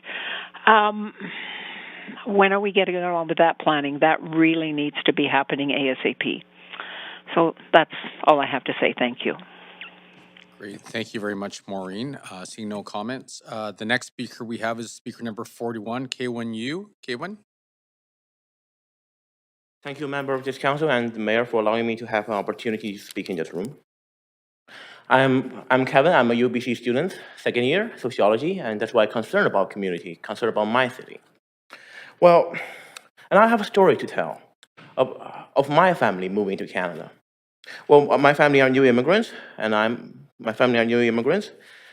a new PR student.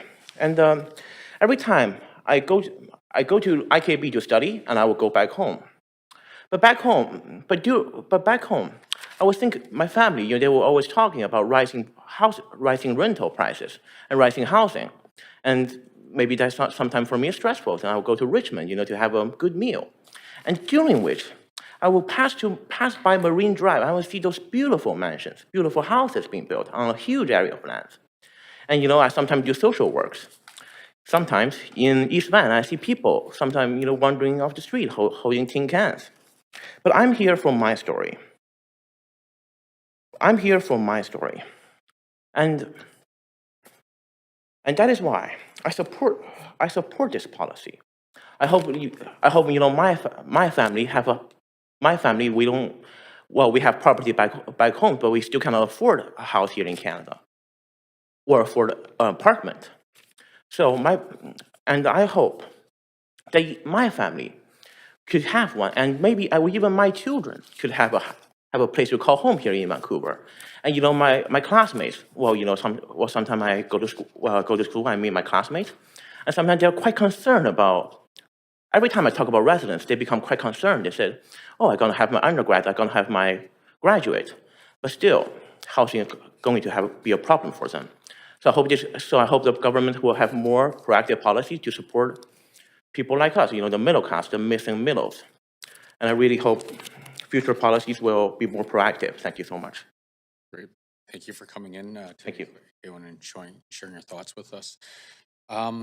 Seeing no questions, the next speaker is speaker number 42, Omar Suleiman. Omar? Are you online? Oh, great. Omar, can you hear us?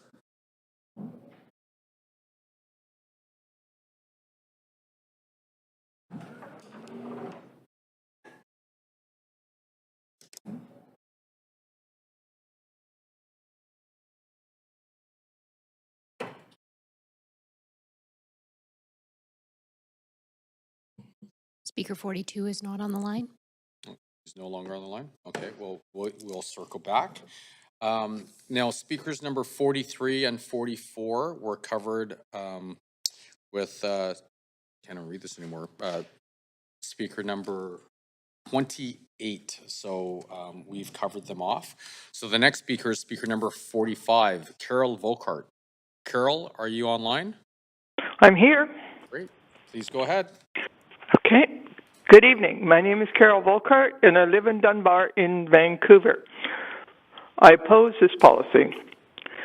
I find it troubling that there's been so little public information and consultation with residents during its development. Changes this big should not come as a surprise to residents. I edit a little newspaper for the Dunbar Residents Association, which means that I talk to a lot of people in my community. One of the things that strikes me most is how very little information most people have about city policies, even ones like this that will affect them directly. It's like City Hall is a world apart from the people it supposedly represents. With the decline of local media, there is very little coverage of civic issues. Some information is certainly out there, including on the city website, but people have to actively search it out. Most don't. What is lost when people aren't informed and engaged? How about trust, goodwill, and a lot of local knowledge? I'll use Dunbar and the missing middle plan as an example. Dunbar is a low-density area where the population has actually declined recently.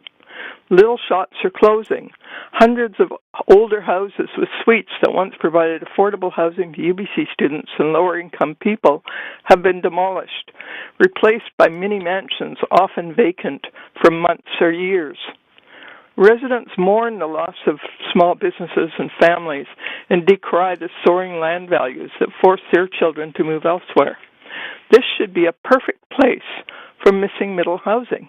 In fact, some residents have been pushing for it for years.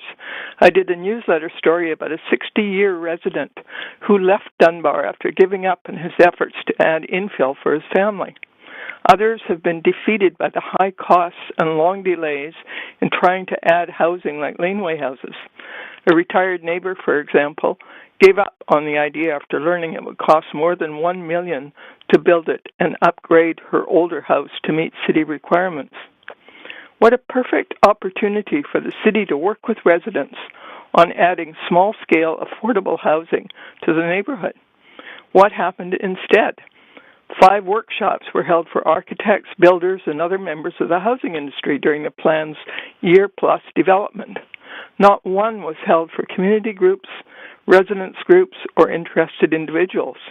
It was only after the plan had been created that a 4-month public information blitz was held earlier this year.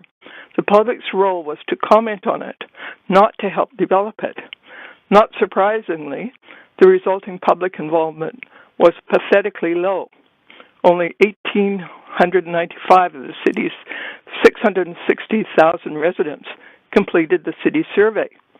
We can do better. First, find ways of keeping residents informed about City Hall. The old ways are gone, and the new ones don't seem to be working. The city has opened an office in Chinatown to keep in touch with residents there. Why not open one in every neighborhood? Second, work with residents in developing plans like this. There should not be an overthought after a plan is, or an afterthought after a plan has already been created by city staff and the housing industry. I realize this policy is a done deal. If council doesn't pass it, the province will step in and do it for you. But instead of instituting this immediate citywide change all at once, there should be a pilot project to see how it works and make needed changes. And for the future, the city should work to find ways of better informing and engaging citizens on significant plans like this. Residents should never be surprised by what the city is doing in their neighborhoods. Thank you for listening. Great. Thank you very much, Carol. So the next speaker we have is speaker number 46, Christina Wong. Christina, are you here? Speaker 46 is not on the line nor in the chamber. Okay, we'll circle back. Speaker number 47, Richard Nantel. Good afternoon or early evening here, Mayor and members of council. Excuse me. I'm a resident of Fraserview, South Vancouver, and I was born in Vancouver, and I've lived here all my life. I'd like to do a little bit of a preamble because I think everybody acknowledges that there's a housing supply crisis both here in Vancouver, the province, and the entire country, and as well as the world. But I think it's folly to think that we can fit the whole world and the rest of the country in this city. So that's my thoughts on that about that. And I think that one of the biggest fallacies here is that by increasing supply in itself does not in any way increase housing affordability. So, you know, you got to be careful what you're doing here. Tearing down affordable, good housing and replacing it with stuff that might not be affordable may not work in the long run, right? Anyways, and there's other things that are happening here in this country too. I was interested to hear on CKNW that we have 500,000 new immigrants and refugees moving into the country every year. That creates increasing problems. And CKNW also mentioned that we have also 200,000 foreign students on a yearly basis in here, and this is all creating problems with housing supply too. But that's not my fault, and it's not my neighbor's fault. And I think that's where we got to really come at this thing is I'm not in favor of this planning process because I did go around, I did a little survey around my block, and not one person in my entire block was in favor of this. And as Randy Helton, Sal Robinson, and Ms. Volgard have addressed that nobody was aware of the public consultation process either in arriving to this thing. And I went to that public hearing process or public information hearing or information meeting at Killarney Secondary. It was an open house. And you know what? I walked through there and I came away and I felt it was a meet and greet for the small-time developers of this city that were being courted by the staff on that occasion and real estate agents, and it was a big smooze for them. And when I raised concerns, and I have a lot of valid concerns that I won't be able to address here in 5 minutes, I was basically, you know, shown the door basically and said that my concerns aren't valid and that this thing is going through and it's essentially a done deal, except for council's approval, right? So anyways, I think part of the reason why also in this city that we have lack of public consultation and engagement in the city is the demise of the Fifth Estate. We used to have the Vancouver Courier, the Vancouver Echo. They actually used to talk about City Hall issues. They had editorials on what was coming up on the city. We don't have that anymore. Most of the people in this city, right, and like I did with my questionnaire and those people around my block, had no idea that this was going down. I better get to my summary here because I think I'm going to run out of time. I think council needs to be more thoughtful and be a check and balance to planning's, you know, aspirations for the future of our city. I think you should table this multiplex rezoning initiative and or do it in a trial area. I'm not a big fan of citywide rezonings. And the reason why about that, I think citywide rezoning is just a way of basically hoodwinking the public and circumventing public concerns and criticisms. And I think that what we're doing right here is we only have 59 speakers here. For the duplex rezoning, which was the last insult by the last council, there was over 300 speakers. And on this one, there's hardly anybody coming because nobody knows what the city is bloody well doing and what the planning department has in store for our residential neighborhoods. This will not work. It's going to create, the biggest concern I had was parking concerns. I live in a little crescent. I got 1.5 parking spots in front of my house. On another street in my neighborhood, it goes all the way from Victoria Drive to Nanaimo Street. There are 30 houses there on both sides without an alley, and the street is only so wide that if two cars come to head, they won't be able to get past. They'll have to back up 30 to 20 or 30 blocks or houses to get, clear the traffic. I think this wasn't very well thought out, and I think the wisest thing to do is do a trial project somewhere if you think it's that great of an idea, and revise this thing and really listen to what residents want in this city, because nobody in my neighborhood or where I live asked or wanted this proposal. Thank you. Great. Thank you very much for coming in and sharing your thoughts, Richard. Okay, seeing no questions. One sec. Speaker number 48 has withdrawn. And so the next speaker is speaker number 49, Colin Chan. Colin, are you online? Yes, I am. Great, please go Thank ahead. you, Mayor and Council. Okay, thank you, Mayor and Council members. My name is Colin. I'm a resident of Vancouver. I grew up on the east side all my life, and I worked in Vancouver. My children go to school here in Vancouver.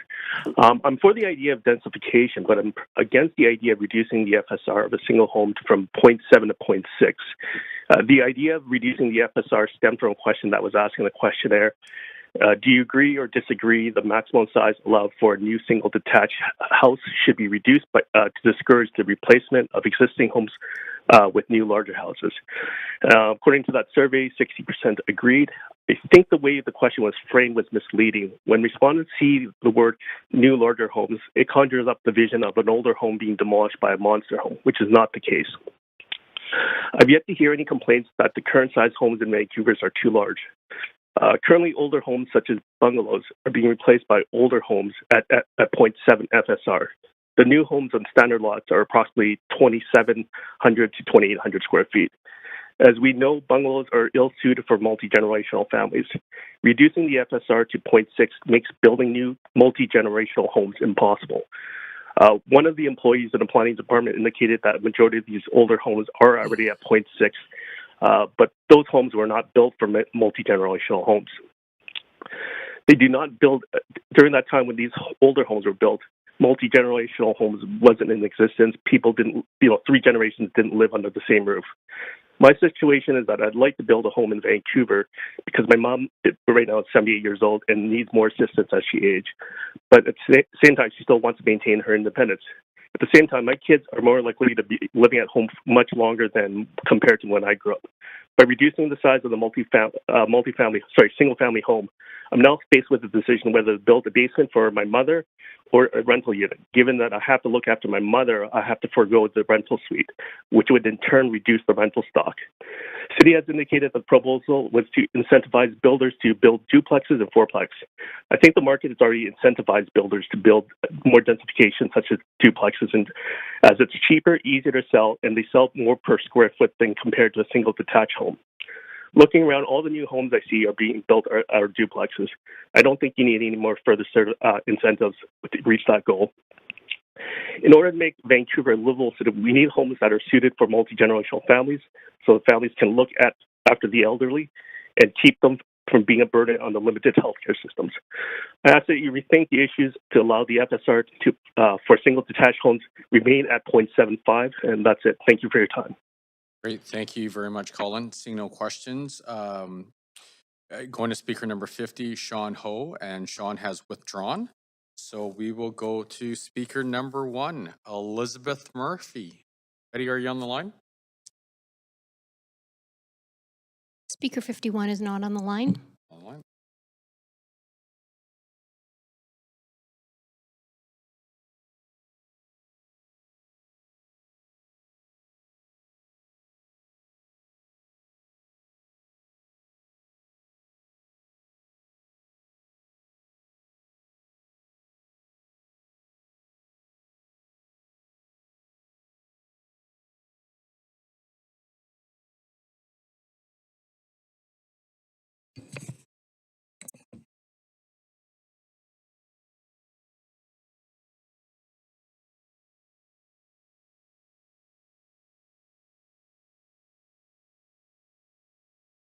Okay. Just working through some technical issues right now.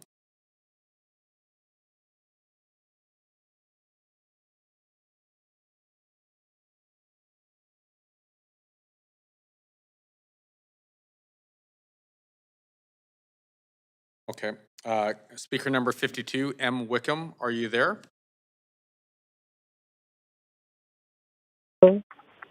Hi. Hello? Yes? We can hear Yes? you. Oh, okay, wonderful. Then I'll start. Good evening, Mayor and Councillors. I'm Marlene. I'm opposed to this missing middle housing proposal because it excludes a significant part of the Vancouver population that could want to develop its own version of a multiplex, the so-called single-family homeowner.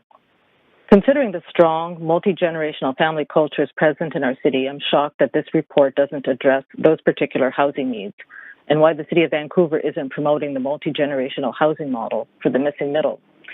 Even the Coriolis report suggested that homeowners may want to accommodate family in units for no profit, including in areas not profitable for developers. These homeowners deeply understand flaws in their houses and what is needed for comfortable cradle-to-grave living. Homeowners understand the same desires as the people surveyed in the Affordable Home Ownership Study, the 447 that completed the online survey, and the 6 invited to the focus group. Most wanted a house or townhouse with 2 or 3 bedrooms and outdoor space. It was stressed that the number of bedrooms, design, and style were important to potential homeowners. However, this focus group was not joined with the developer focus group to find a solution. City staff and developers came up with their own ideas. Smaller units with lots of stairs outside and inside to consume livable space and no yard. How does this meet the needs of young families? I wouldn't want to build this or live in it. City staff have placed restrictions that limit creativity. The building height maximum is 11.5 meters and 3 stories, with the 3rd story being less than 50% the size of the one below it. City staff want to shrink the size of the single-family home. Well, multi-generational family homes start off as a legal single-family home, but the eventual reality is something else, so I disagree with reducing the SFR of the single-family home. City staff want amenity payments and below-market units or rentals. Well, the house is the amenity space with a yard, child care, and elder care. You don't get more below market when you only look at the cost of building and not the land. Except multi-generational families aren't selling units to their children. I propose that city councillors make an amendment here for a trial with single-family home owners that want to build a properly sized multi-generational home up to 4 stories tall in the style of a small apartment or office building with stairs and possibly a pneumatic elevator on one side of the building. And this is not a unique idea. I've already heard this several times already this afternoon. One home has an entire floor, common amenities, large kitchen, laundry, storage can be on 1 or more floors or the basement. Cars can be shared. There will be a yard. File this on a major street already selected for streamlining rentals. The so-called single-family house can be part of the solution. Let single-family homeowners change the way houses are designed. Let them keep their children in the city or bring them back from somewhere else. Allow young adults to have space to raise children surrounded by loved ones and keep neighborhoods vital with people of all ages. Counselors with homes, children, and aging parents, this can apply to you. Innovation comes from people that want solutions to problems, not profits. Don't underestimate and undermine families that want to stay together. A multi-generational housing program could have a surprisingly high uptake rate. Thank you for your time. Great. Thank you very much, Marlene.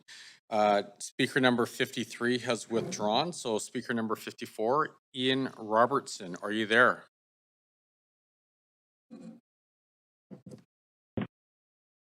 Ian, speaker 54. Speaker 54 is not on the line. Okay, we will circle back. Speaker number 55, Albert Wong. Albert, are you there? No, not on the line. Okay. Speaker number 56, Larry Benge. Larry, are you online? Oh. Yes, I am. Hey, Larry, you're up. I hope I get a hit. My name's Larry Bench. I'm with the Coalition of Vancouver Neighborhoods. I want to say first off that density in any neighborhood is needed. In every neighborhood is needed.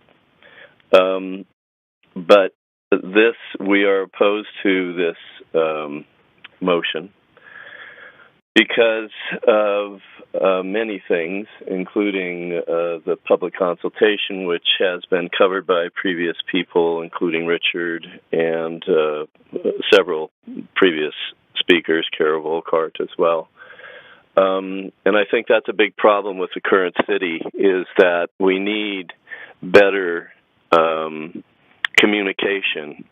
I'm a bit surprised, given the size of the communications department in the city, that we don't have better communications to everyone within the city so that the voices of communities can be heard. But just hold on. Okay. So there was very little notice given out to people across the city about this, and so very, very few people know, and that's a very big problem. One of the problems that we see with this is the lack of planning for infrastructure and amenities, and when you look simply at the requirement for a transformer on every one of the sites in these proposals and a water tank in the front yard,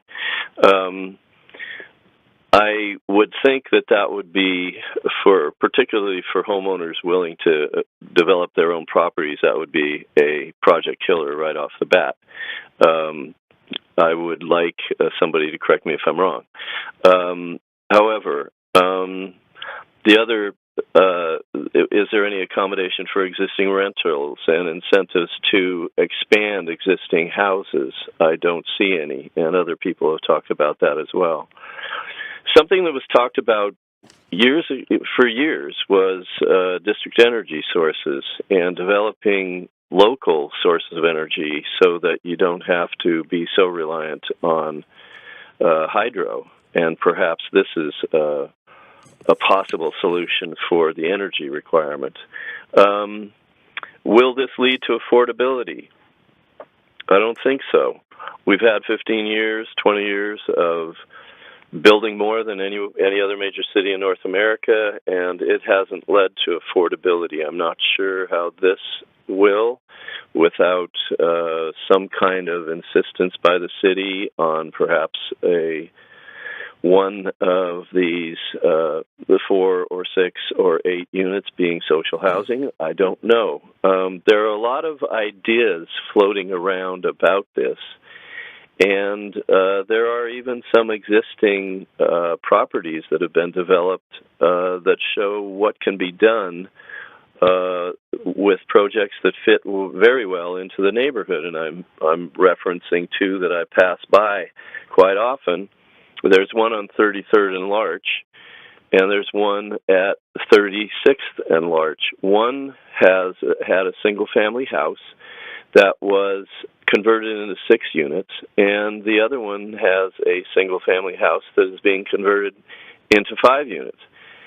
Both of those, as far as I can see, have no transformer pad around them, and they have dug no hole for a water tank in the front yard. So I'm just wondering how these developments exist without those requirements, and I'm not sure why those requirements are necessary.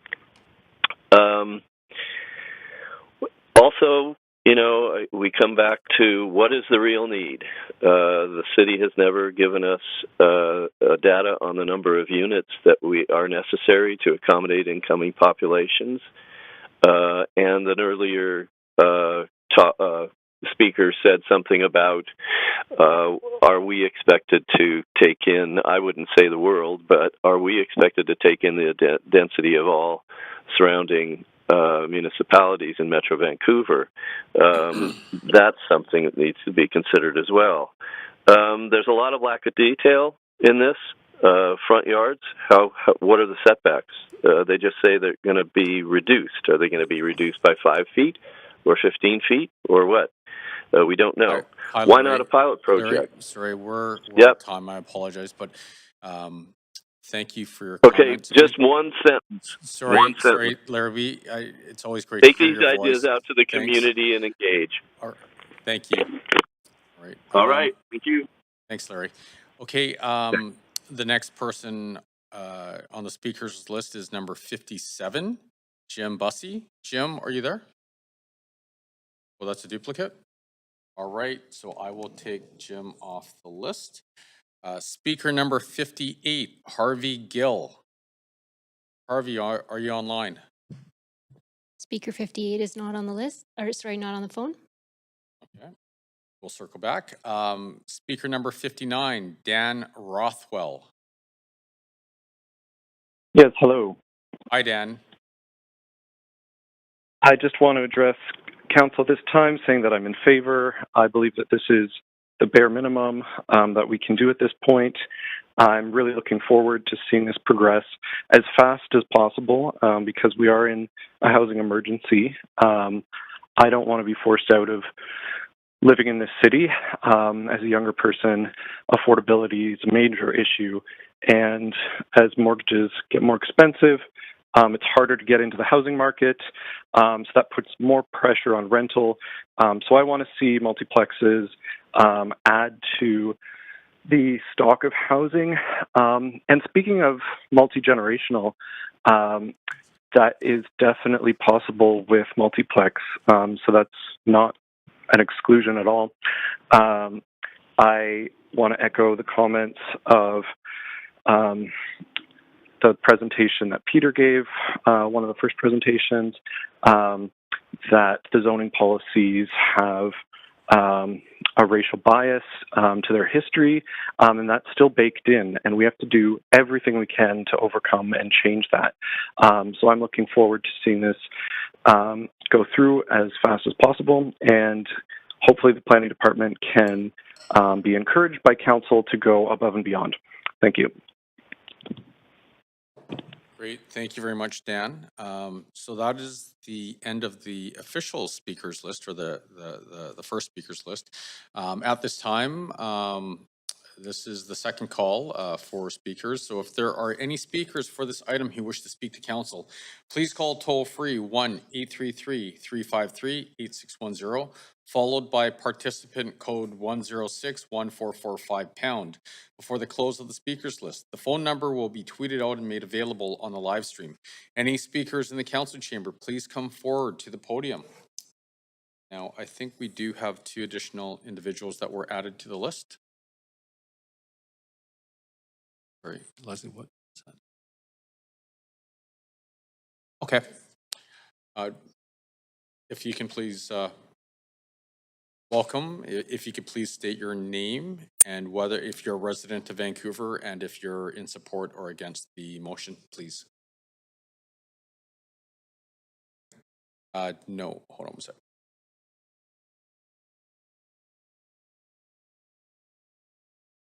We're just gonna get some technical.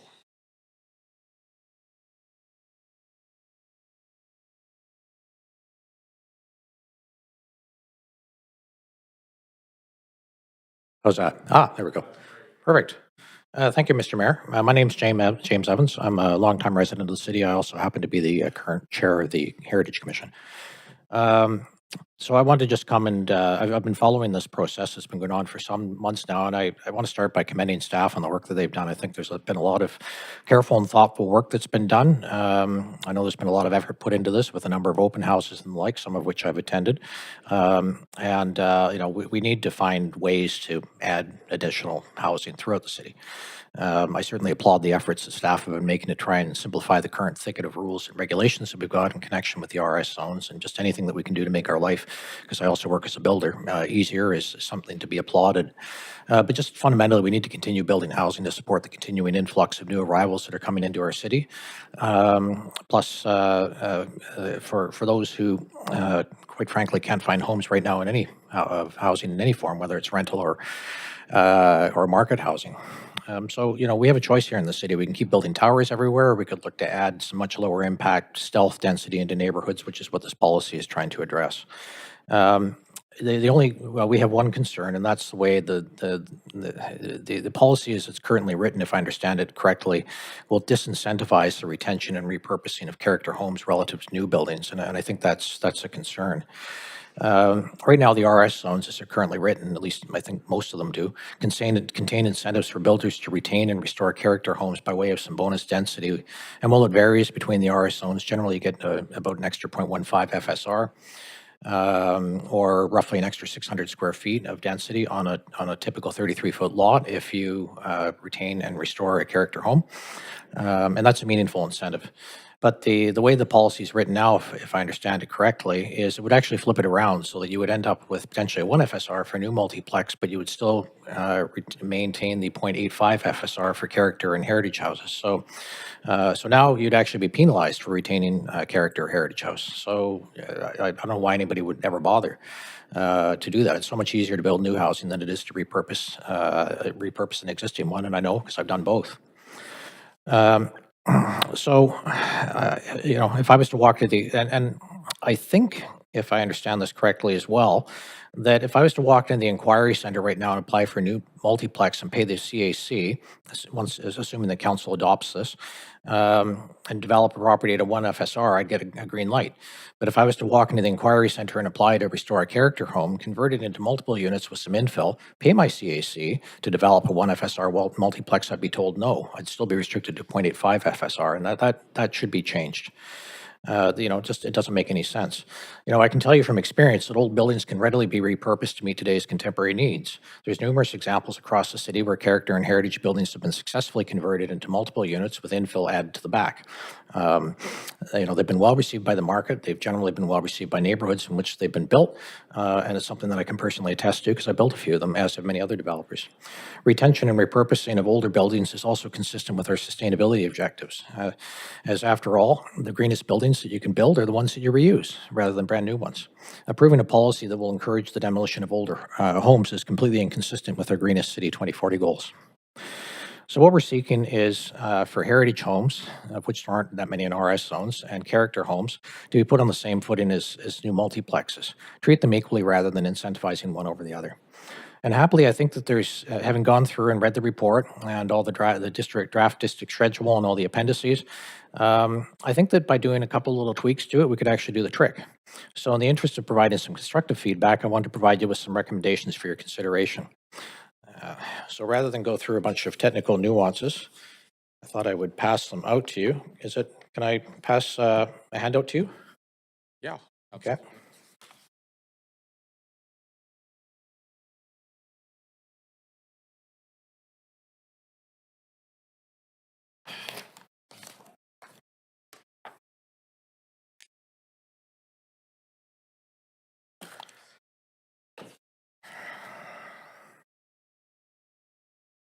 So in the interest of staying within my allotted time, I'm just going to quickly go through them. You can read them later on.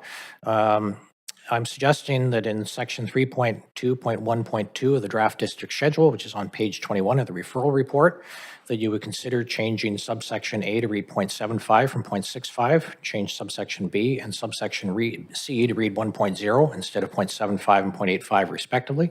That would have the effect of placing character and heritage homes on the same footing as new multiplexes, and to protect heritage houses, because I don't see any provision in there to protect heritage homes, I would encourage you to add section D to 2.2.8, Sorry, Jim, which would...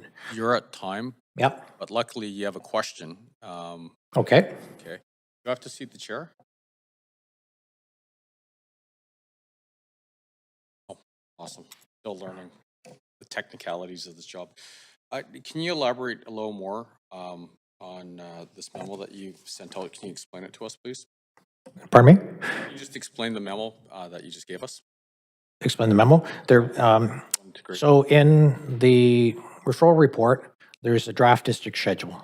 The district schedule will become the new zoning bylaw that will apply to all of the RS zones if council adopts this.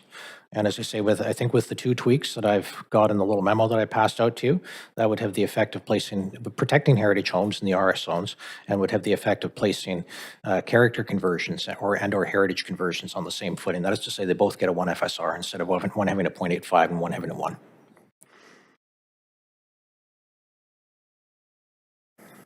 Okay. Oh, sorry, I didn't even start my timer. I apologize.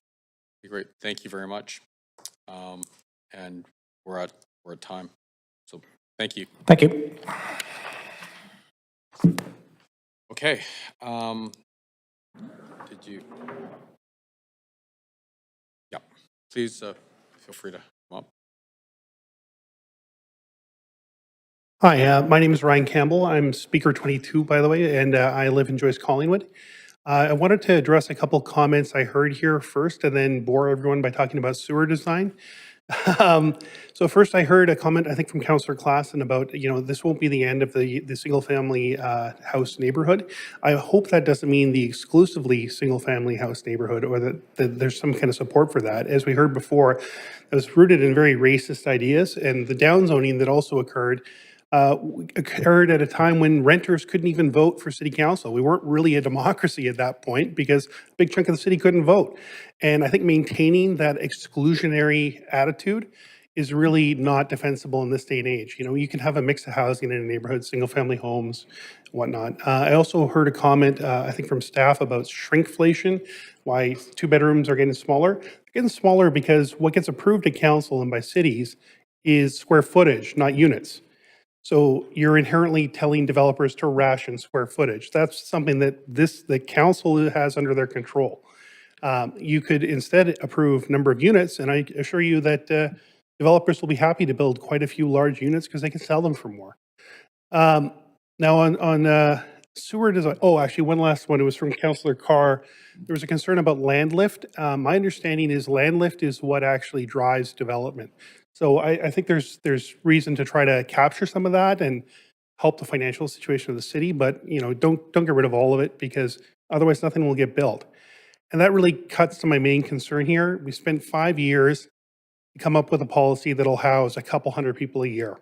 The demand in this city, there's about 70,000 underhoused people, 5,000 unhoused people, and about 90,000 people moving here in the next 5 years. So that's 165,000 people that need to be housed. My suggestion would be, rather than take 5 years to house 200 people, to sit down and work collaboratively with staff, not just put them into a box and say, hey, come back to us, but to actually work collaboratively and ask for a plan to house 165,000 people in the next 5 years, because that's what's needed. And things are going to get worse if you don't do that. And I think it would be quite reprehensible to not plan accordingly. Now, sewers, the most exciting part here. I sent an email to Mayor and Council about how I hadn't gotten answers to my questions to engineering. And thankfully, someone here directed me to someone from engineering. So I did get some answers. And this FSR 1 limit in this policy is not driven entirely by sewer considerations. So keep in mind, in about half the city, we don't have separated storm and sanitary. So the sewer loads are driven by rainfall, not by people flushing the toilet. And that just makes intuitive sense. If it rains 4 inches in an hour, that's a lot of water, a lot of toilet flushes. So what you can do if you want to get more housing into the same area without creating sewer loads is you build up. You could do 4 stories, you could do 5 stories. And all that works with the existing sewer infrastructure if it's managed properly. You can also do things like green roofs, like Councillor Carr suggested, that'll delay and reduce the amount of water that gets into the system. Do permeable asphalt. You can do bioswales, all kinds of things to reduce the sewer loads. So I would encourage you to look at this. First of all, to try to reduce the fees so there's greater uptake from this plan. And if you can get a small slice, or you can get a big slice of a small pie, or you can get a small slice of a big pie. I suggest the latter is better for everyone. It's better for the city's finances. It houses more people. And I would encourage you to look at this with more ambition and to let people build up, build more units, build more square footage, because the infrastructure, I shouldn't say the infrastructure is there to deal with it. We actually don't understand the infrastructure in this city very well. But we're not flooding right now, and we can build higher without increasing the loads and making things worse at the very least. And meanwhile, we can catch up and spend time and put the effort into building sewers and schools as we need it. I think it's critical that Vancouver takes a leadership role on this, because this is where the infrastructure is. Most of the hospitals in the region are in or near Vancouver.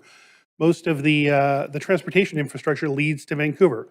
I think 1 in 12 jobs in Western Canada are north of Broadway. 1 in 12 in Western Canada, that's a huge number. So please let people live where the infrastructure is. Thanks. Great, thank you very much. Okay, so this is the third and final call. If there are any speakers for this item who wish to speak to council, please call toll free at 1-833-353-8610, followed by participant code 106-1445# before the close of the speakers list. The phone number will be tweeted out and made available on the live stream.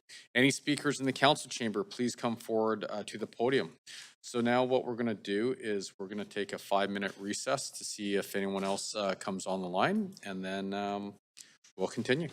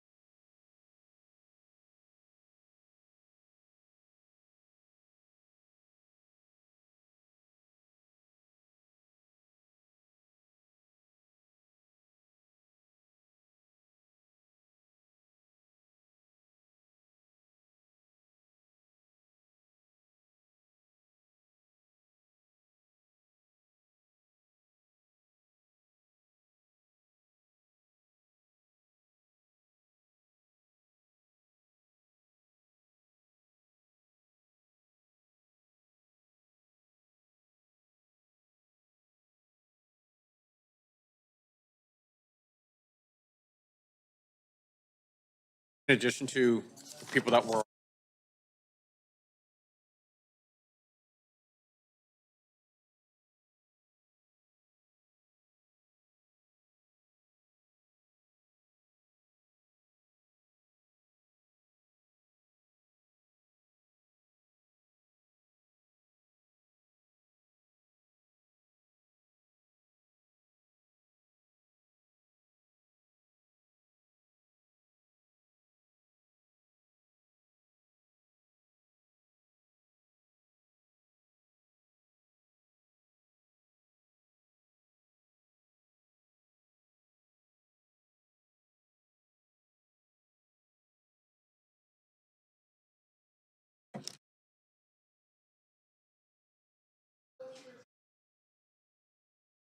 oh, you have a list?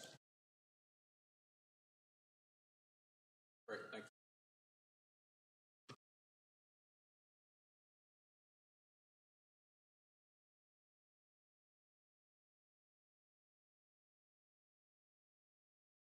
Which email? There we go. Okay. The next speaker we have is Ken Wen. Ken, are you there? Speaker 61. Hi, I'm here. Hi, Ken. Can you Hi. please state if you're a resident of Vancouver and if you are for or against the motion, please? Absolutely. I live in Vancouver. I live in East Vancouver, and I currently run a design company called Architrix Design Studio. We have been in business for 16 years, and I've worked on literally hundreds of ground-oriented housing units throughout the city over the past 16 years. So my input here is coming from a long, many years of input from homeowners and developers who we know what families want and what they really need. So in general, I support the multiplex.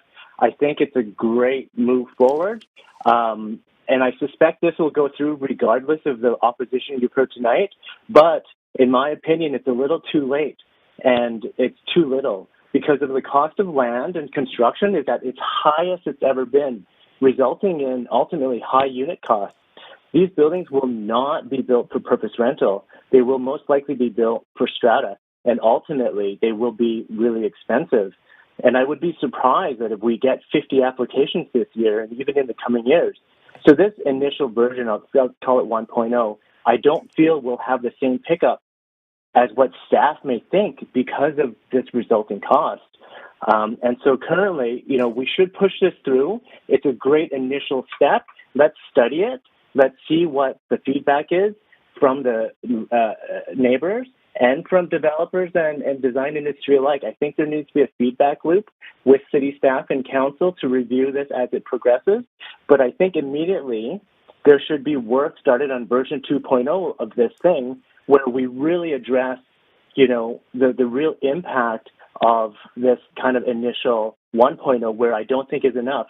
So some improvements for 2.0, I think, could be more FSR. The 1.0 FSR is tiny. We currently have lots at 0.85, so this increase to 1.0 is nothing. And we currently have zones that already allow for 0.9 and 1.45. So we already see this size of housing. So I don't know where the apprehension from city staff is to go above 1.0. Secondly, PMTs off-site. The PMTs are very costly. I feel that the PMT is an infrastructure upgrade that the city should bear some costs. BC Hydro should bear some costs. And the position of these things should not be on the homeowner's property. They really should be off-site. And I've seen them placed in sidewalks underneath, underground in electrical closets. And maybe what could happen is there's an initial cost that is paid by the initial multiplex builder or developer or homeowner. And then subsequently, as more get done, they pay into that cost. And so that the initial developer or homeowner doesn't bear that entire cost. Another improvement would be to allow for infills along with duplexes. I think that's an easy thing to do. Another thing would be to allow for the conversion of all single families into multiplexes and not through a territory retention process. That's really low-hanging fruit right there, you guys, to really increase housing all of these things need to be looked at, and not just a single solution through multiplex that is really too little, too late at 1.0 FSR in an inflated market of cost and land value. So the other thing, too, is in current zones such as RT and RM, if there are lots not large enough to maximize that zone's FSR, it refers to the RS zone. And so it would be really important that the RM and RT zones, if the lots aren't big enough to fulfill the minimum sizes for those, and they refer back to RS, multiplexes should be allowed in those RM and RT zones because it says refer to RS zones. So at a high level, let's get this multiplex policy approved and going, but let's study it and let's get a feedback loop and study it. So my second point would be for the reduction of single-family homes. I do not support that. I think it's the move in the wrong direction. I've been involved with the city in their public information sessions and their study sessions, and their reason is they're trying to disincentivize single-family to try to incentivize multifamily. But that's not a good long-term approach. I think it's a terrible thing to have to force onto single-family owners. The majority of single-family projects that we do have rental suites. If you reduce down to 0.6, you're killing rental housing in single-family development. Adding more square footage to the laneway does not help with that because there's no way you're going to get 2 units in the laneway. So ultimately, you'll lose one rental unit in the house, resulting in only the main house and then a rental unit in the laneway. So you got to be really careful about that. Previous speakers have expressed major concern about rental and multi-generational living conditions and reducing the FSR. Ken, sorry to interrupt. Yeah. We are at time, but thank you very much for Are your there comments. any questions? No, there's no one in the queue. Okay. So thank you very much for your time and your comments. Thank you. So speaker number 62, Charles Irich. Charles, are you online? I am. Can you hear me? We can hear you great. Perfect.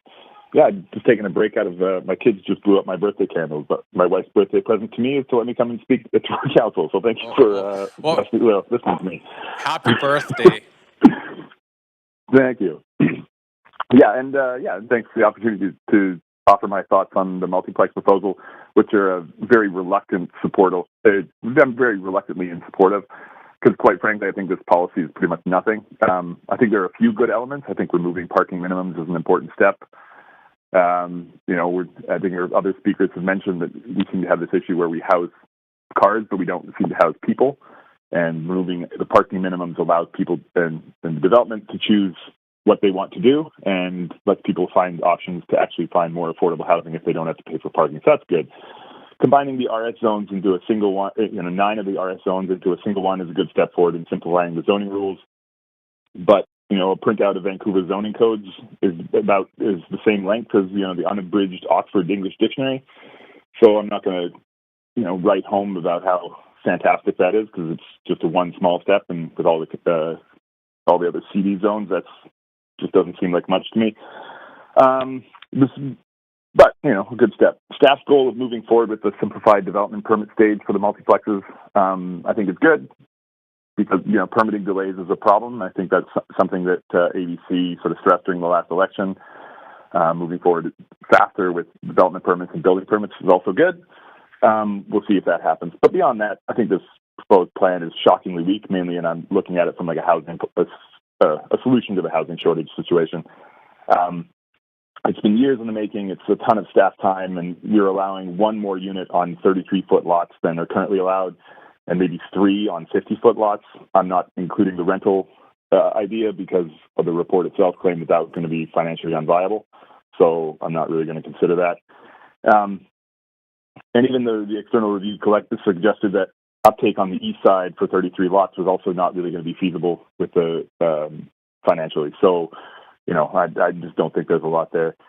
I think the report also suggested that it would get, maybe 150 multiplexes a year, depending what this is replacing, right? If it was going to go from a duplex and a laneway to a multiplex, then we're actually adding 1 home per lot for every redevelopment. So if we're actually doing 150 a year, this is between 150 and 450 homes a year. Again, looking at which lots are redeveloped, and that's nothing. Like, this is just it's not to say it's a waste of everyone's time, but if it passes, it's all about vibes, and it's not about actual solutions. So I'm not really going to pat ourselves on the back if that's what we achieve. Yeah, the province has also talked about, having minimum zoning with, 3 units per lot or 4 units per lot, right? This is basically coming up with the bare minimum of what the province might force us to do anyway. Vancouver has the largest housing crisis and housing shortage in, not just in the province, but, apart from Toronto, arguably in Canada. And so we need to be leading with solutions to the housing shortage, not doing the bare minimum, and this plan is just that. So, I don't know. Yet another issue. There are lots where multiplexes are going to be competing with the secured rental policy. You might find that actually, the secured rentals are going to be outcompeted by these strata builds, and so we might actually get even less housing than what was initially proposed. So, and just another step in another failure of the plan. The FSR limits are too low. The number of units are too low. We should do things for accessibility, like elevators should be excluded from FSR calculations. That's pretty basic. Otherwise, we're going to end up with a bunch of buildings that are either really small and really useless, or we're going to end up with unaccessible units, which is going to affect the ability for people and seniors to age in place, and just reduce the accessibility of all of these units, because you never know what's going to happen to whether if anyone ends up with a physical disability, because that can happen just randomly, and they might not expect it, and all of a sudden they have a place where they can't live. So that's pretty bad. Yeah, we need to get ahead of the shortage. We need to allow low-rise apartments everywhere. I think one of the previous speakers had mentioned changing the building code to allow single-stair buildings, which would allow the construction of apartments in small lots. There was a report for the City of Vancouver that was issued 2 years ago by Larch Lab that sort of talked about single-stair buildings and how useful they are. And I don't know why it seems like we're taking a long time to do that. It may not happen. Yeah, this motion passing is good. It means that maybe there's some indication that we want to accept more housing. Charles, but sorry, it doesn't actually Charles, show overall I hate to leadership. cut you off, but we are at time. But thank you very much It's all good. Thank you so much. Sharing your thoughts. Thank you very much. And by the way, happy birthday. Happy birthday to you. Happy birthday. No one's going to join here. Happy birthday to you. No. All right. Sucked the life out of that one, didn't I? All right. The next person is speaker number 63, Mo Zatar. I hope I pronounced your name correctly. Mo, are you there? Yes, hi, I am. Thank you. Please go ahead. Yes, hi. So me and my wife are new to development, and we have one project under our belt. We built a duplex, and we built a duplex with basement. So essentially, it had 4 units already, which we sold. And one of the biggest costs that was surprising to us was the wait time for the permits and the carrying costs. So this was a much older home. We couldn't really rent it out at the time, and that's what it was. So we learned a bit about it, and now we are willing to try this again. And we're actually really interested in the multiplex. But some of the costs associated with it are a little concerning, whether it be the PMT cost or what else will be involved, right, in terms of size. So we have a lot that we purchased a few months ago. It's a home, actually, and we want to rent it out. But one, if the permits are quick enough, we don't mind building right away. If the permits are going to take a long time, then we should be renting it out. There's all these questions that we really need to sort out, and I'm sure a lot of other people are in a similar situation. I spoke to a more experienced developer, and they put several projects on hold just to see what happens in these meetings. So hopefully we'll have some concrete answers. I think it's a great direction we're going in, but we definitely need to do more. I think a lot of people have said the same thing. And I think the carrying costs, especially with today's interest rates, are going to make a big difference with what happens. So the faster the permits can come out, the more people can save on the carrying costs, and the cheaper the prices will be. Thank you.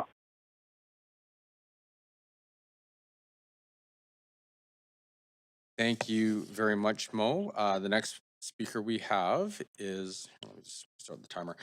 Speaker number 64, Michael Lalonde. Michael, are you there? Hi, yeah, it's actually Marcus, but hi. And hi to all the city councilors and staff. Thanks for taking the time to hear me. Everyone can hear me, right? Yeah, we can hear you. Awesome. Yeah, I've been listening all day, and I really want to point out that, this is a housing emergency. This is a nearly unprecedented thing worldwide, and it's happening all over town, all over the city, all over the country, and all over the world. We've heard a lot today that we need about 15,000 new units per year in Vancouver to make up this missing middle housing, and this project is expected to provide about 1% of that, 100 to 200 units. I'm curious what council thinks will happen to, or what they expect to do to make up the other 99% of units that we need here in Vancouver. And it's really important too, because there are no houses in Vancouver. Well, actually, that's not true. There is one house in Vancouver for sale right now for less than $1 million. It's for sale for $999,000 and 99 cents probably. But the point is that the only people that can afford to buy a house, to put down roots in Vancouver, are the 1%. The people that can afford, the people that have income above $200,000 to $250,000. They're the only people that can support living here long term. I'm not a homeowner. I'm not a part of a family. I'm 26 years old, and I moved to Vancouver in 2018 from Ontario. That puts me in an age group that I don't think has been heard from a lot of the time here in this council. So I think it's important that you guys hear what I'm hearing when I talk to my friends. And that is that everyone in my peer group is saying Vancouver's amazing, I love it, and I wish I could stay, but I can't. I'm not going to be able to afford to put down roots, or I'm not going to be able to afford to invest into this city. So at the end of the day, what's going to happen, 20, 30 years from now, when Vancouver is full of people who can afford to buy housing and not much else? There won't be the young families because they can't afford to buy a house. So my question for council would be that, given the massive need for housing of all kinds, not just houses, not just duplexes, why choose such a low FSR? Why have such a low density allowance in 80% of the city's land?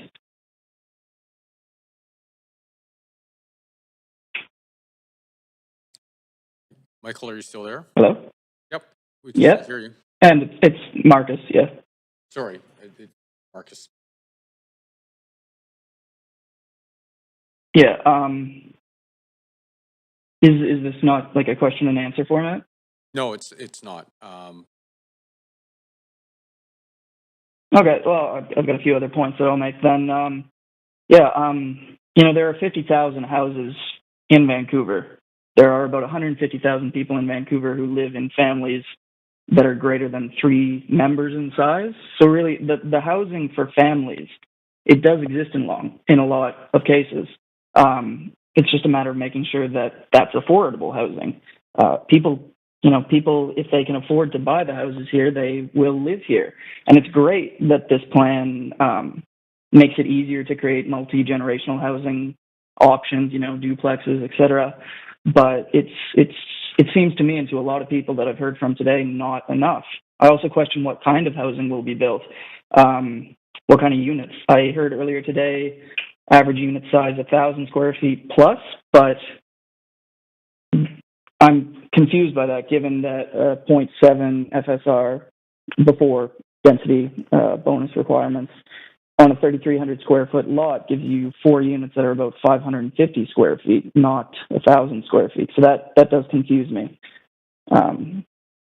And the last thing that I have to say is that, given that a lot of people have said, yes, this plan is good, but it's only the first step in what needs to be many, many, many steps to address decades of being asleep at the wheel on the part of Vancouver leadership, what does council see as a next step? What does council see as the more extreme actions that will be taken in the future to address the other, 14,850 houses that need to be built annually in Vancouver? I've got about 5 seconds left, so I'll feed back that time. Thank you very much. And Marcus, I apologize. You came up on my screen as Michael, so I apologize for getting your name wrong. Okay. Yeah, no worries. Great. Awesome. Have a great night. The next speaker we have is speaker number 65, and that would be Ian Robertson. Ian, are you there? Yes, I am. Please go ahead. So yeah, my name is Ian Robertson. I design passive houses in Vancouver, and I was one of the ones asked by planning to do a proposed design with the multiplex rules to basically figure out where you're going to hit the head against the rule and where they need to maybe add a foot or whatever to make something work. So I've got quite a bit of experience working with these rules and what does and doesn't work. The design we did was for a 33-foot passive house, and the length that we needed to fit 4 good units on the 33-foot lot and achieve all the goals of this was very tricky, especially since one of the big goals stated, at least in the rules that I saw, was that they be visitable, which is a version of accessibility, which basically means that every front door has to be able to be accessed. This basically is impossible unless you do something to allow elevators. These are not going to happen unless the FSR is exempted, because people can't afford the space. The math doesn't work. So we're going to be building a lot of things that are having front doors up in the air that no one can get to when they age, and so we're going to be just kicking a can down the road into what will be future as inaccessible, not age-in-place units, where we're actually doing a lot more to allow people to actually gracefully age in place in the neighborhoods that they might want to. Because one of the designs that we put together was that you'd have a 4-floor building, except that isn't allowed under these rules. You have to dump one of the units partially underground, which hurts the accessibility of that unit. And that becomes a perfect 1 unit per floor age-in-place thing that you could do on the west side for people who have given a bunch of money to their kids and still have a bunch of money left over, but they have nowhere to go to. That is a nice place for them to live in their later years and, sell their house and allow like an Athens-type poly house, the way that Monty Paulson spoke of earlier. Much of the city has upgraded sewers, upgraded power. Why are we doing everything on the lowest common denominator? It just seems like someone decided to phone in rather than make intelligent rules that actually follow the capacities that the city already has. We're putting in limitations where they don't need to exist. Simply, if we wanted to allow more area, we would. So obviously there was a decision made by somebody to allow less. That somebody is an unnamed somewhere in the chain, but this is something that could be investigated by you folks to find out. Why was this so little allowed? Because we've been told time and time again, this won't result in that many units. Zero lot line projects already exist in Vancouver all over the place. We're designing a renovation on an old house in Vancouver that is actually 4 inches over the lot line. Why? Because no one really used to care. Zero lot line projects, they already happen. The world doesn't end. We can already figure out what to do for fire and everything else. That's a really great idea, again, for Monty. So that one should be enacted. That would allow a huge amount of extra space without making any other scariness involved. The buildings wouldn't have to be taller or anything else. They'd just be a little bit narrower together. So my planning prof in school said that if you fail to plan, you plan to fail. I support this whole thing. This needs to be passed. As everyone else has said, we need to do more next. So we need to figure out tomorrow what the next version of this to make it better is. The fact that these rules are so timid, for whatever reason, suggests that we didn't even fail to plan. We just straight skipped over planning to fail. Because we're planning on doing so many of these things. It's a drop in the bucket. It's not going to create the meaningful affordability that we need. So we're spending a huge amount of time, all of us here, calling in, trying to say, why don't these rules be a little bit better when will they need to be far better? So I know you can't do that tonight, but that needs to be done ASAP. So that's, I think, all my comments. Thank you very much. Seeing no comments, I'll move on to speaker number 66, Elizabeth Murphy. Betty, are you online? Hello. I am. Good evening. So while increasing more housing options is important, the Character House Network has significant concerns about how this rezoning undermines the Character House retention incentives that were established only a few years ago. We have a petition on change.org that calls for, among other things, to take immediate action to remove from zoning and building code bylaws any biases favoring demolition and new construction over retention, and is now over 9,770 plus paper signers at this time. And the Vancouver Vanishes Facebook has over 13,000 likes, also as a form of support for retention. Clearly, the public wants to see policies that encourage heritage and character house retention, and the city has programs and policies to encourage this through incentives, mostly through increased development density and number of units. The greenest building is the one that already exists, so doing more with what we have through adaptive reuse needs to be a central part of policy and planning for growth. Character and heritage incentives create opportunities for growth while retaining the embodied carbon that is lost in new construction. Not considered in the staff memos posted yesterday on the public hearing agenda is that the UBC study referred to did not consider the embodied carbon from resource extraction, manufacturing, or transport. This means that the embodied carbon of new construction is much higher than assumed in that study. Further, there was no consideration of how a character or heritage house can be made fully electrified without major rebuilding, including a combination of heat pumps, electrical heating, hot water, and fixtures, with additional improvements to insulation and air tightness. There also could be improvements to regulations and industry practices to make it easier to retain more of the original structure, to save even more embodied carbon, and to reduce costs. For example, there is no reason why most concrete foundations couldn't be retained and still meet seismic and structural requirements. I've done so in many renovation projects. Eliminating basements in new construction will not necessarily reduce concrete, since foundations need to go to undisturbed soil, which means to the bottom of the foundations of the building that was demolished. It just gets filled in if there is no basement. There is no magic bullet that is going to solve all of our housing and climate issues, but adaptive reuse of existing buildings needs to be an important part of this for a sustainable and affordable future. There are 65,000 properties in RS zones. That includes only about 10,000 pre-1940 houses left. That's what I heard staff estimate. And only a few of the 2,200 properties on the Vancouver Heritage Register, most of which are not protected. So there is lots of opportunities for multiplexes and other forms of development, while also allowing for character house retention incentives. In fact, character and heritage retention projects are used as examples of what new multiplexes could achieve.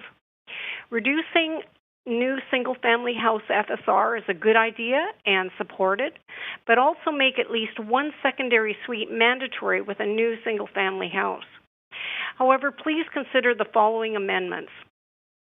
Exclude from new multiplexes any houses on the Vancouver Heritage Registry, and instead direct multiple units on these properties through heritage and character retention incentive options. For character house retention with a renovated addition or suite, retain current density of 0.75 FSR rather than reducing to the proposed 0.65 FSR. And character houses with infill should be the same or higher than multiplexes that are proposed at 1.0 FSR, well above the retention options at the maximum of 0.85 FSR. Zone for multiplexes in a form and scale that maximizes retention of mature trees and permeable green surfaces within neighborhood contexts and streetscapes. Ensure new development is within the city's infrastructure capacity in each neighborhood for a sustainable future. And further, we support the proposed amendments by James Evans, Chair of the Heritage Commission, which were just submitted. And thank you. Great, thank you very much, Betty. The next speaker we have is speaker number 67, Dedin Husak, and I hope I pronounced your name correctly. Yeah, you got it pretty good. I hope you can hear me. I'm testing out a new headset. Yep, we can hear you great.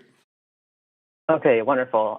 Thank you. You know, I know it's been a long day for you. I'm really glad that you started council meetings earlier in the day now. Let me speak today. I didn't think I'd be able to, but I'll get on with it and I'll take your night up. So my name is Devin Hustick, and I've been a member of the Jericho Lands Working Group, the city-led working group, for the last 5 years now. And, you know, I'm sure as your colleagues on council can tell you who were reelected, that's a long time, almost as long as city plan took. And, you know, I've made friends through that process, like, you know, Larry Binge, who spoke earlier. And I was surprised to hear him say that there wasn't a lot of consultation on this, because I actually bumped into him in a meeting in Kitsilano on it. But, you know, all the time I've spent on the Jericho Lands Working Group has taught me a lot of things. And I can't speak to, you know, the economics of these multiplex proposal or the sustainability or anything like that. But I have learned how important, you know, neighborhood character and an appropriate transition to homes are.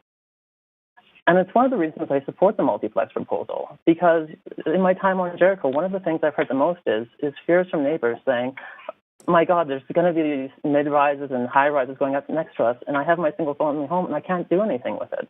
And this is that start, so we can actually do something. And I think you've seen that with the secured rental program, you know, where a neighbor can do a 4-story building next to a 6-story building on an arterial road. There tends to be less opposition. You guys get to have shorter nights.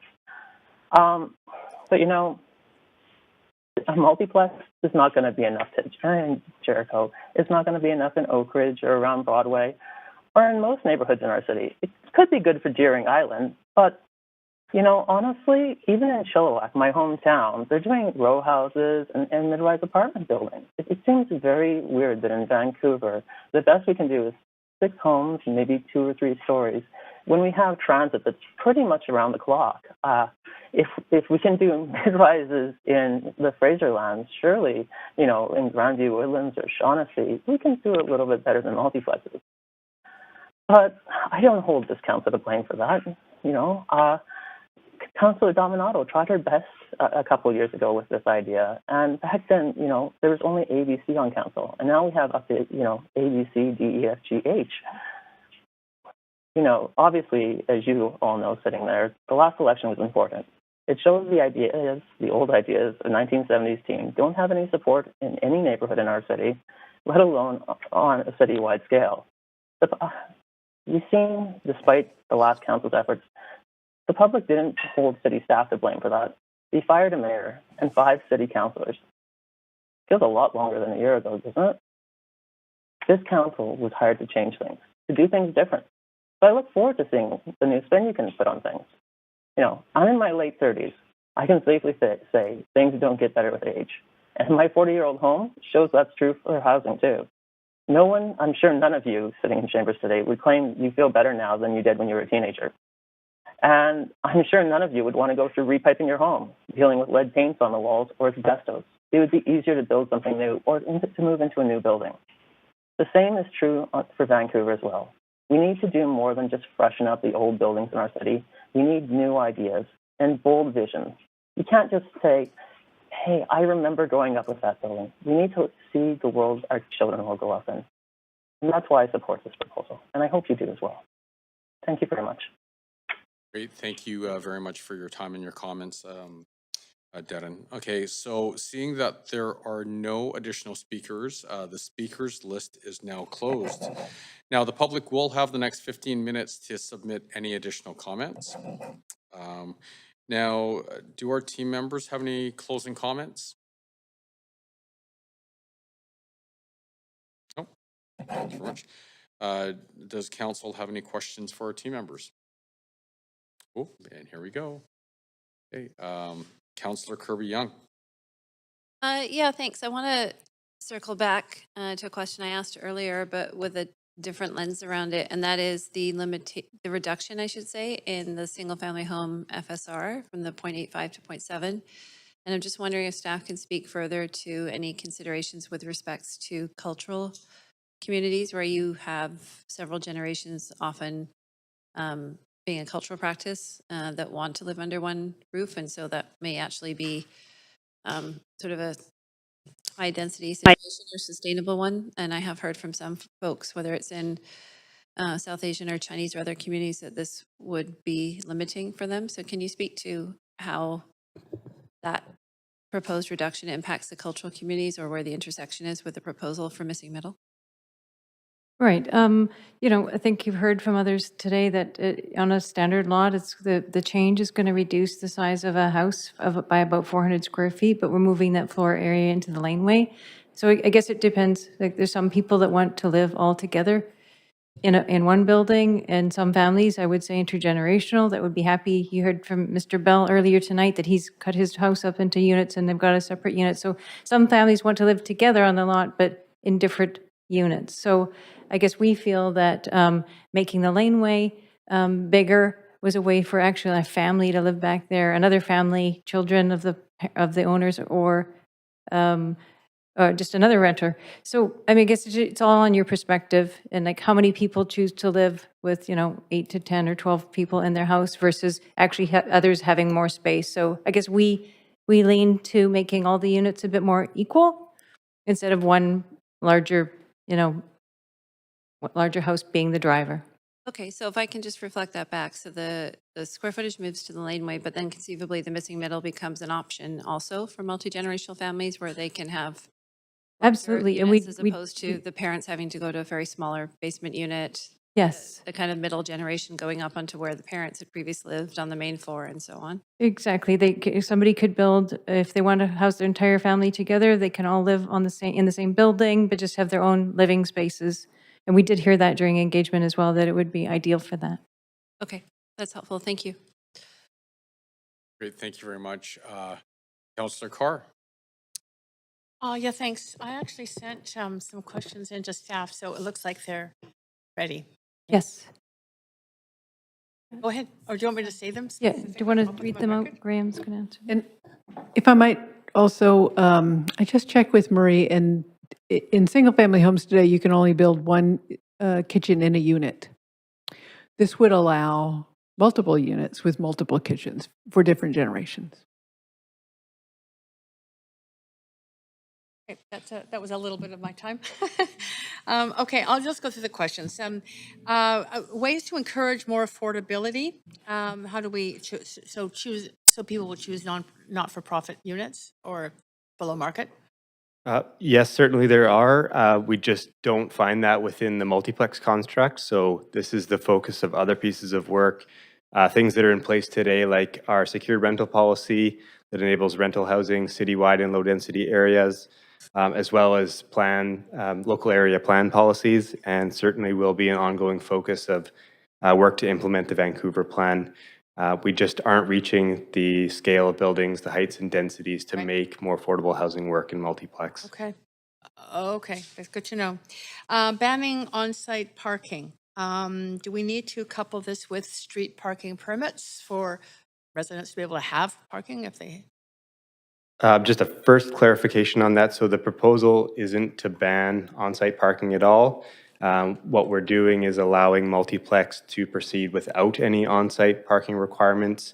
That's at the discretion of the applicant. And what we understand through the work is that in most cases, there certainly would be some on-site parking provided. Likely as much could be fit at grade on the site.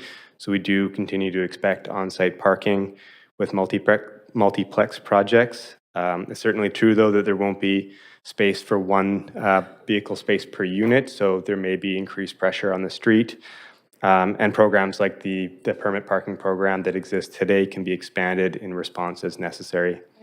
That's good clarification. Thank you. Third question. You said earlier that the BC government is expecting to roll out something similar in the next month. Is this going to obviate the need for them to impose anything in Vancouver? So through the province's relatively recently announced Homes for People program, they have indicated that there's an intention to bring forward legislation that would require municipalities to begin to allow more units on low-density lots, potentially up to 4. We don't yet have full details of that legislation, so we can't fully evaluate, but the overwhelming sense that we're getting is that the direction we're taking with multiplex will align with that, direction, likely exceed it, and that we haven't been made aware of any way that this proposal would interfere or conflict with that. Right, okay. One speaker, oh, sorry, missing one. One speaker spoke to the reduction in garden space, and I'm wondering what solutions in the Vancouver plan we have around that. Good question. So just first clarification is that multiplexes certainly will have likely less yard space and garden space than is possible with a single detached house. There will still be open space at grade. It can be used for gardening, front yards, rear yards, or courtyards, as well as the opportunity for space on rooftops. And I'd ask colleagues in engineering to comment on other potential solutions that might involve public lands. Are they on the line? They are on the line. Great, thank you. It's Donnie from engineering calling in. And absolutely, one of the main key policies in Vancouver plan is road grade reallocation. We're continuing to work on that as a policy, and we'll be bringing forward different solutions to council shortly. Awesome, that's great. Fifth question, one speaker suggested reducing the design review process. Possible? Would it save time? Yeah, we absolutely are reducing design review. So there are no discretionary design guidelines associated with multiplex, as well as no requirement for notification. We are proceeding with proposed a set of simple external design regulations in the zoning. So this will help reduce uncertainty. It will reduce back and forth between staff and applicants, and it should result in time savings, certainly. Fantastic. One speaker suggested that there will be negative impacts on boulevard trees and may affect groundwater. What are your thoughts on that? Based on the proposal, we don't expect that multiplexes would have any greater impacts on street trees than existing options. In the RS zones, there are still considerations like front yard setbacks, so we don't expect any greater impact. And while we haven't assessed groundwater in detail, certainly the proposal to make basements more shallow and to allow above grade options should help with groundwater impacts. You're right. Okay, eliminating side yards as was suggested. Thoughts on that? So we haven't proposed that largely because the multiplex option has been designed to work alongside the existing options and the existing neighborhood pattern. So it's certainly technically possible to look at changes that would move to a zero lot line condition, and solutions could address any sort of fire access issue. We're at time. Thank you. Really appreciate the quickness of response. Thank you very much. Councillor Dominato. Thanks, Mayor. Just to staff, a follow-up question around Speaker James Evan. He prepared this handout with respect to possible changes around the character heritage retention. I'm just curious, I think Councillor Jo is handing you a copy. I'm just curious what your thoughts are on these specific recommended changes that would be embedded today versus a report back in maybe Q2 of next year on changes to those policies to align with the missing middle framework. We've had a number of speakers call on this topic and to incentivize retention of these homes while adding that density that we want to see. So can you just comment on this? Sure. Yeah, I have it as well. So Mr. Evans proposed what he presented as sort of simple updates to the bylaw that we're presenting here today to increase the density allowance for retention projects to equalize that with multiplexes, so to go to 1 FSR. It's staff recommendation that we take this away and look at it further, because there would be other changes to the bylaw. And we'd also have to consider factors like should the density bonus charge be applicable, similar to multiplex. We're currently waiving it for character projects. There's some differences in terms of how character projects measure floor area. So there's more changes than what Mr. Evans indicated in this sheet. So staff's recommendation is if council would like us to consider this further, to direct us to do so via a motion, and we can follow up on that. Okay. So basically, if we were to provide direction today, have a report back and, maybe, I think there's a planned report back in 6 months' time anyways, so Yeah. be aligned with that. Yeah. Okay. Thank you. That's all my questions, Mayor. Great, thank you very much. Councillor Fry. Yeah, thanks. I want to just sort of follow up on some of the answers to some of Councillor Kirby-Young's questions around the single-family home to accommodate multi-generational families. And I just want to preface it, I'm generally happy with this report, but I would hate that we had maybe sort of a more European-centric kind of approach to this housing vernacular when we look at, I've been to South Asian homes where one big kitchen is actually a feature because everybody's cooking for the whole household. And so, and I'm guessing that having two separate, kind of house footprints would add to the cost generally of building all the infrastructure and plumbing and separate kitchens and yada, yada, yada. So I'm wondering if there's a way forward, not right immediately, but if staff can contemplate a way forward that might support that kind of style of multi-generational, larger family living within Vancouver.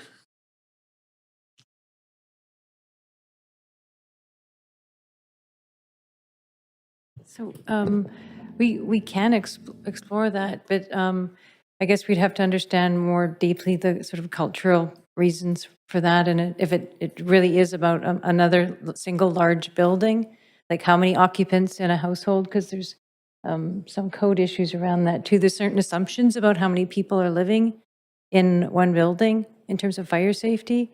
So we'd have to just explore it to see what the issues are and what the objectives would be in doing that. Sure, I realize it's something, I mean, we heard it today, and I think it's a valid kind of consideration to explore further. And I'm not going to burden us with an amendment today on this. We can do this at a later date, so that's fine. Thank you. Thanks, Chair. Great, thank you very much. Okay, so we're going to leave. How do I say this here? So the public will literally have another minute and 41 seconds to submit any more comments. Pardon? We should recess. Okay, so what we're going to do is recess for 2 minutes. I think everyone heard me sing and it wasn't a winner, so I think I'll cut my losses now and work on something else. Yeah, so we want to take a 2-minute break.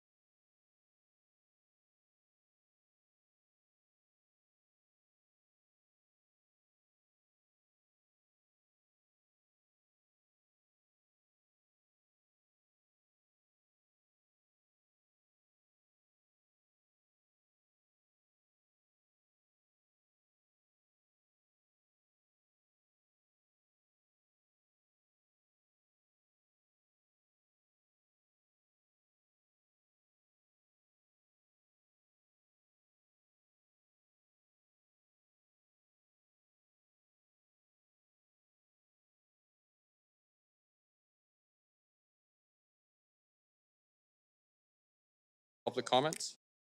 Okay.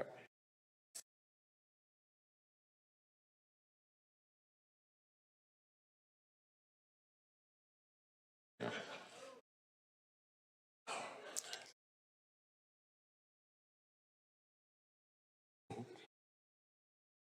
We need another minute. Oh. Pete, you can go back there for like another minute. Yeah. Okay, so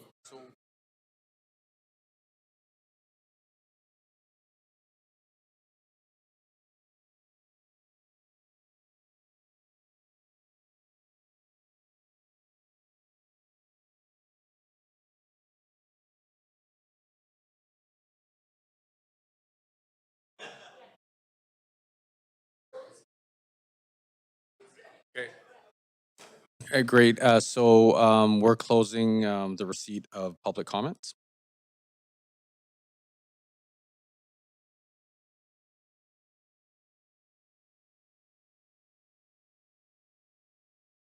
It's 7:52.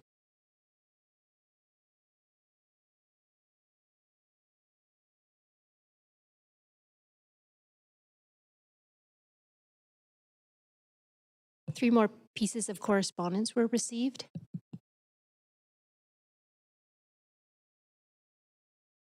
Okay, so we'll take a very short recess, let's say 3 minutes, so everyone can go through the comments that have been received.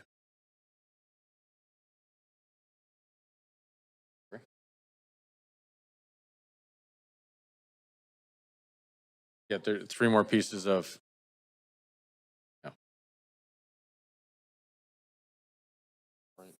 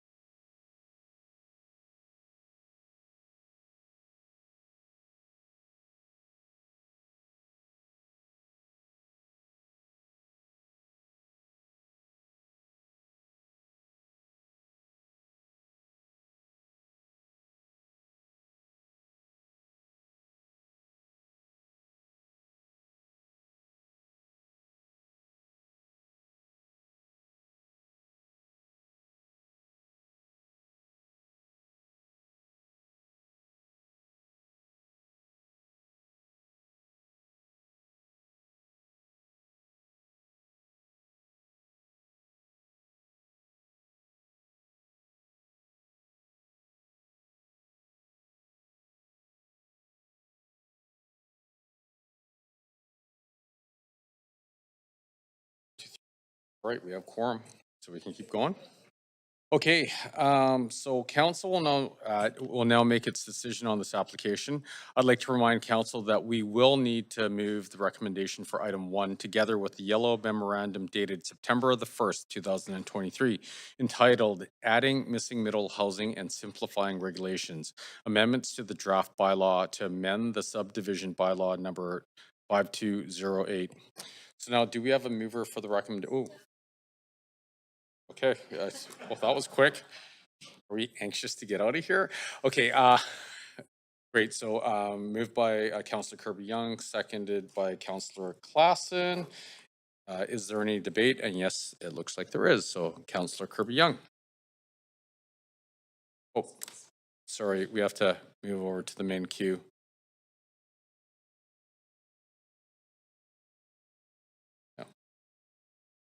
Okay, so do we have to go back to the original order, or do we just follow this order, Leslie? Because the order all changed here, so do we,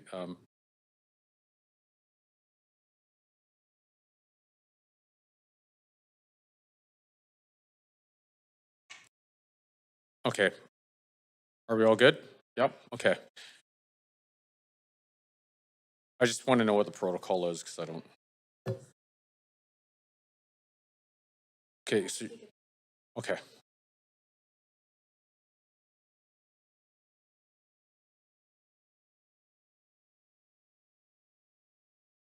So.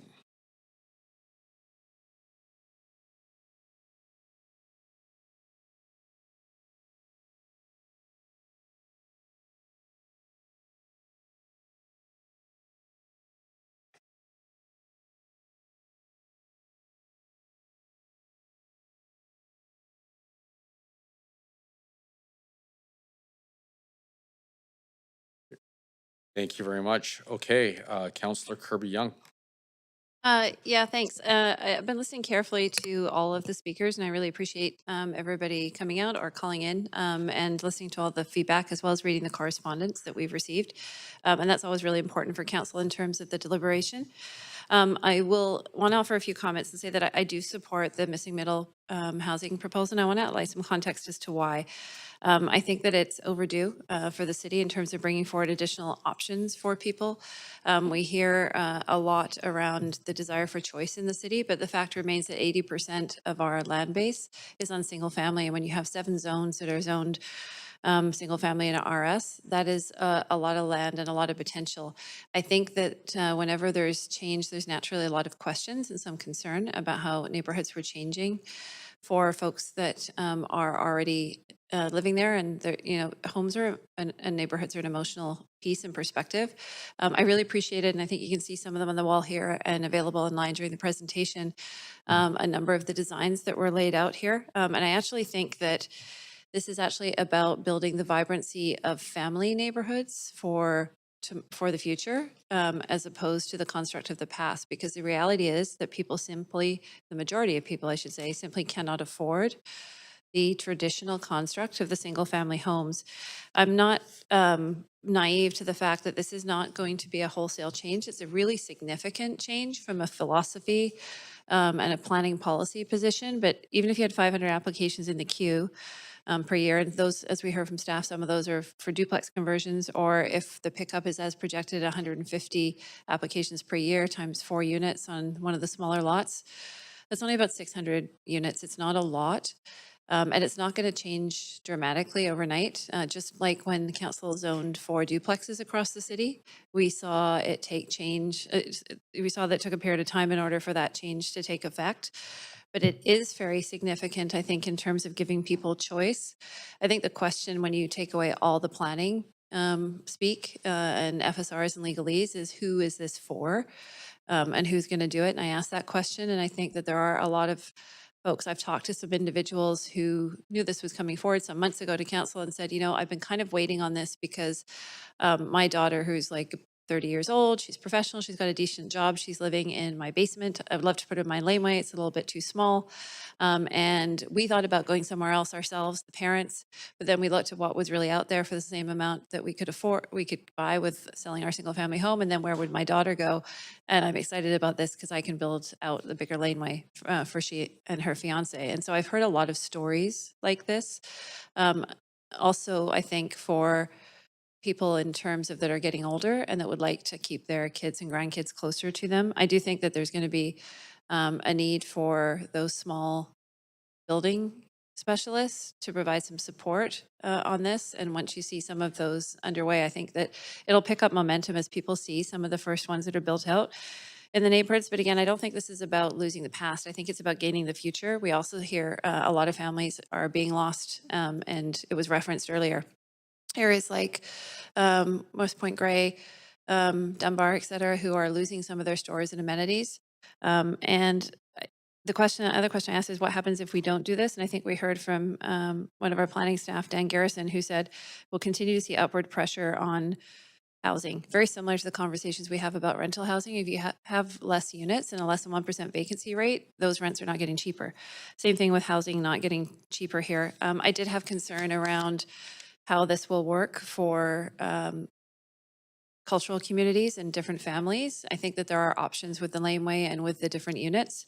Does not mean that improvements can't be made in the future, and to points that were raised around the notion of central kitchens, but there's other cultural communities that like to have separate kitchens because they want to cook different foods, and two distinct and different kitchens. So I think there's, and I see Councillor Joe nodding, he knows what I'm talking about in terms of, yeah, the walk kitchen, exactly. So I think it really, I think there's, probably some more work to be done there. One thing that I'll say too is we had a discussion at council previously last term, and I think I brought a motion on racial covenants, and it's pretty sobering when you look at some of the language on the titles. It says, and I'm paraphrasing, but no person of Asiatic, Negro, or other descent may live here, and that was how a lot of our neighborhoods were built. So I'm hoping that this does provide an opportunity to open the neighborhoods up, and again, I think this is an opportunity to gain vibrancy. So I will leave it there. My last comment is that I do think that there's room, and I think Councillor Domino is signaling through her questions, she might be looking to make some changes to improve the character house retention that could provide an equivalent amount of units on those lots. And so I look forward to those discussions. Thanks. Sorry, Councillor. Great. Thank you. Thank you for your comments. Councillor Boyle. Thanks. I circulated an amendment about accessibility, hoping we can move to an amendment queue. Okay, so we will go to the amendment queue. Sorry, can we have someone second? Great. Right. So that was seconded by Councillor Carr. Oh, sorry. I wasn't looking, and my hearing is going. Actually, as my hearing is going.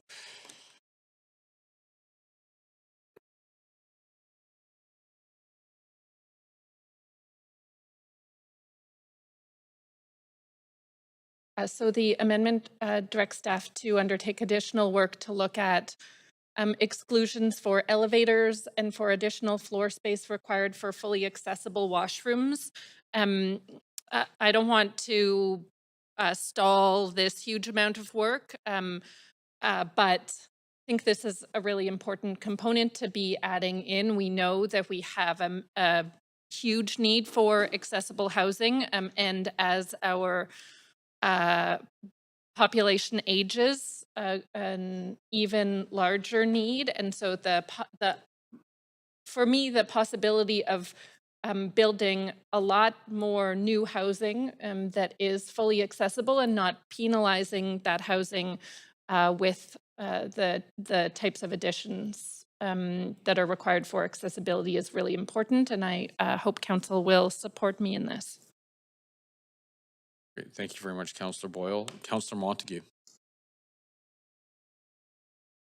The amendment for the last little while. One of the things I like about the missing middle is the accessibility component, ground level units for people with disabilities, giving them more options and allowing folks to age in place. So I'm wondering if I could ask a question through you, Chair, to staff about the amendment.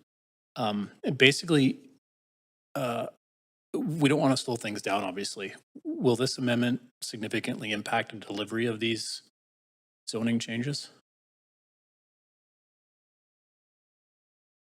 Our interpretation would be to do this work, to move forward with what we have today, and to do this as part of a report back in our first report to council, probably in about the next 6 months, I would say. Okay, so wouldn't slow us down. So it wouldn't slow you down. Okay, thank you. Then I'd be happy to support. Thank you. Great, thank you very much. Seeing no other comments, can we put the amendment, Councillor Boyle's amendment to a vote, please?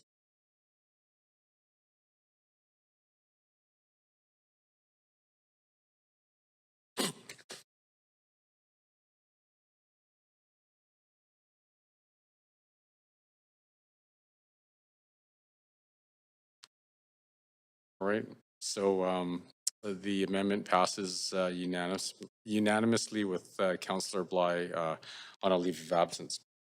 Right, so we'll go back to the main queue. Thank you very much. Councillor Klassen. No, Councillor Boyle. Oh, I'm sorry. Councillor Boyle. Put her, sorry about that. It just started, so she's got her 5 left. My bad. Are we able to add? Sorry about that. Thanks. Thank you for that support, Council.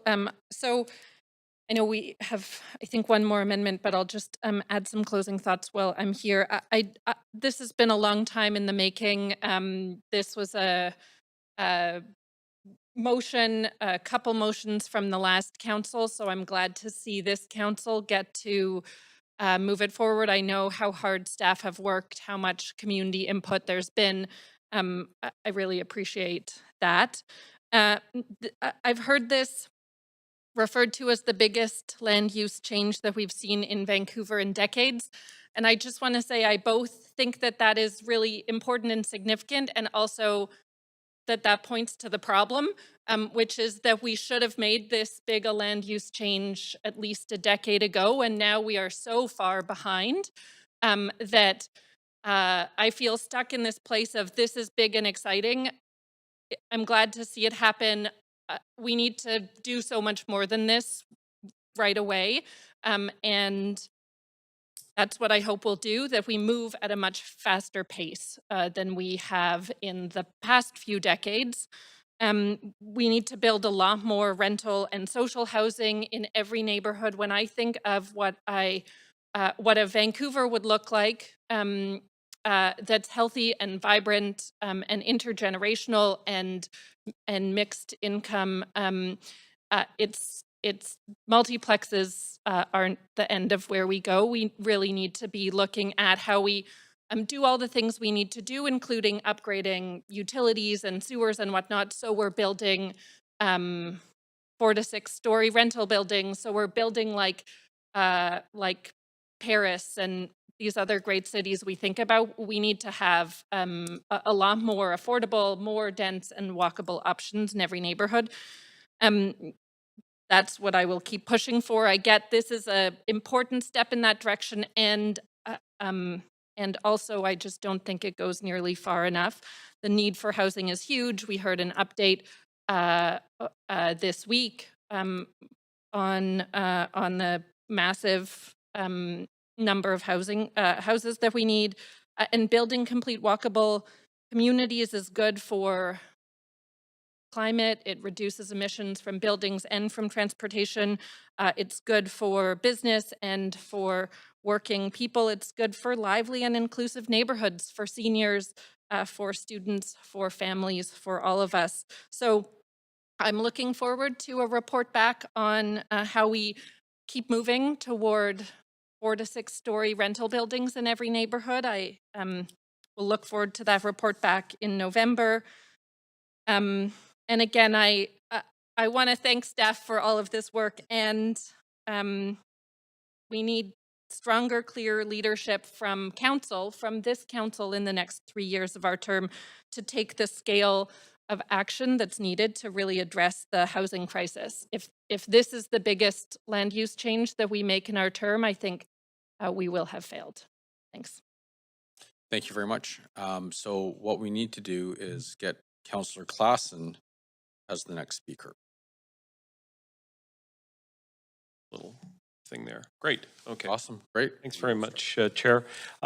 First of all, I just want to thank everybody who's participated in this conversation around the missing middle. I know that there have been a huge amount of engagement that happened in forums, and of course, we heard from dozens of speakers here today. We had hundreds of emails, and I appreciate it. I read through them, and I listened intently today, and I heard first of all a lot of support for this, but also some words of caution from people who are worried about the paradigm shift that this possibly represents. So I just wanted to go through some of the kind of the key areas that I did hear about, and I agree with Councillor Kirby-Young in the sense that while this may not be a massive shift in the amount of development that it happens in response right away. It is a very distinct change in philosophy in terms of how we deal with this sort of 3/4 of our landmass within the boundaries of the city of Vancouver. So the big area that I feel very passionately about, because I know people care a great deal about their neighborhoods, is the urban design component. And it was such a relief to see these fantastic renderings and some of the illustrations that our team put together, including a flyover video that I got to watch this afternoon. So that work, it gives me relief to realize that this will integrate in a way that I think is something that people will feel very comfortable about. People love our neighborhoods. They love walking the streets, and they grow comfortable with the typology. So if we're going to make changes to this, let's make sure that communities embrace it as well, because that's going to lead to more success. I heard concerns about infrastructure inadequacies, and of course, we will have to respond to the need for water, sewer, and hydro. But at the end of the day, those are things that will happen happen concurrently with changes towards the neighborhood. Schools and parks, yes, we don't want to overburden them, but we do know that a number of our neighborhoods have seen a net loss of population in recent decades. So I think it's incumbent upon us to make sure that we allow neighborhoods to evolve and make sure that the schools and the parks can respond to changes in the neighborhood. Wouldn't it be nice if we saw some of our neighborhoods that don't have a lot of children in them right now, having children playing on the streets and sidewalks again, like they did when I was younger? Loss of tree canopy is something I think is extremely important. I've sort of reflected upon it a little bit in my comments around how this supports our climate. But we do have direction to make sure that there is an important addition of trees. Heard about things like electrical transformers and the cost associated with those things. But of course, when you sort of aggregate it over a number of different housing units, we are moving to a more electric-based society. So these are changes that will be coming, and of course, to support electric vehicles and things of that nature as well. Character and heritage homes, I think greater incentives, as we heard from some of the speakers, are going to be needed over the longer term. And I hope that council and staff are able to address that moving forward. Accessibility and age-friendly housing is very much a part of this plan, and I think that's something that we definitely need as we become an older society overall. Our demographics are shifting. I think that I was reading a late note that just came in recently, and it talked about the experience of somebody who'd been in Japan. And they said, the nice thing about their neighborhoods is that it is integrated in a very similar way, like our missing middle, and that this gives people an option to live not in condos or apartment buildings, but a different style of housing that a lot of people are accustomed to. I did say that I mentioned the climate goals. I think that for a number of reasons, including the incentives around tree canopy, rainwater management, providing more housing opportunities near our major employment areas, and supporting a local small business. But I want to really say that the good thing about this policy, these changes, is that we will be able to evaluate them. We'll do that in the coming months. So I just want to finally, in just the last couple of sentences, thank staff for the amazing amount of work they did on this one. I know that these are the kinds of things that will be seen as real kind of career-defining efforts. So thanks very much. Awesome. Thank you very much. Councillor Carr? Thank you. Mayor, I just want to say that I was absent for an hour, but I want to put on the record that I did receive the summary of the speakers that I missed, and I did review that information. So I believe that makes me eligible to vote. So let me start by thanking staff. There's an awful lot of work in this, and I am incredibly appreciative of the incredibly good work that's been done here. And I also want to thank everybody who spoke and who wrote into us. I did a tally with those combined speakers and correspondence. The people saying yes was 379, no 148, other 46. Most of the other are around character homes, interestingly. But that's a very strong, in my mind, on what has been a contentious and well talked about, but often controversial subject. I think that's a very strong measure of public support for a yes decision.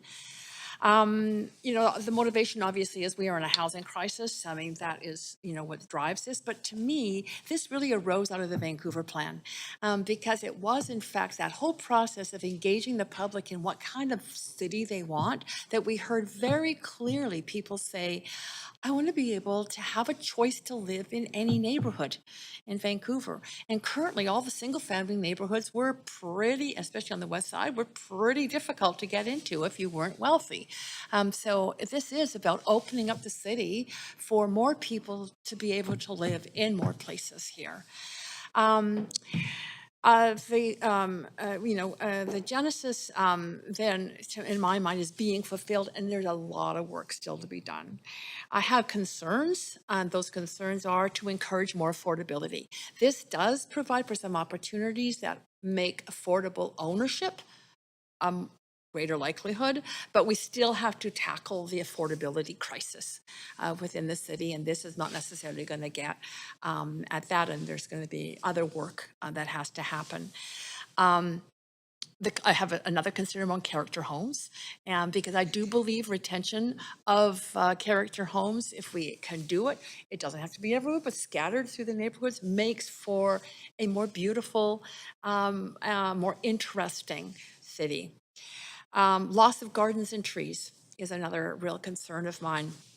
And given the global climate concerns that I have and we all share, we need to make sure we retain food gardens, tree canopy, the greenness of our city. And that's what people love about Vancouver. You know, they talk about, that we're a green city. We've got all these trees and gardens and, of course, mountains and ocean too. But it does give us the charm here. I love the opportunities in this, the intergenerational sharing of properties. Some of you have heard me say this before. I was interested in seeing the city pursue this by people that I've talked to over the years who've approached me to say, Adrian, we have a single family home. We have 3 kids. We can't afford to let this home stay in our family because we can't be fair to the other 2 children if we let one inherit. And so this does allow for that intergenerational family ownership, continued family ownership. And we heard some speakers talk about that and how much better this is than co-ownership of the property. This is, to have it stratified, I think is really a far more reasonable way to go and less problematic. I love the aging in place, the ground levels. I've talked about this before at council to make sure that we can have accessibility for people who are older, accessibility for people who need it for a variety of reasons. I love the options to put no parking on site. I mean, honestly, if we are going to get to our greenhouse gas reductions and really tackle climate change, fewer people are going to be owning cars.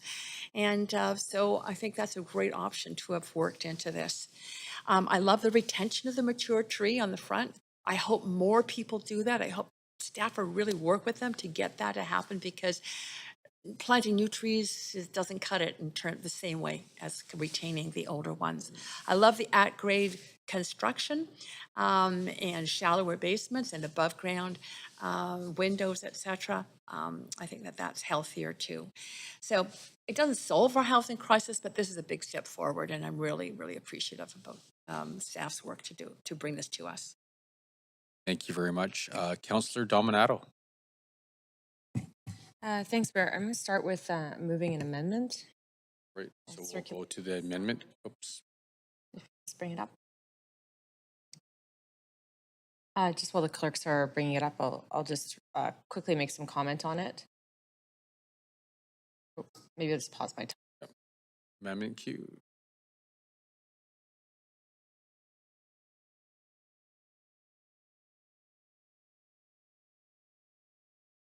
Yep, here. Awesome. Thank you very much. Thanks. Can we get a seconder, please? Second. Great. Oh, sorry. But you for it. Councillor Carr. Just very briefly, this amendment seeks a report back from staff with respect to what we heard around the desire to support incentivizing retention of character and heritage homes in the city while adding gentle density to those sites and properties.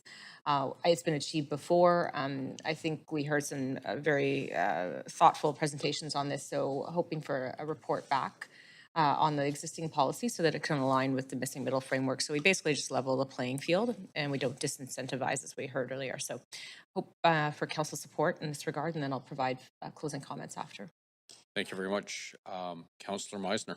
Yeah, thanks very much, Mayor. Very supportive of this amendment. I think it's very important that we don't take any steps that are going to disincentivize retaining character homes. If somebody does wish to add additional density to those homes, then they should certainly be on a level playing field with new construction.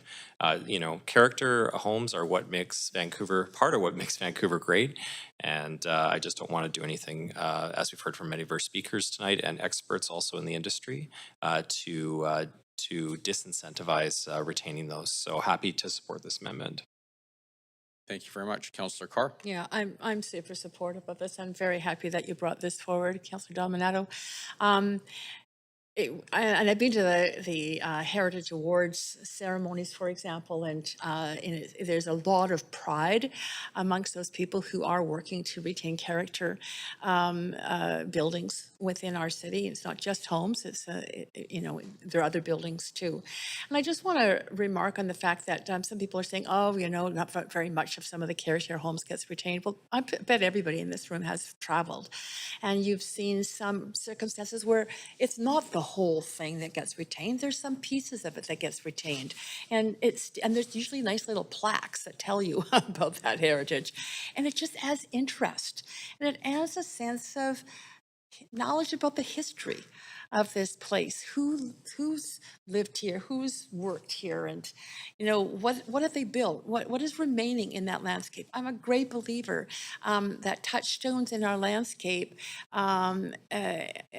give us a sense of knowing who we are, where we've come from, and what has been important to people in the past. Yeah, thank you. Thank you very much. Councillor Claassen. Just really quick, I just wanted to acknowledge the efforts of both our Heritage Commission who worked on this and brought forward, and also the Heritage Foundation who had representatives here today. So I just want to thank them, and I'll be supporting this amendment. Thank you. Awesome. Thank you very much. Can we please, seeing no other speakers here, can we bring the amendment by Councillor Dominato to a vote?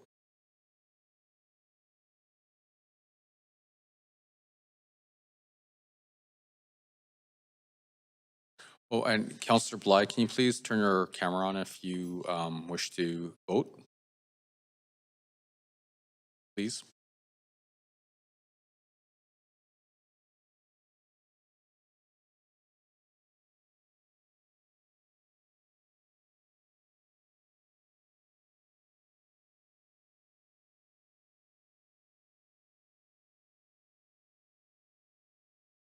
We can vote.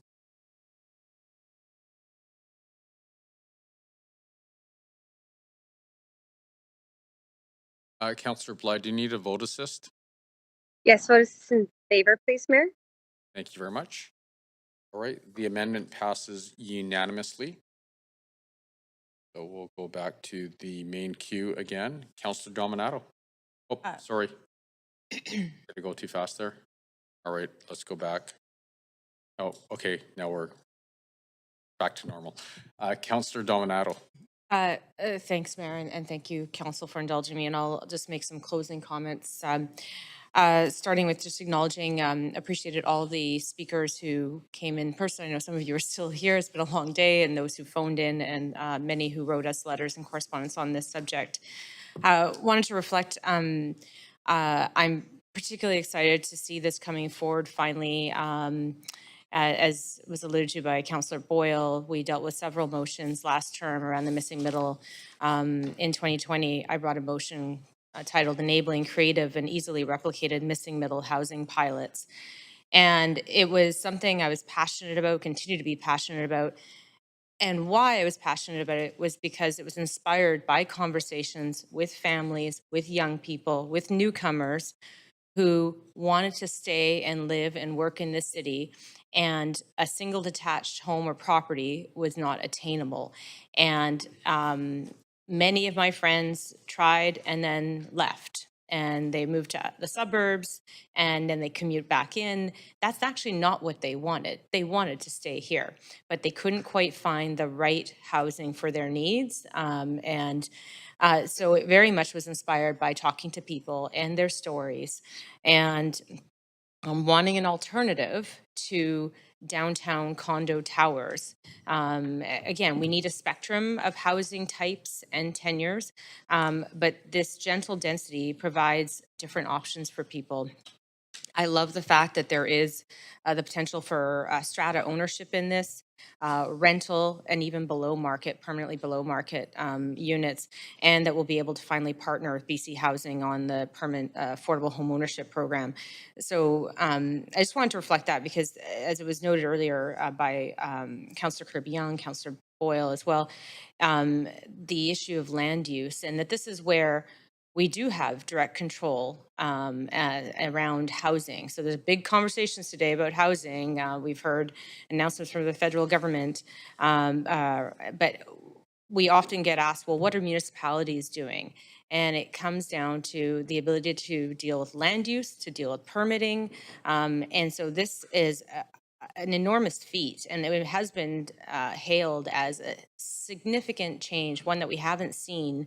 And I remember there was the conversations around laneways, and there was a lot of fear about the introduction of laneways into neighborhoods. And in fact, now they're embraced. Everybody wants one. It's very but there was a lot of hesitation. Same thing with the duplexes. And so I think there's a real opportunity here, and I love the models and examples that have been provided today, so people can see what it might look like, and so I think that takes a little bit of the fear out of it, the change. I also want to just reflect that at the end of the day, what we're talking about is homes for people, homes. And that's the tangible part, the homes. But then the intangible part is what we talked about earlier, is around the intergenerational connections, the ability of families to co-locate, and also the ability to build community and connection. And I noticed that we have more connections, more neighbors, and that's what I love about being in an urban center. That's what I love about being in a city. And so this proposed change will address both tangible needs of having housing in our city, but also the intangible benefits that come with that, of building community. It also ties in, my last comment on this is around, we've talked about wanting to have complete neighborhoods. We add that density, then we can have more of those services co-located. So needless to say, I am going to be supporting the proposal this evening, and I do want to, in my last 30 seconds, I want to say an immense thank you to Teresa and to the entire planning team, and I know there's other departments involved in this, so DBL and engineering and others, but an immense thank you for this undertaking. I know it's going to be successful. You've put in a ton of hours and lots of public engagement. Yeah, enormous thank you from all of us, and I hope that it's supported this evening by council. Great. Thank you very much. Councillor Meisner. Thanks, Mayor. Much like Councillor Carr, I just want to acknowledge that I did have to step out for an hour for a board meeting, but I did review all the correspondence that came in and also the notes from the clerk. So I just want to thank everyone who participated today, tonight, and for the past several years on engagement on this missing middle proposal. It's been a long time coming. And also a big thank you to Teresa O'Donnell, RGM of Planning, all the staff that worked on this. It's an enormous piece of work that I think is going to make a really significant and positive impact in our city. Now, it's a really important step, of course, to creating more housing supply here in Vancouver. And I think everyone can agree that we're in a housing crisis. And I feel that the awareness of that is just at its highest level yet. And that is such a good thing in my mind for action. And in this climate that we're in, as councillors, I believe strongly that we have a responsibility to take action. There's something we can't change about Vancouver, and it's our limited land area. But I think also that that's one of the things that makes Vancouver great. We have the mountains, the ocean, but also a limited land base. So we need to be smart about how we use our land. And I'm sure many of you saw the forecasting from CMHC yesterday that Canada is short 3.5 million homes by 2030. And that includes the homes that we are currently forecasted to build. That is just an astonishing number to me. As well, our city is forecasted to see 164,000 new residents by 2030. So these are or 2050, I believe. These are huge numbers, and we need to do what we can to accommodate people. So we do need to consider these options like gentle density, and that's what missing middle is. I really believe that we'll create more options for people and relieve pressure on other parts of the housing market. It's very well thought out and has several wins, apart from creating more housing supply, including a move to above ground, lower level suites as opposed to basement suites, creating the conditions for multi-generational households to thrive, and the possibility, and this is a big one, of a below market family sized unit to be sold at a 50% discount in exchange for bonus density. And most of all, it will contribute to making our neighborhoods more dynamic, resilient, and inclusive, and allow people to live in neighborhoods that may have previously been out of reach for them.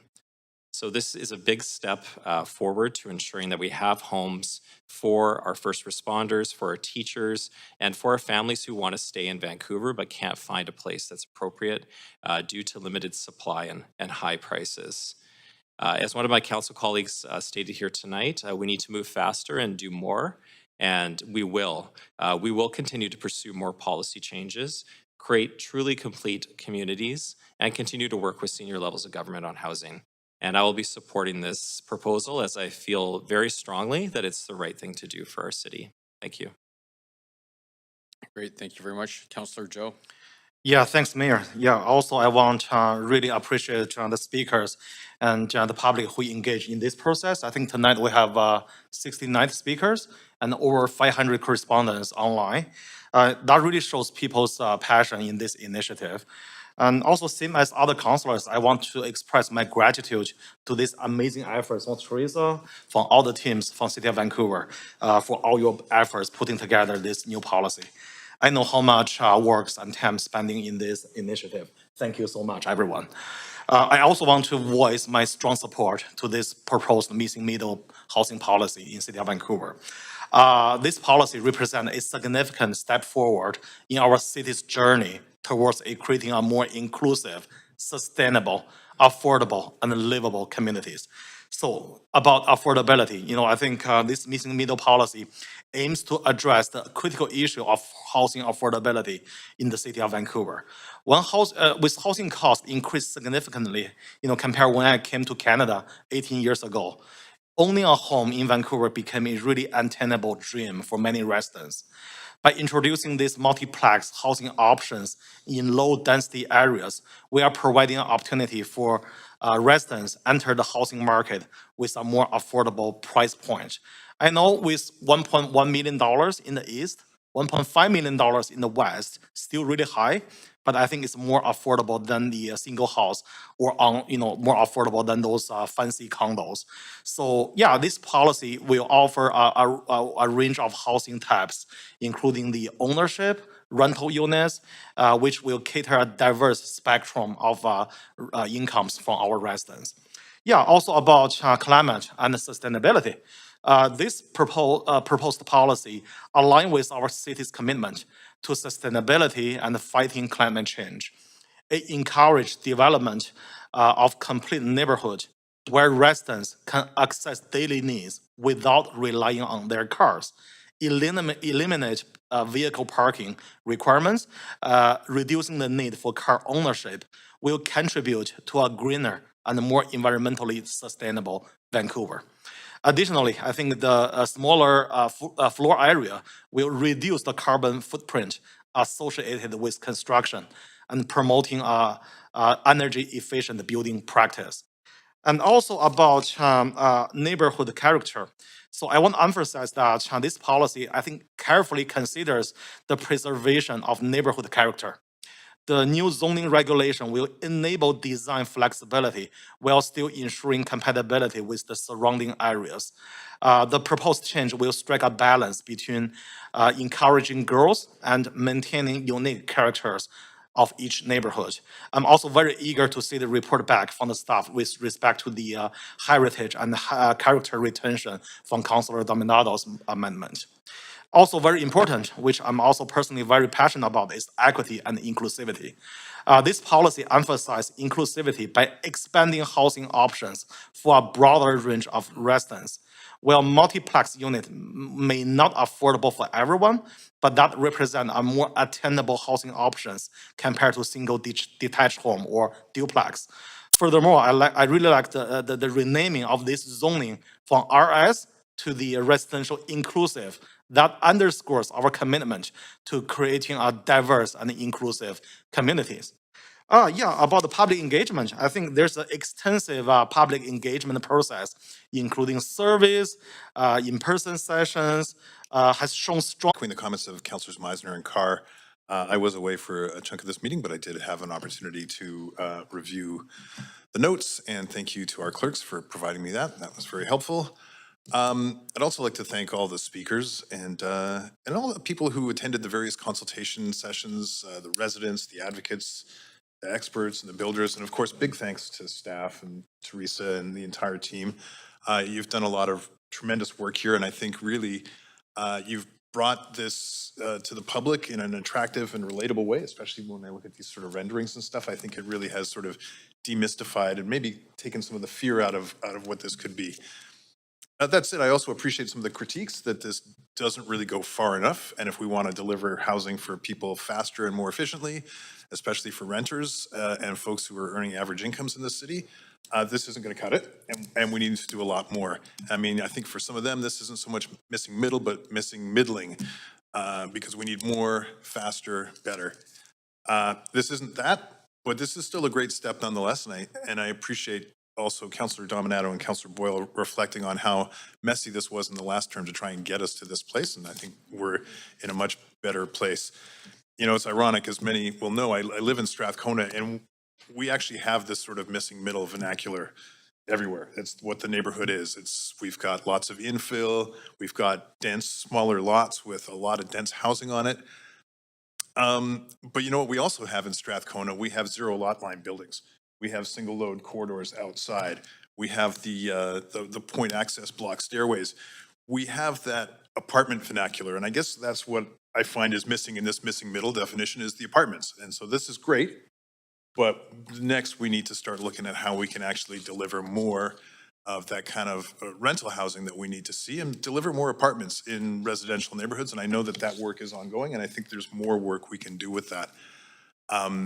But on the whole, I'm really happy to see this come forward, and I think it's one of many great steps, and I really appreciate how smooth this has gone with this council and with all the speakers who came in. It was, I think, in the last term, we certainly saw a lot more kind of tense interactions on issues like this, and this is not that, so that's great, and happy to support this, so, and the amendments. Thank you. Thank you very much, Councillor. You have to cede the chair, and I cede the chair to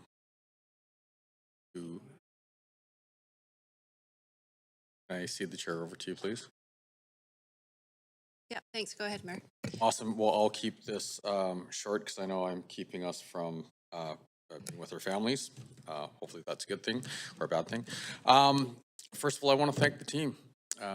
Teresa and your team, we know how much work went into this. We know it's been, you know, I'm sure very contentious in some circles, and you know, it's a heavy lift. And just want to say thank you and well done.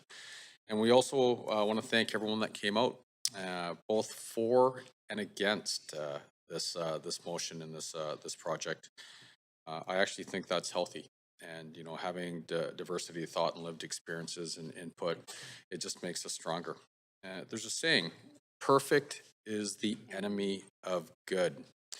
And while every plan will have its detractors, I think this plan hits a lot of really good points, and it's a big step in addressing the missing middle. And I don't necessarily like that term, the missing middle, because it's actually, it doesn't personalize it. So when I think of the missing middle, I actually think of Bill and Susan. You know, a couple in their mid-70s. They're still fairly active, but you know, they're starting to run into some health challenges. And their choice is they can downsize, but there's nothing to move into that makes sense, or that fits in their budget. And so they're forced out of the community. And having spent the last 2.5 decades in healthcare, you know, I'm acutely aware as to how important staying in your community results in way better health outcomes. I also think of Cheryl and Chloe. They're a couple in their mid-30s. They have a kid, and they don't see a future for themselves in Vancouver. And so their conversation is about leaving. And then I think of Sam, a 21-year-old kid that's about to graduate from university, and still, you know, his choice is, do I stay in Vancouver and live in my parents' house for the next 9 to 10 years? Do I live with 9 buddies, or do I move away? And so I love this plan because it actually starts to address these issues, and it's going to give all those individuals a lot more hope and opportunity. It also speeds up issuing permits. It aligns with 3331, and this will help us build more homes faster. So I will enthusiastically support this plan. And echoing the comments of all the councillors here, this is just the beginning. We're not stopping with this. We're going to be driving ahead with more initiatives to build even more housing faster. So I will be supporting this.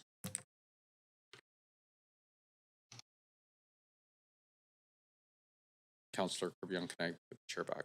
Yes. Oh, thank you. Awesome. Great.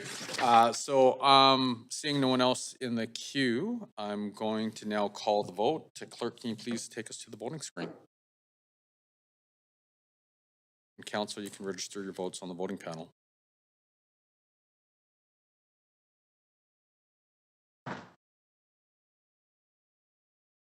And Mayor, Councillor, can I get a vote in favor?